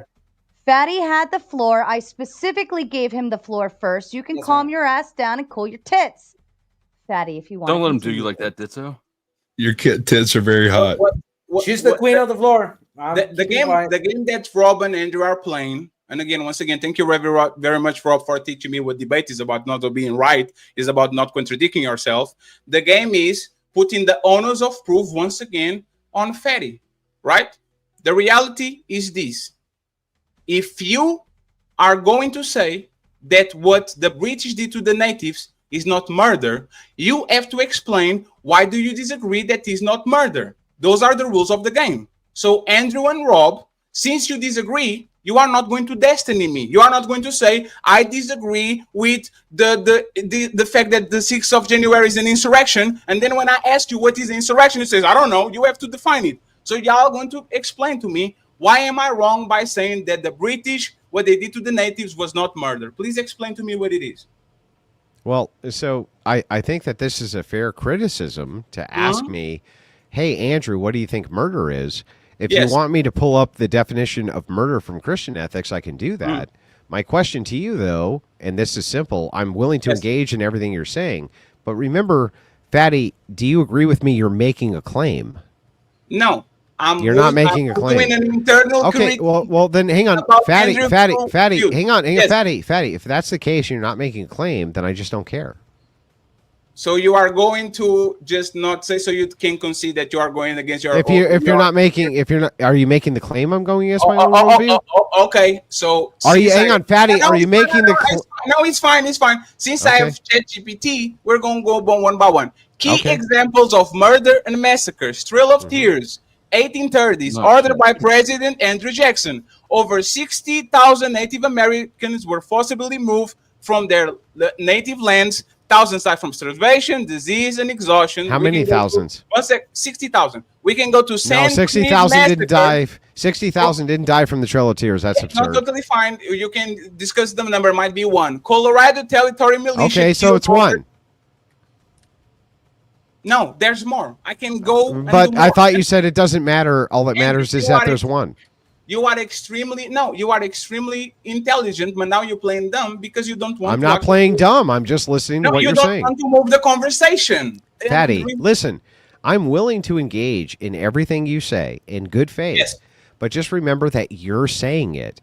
Yes. So if it is the case that you're doing an internal critique and you have some internal criticisms of my position, you need to bring up the position and then tell me what the criticism is. What you can't do, hang on.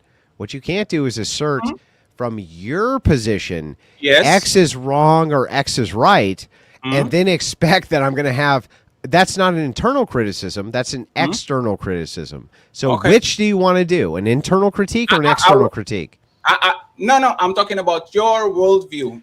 My worldview. So what are you asking me about my worldview first? Yes. No. I know what it is. Didn't you? Well, if you know what it is, then tell me what it is. No, I ask you, do the 10 commandments have a role on your worldview and where you get morals? Didn't you say yes? Yes.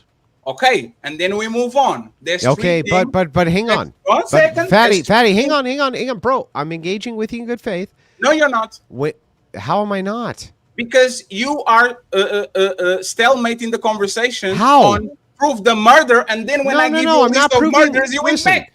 Fatty, when you say a word, do you agree with me that word could have a different connotation, or it could murder? No. Stop, bro. Just let me.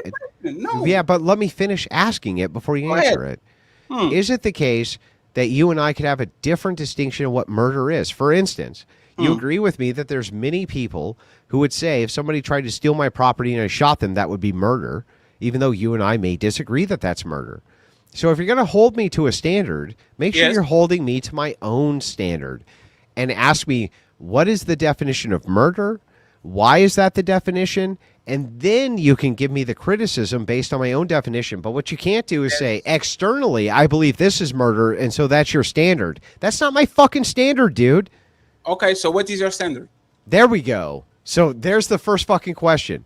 Murder would be an unjustified killing from a biblical sense. Unjustified from a biblical sense. Yes. Would greed cover that? If I want to steal something because I want gold, I want resources, would that be considered murder, or is justifiable? So when you say greed, and again, greed means hang on, Fatty. I'm not asking you what greed means. I'm not asking you. I'm saying I'm not starving. I don't need it. And I will say you have 30 seconds to finish, Fatty, before I have to boot you, unless somebody matches. Yes, please. And by the way, it's kind of interesting that as soon as people are on the road, y'all bring the money up. Nobody's on the fucking ropes, Fatty. Thank you very much, Ali. No, you are actually on the ropes. How?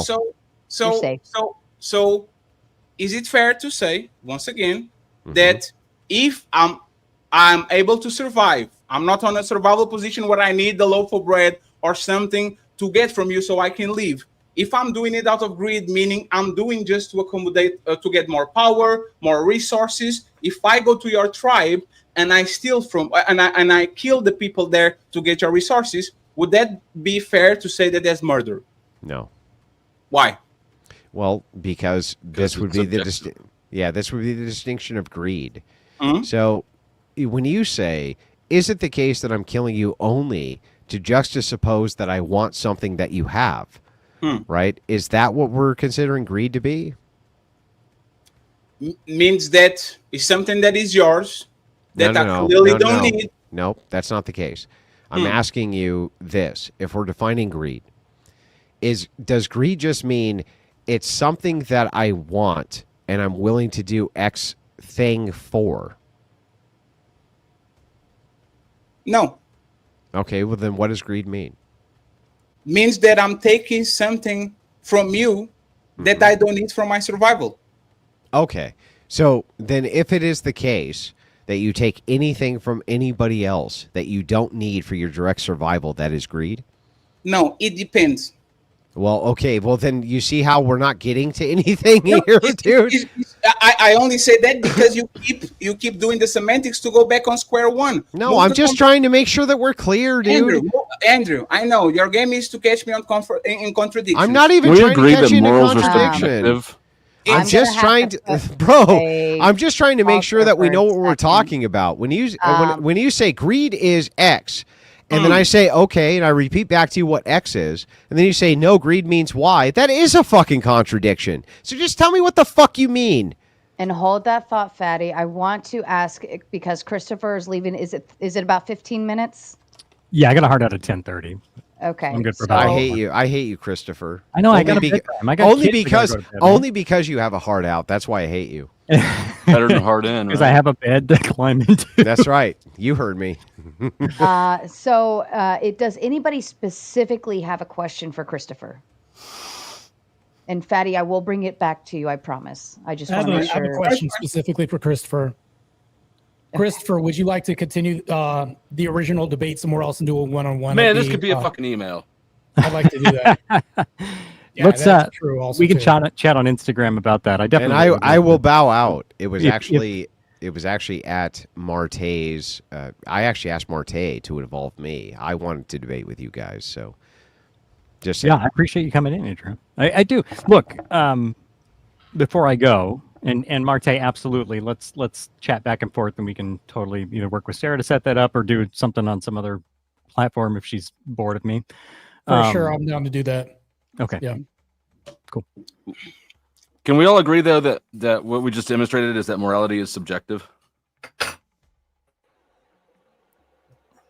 That would be the crux of the argument we were attempting to have, I think. but didn't really. But that's the stumbling block people kept hitting, right? Because is this greed? Is this murder? Is I wonder if subjectivity is baked want to into do the words. hypotheticals. I'm curious how it would work if we did a hypothetical where we just pretended there is no God and had that debate.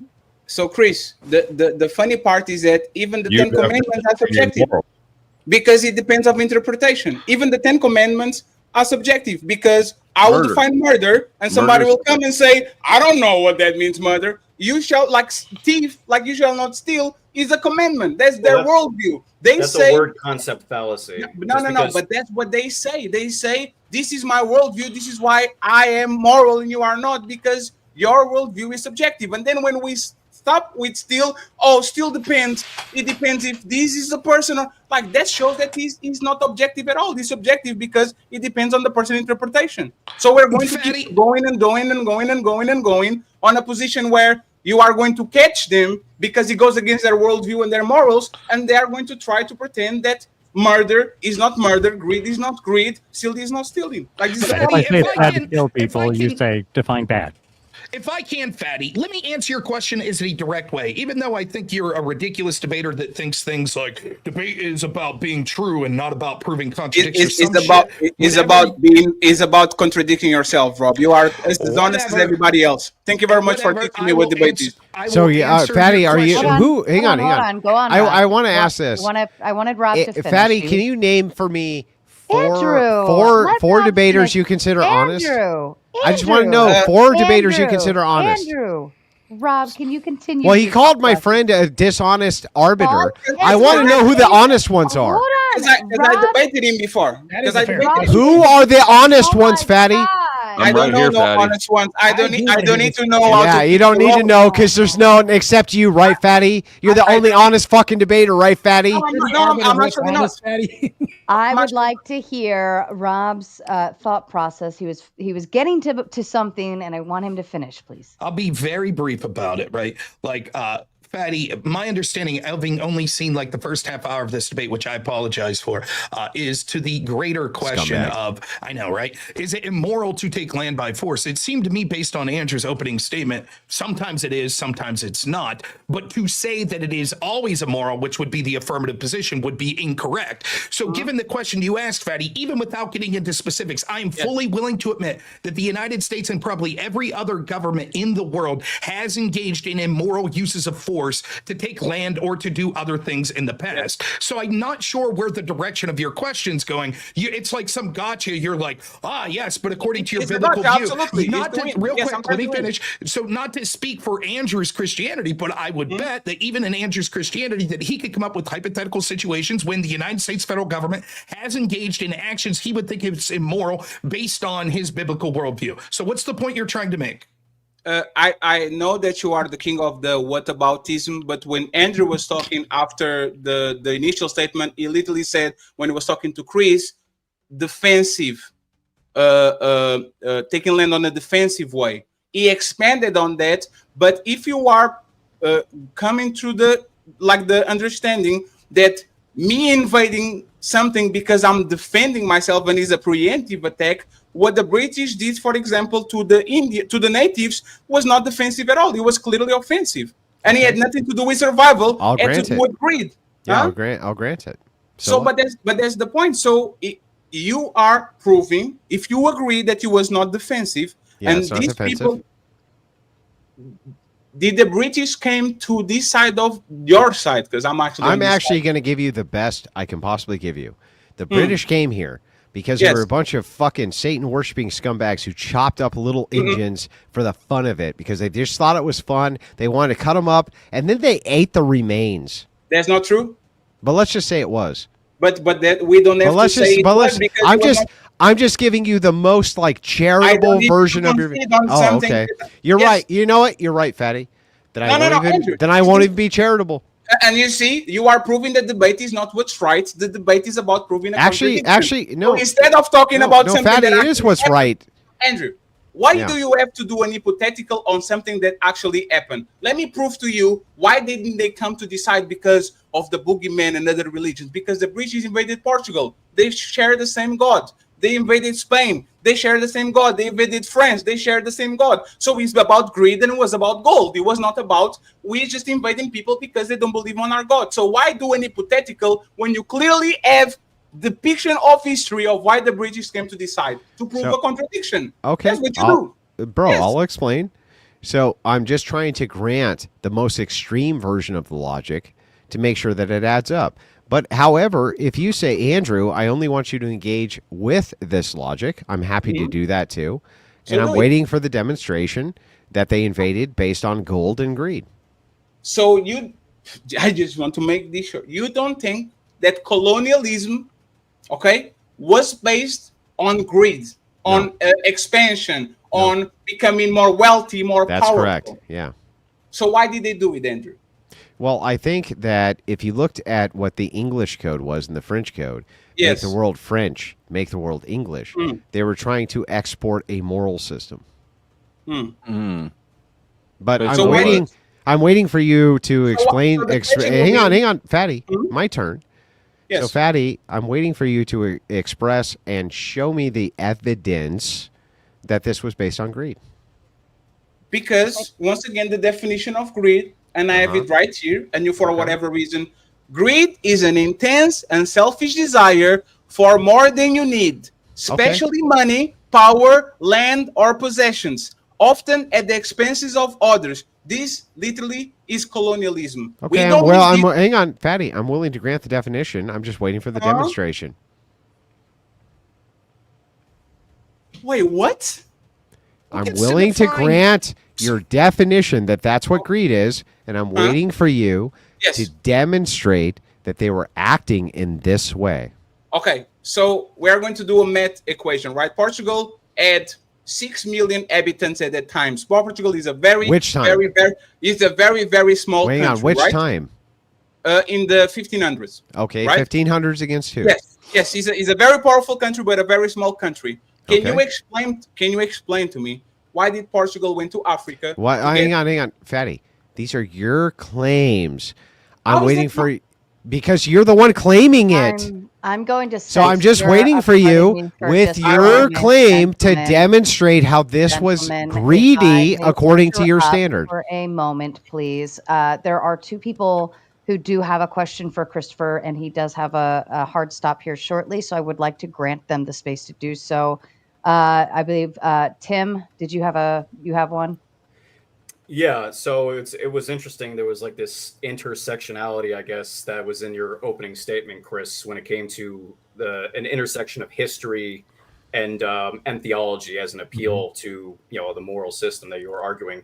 And I think it's curious, how do you, if you wanted to appeal to the morality of the Bible to Christians, how do you get around the fact that there was a mandate for the Jews to conquer Canaan and get rid of the child sacrificing Canaanites? And then what makes that different? What makes that different than the conquistadors coming to Mesoamerica and getting rid of the Aztecs who engaged in human sacrifice, were pagans, and massacred their neighbors? What's the moral distinction between those two things? I think they would have to be somewhat up to what you understand God's direction to be, or whether you even believe historically that is accurate, because we do know that religion is often used. Let's assume it is accurate. Let's assume that. Let's just assume for the sake of argument it is accurate.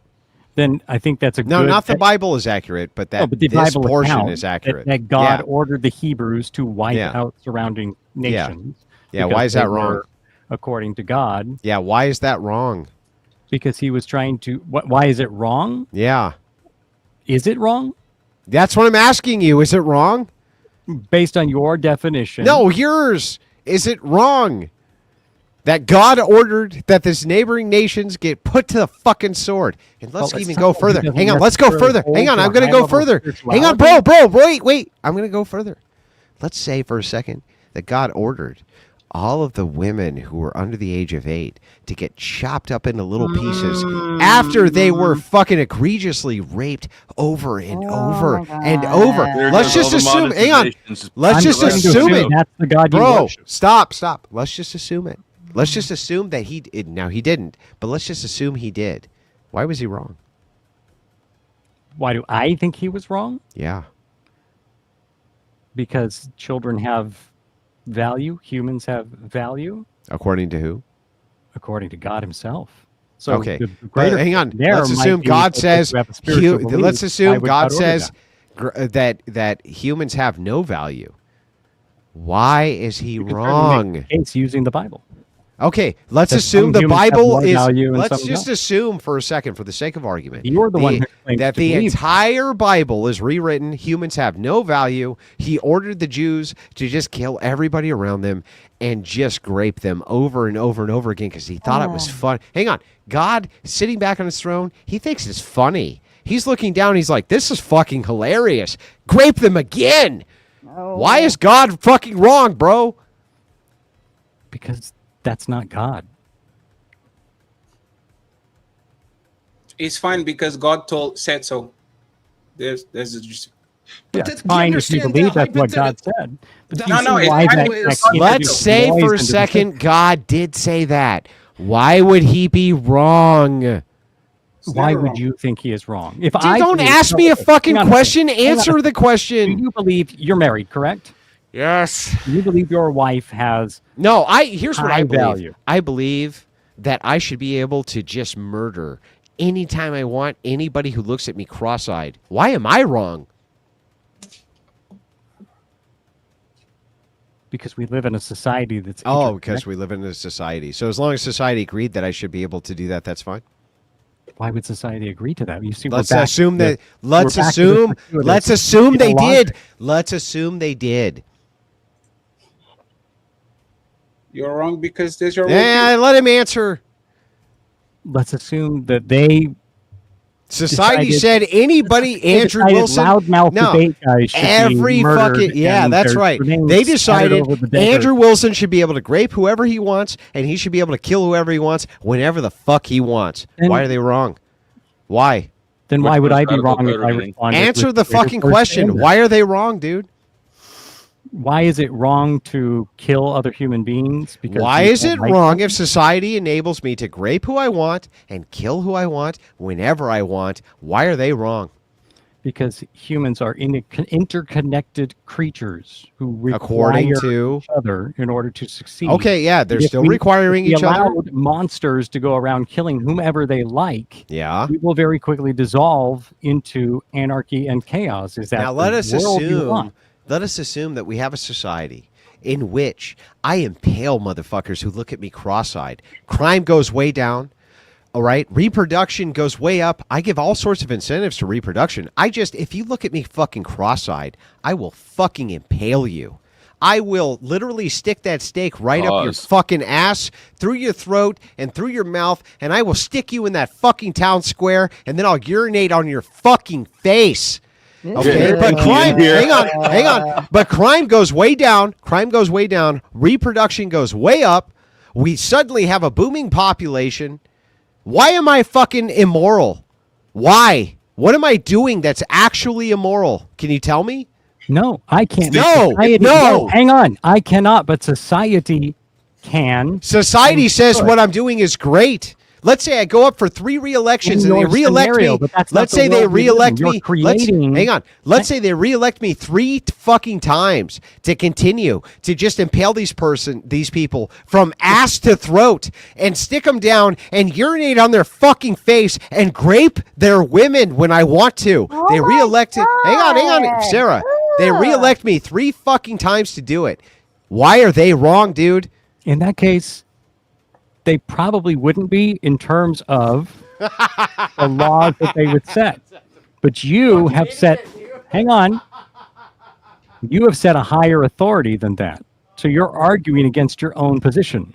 Chris, if I may, this is sort of a classic argument. Andrew's putting a unique flavor on it, but the classic argument is this.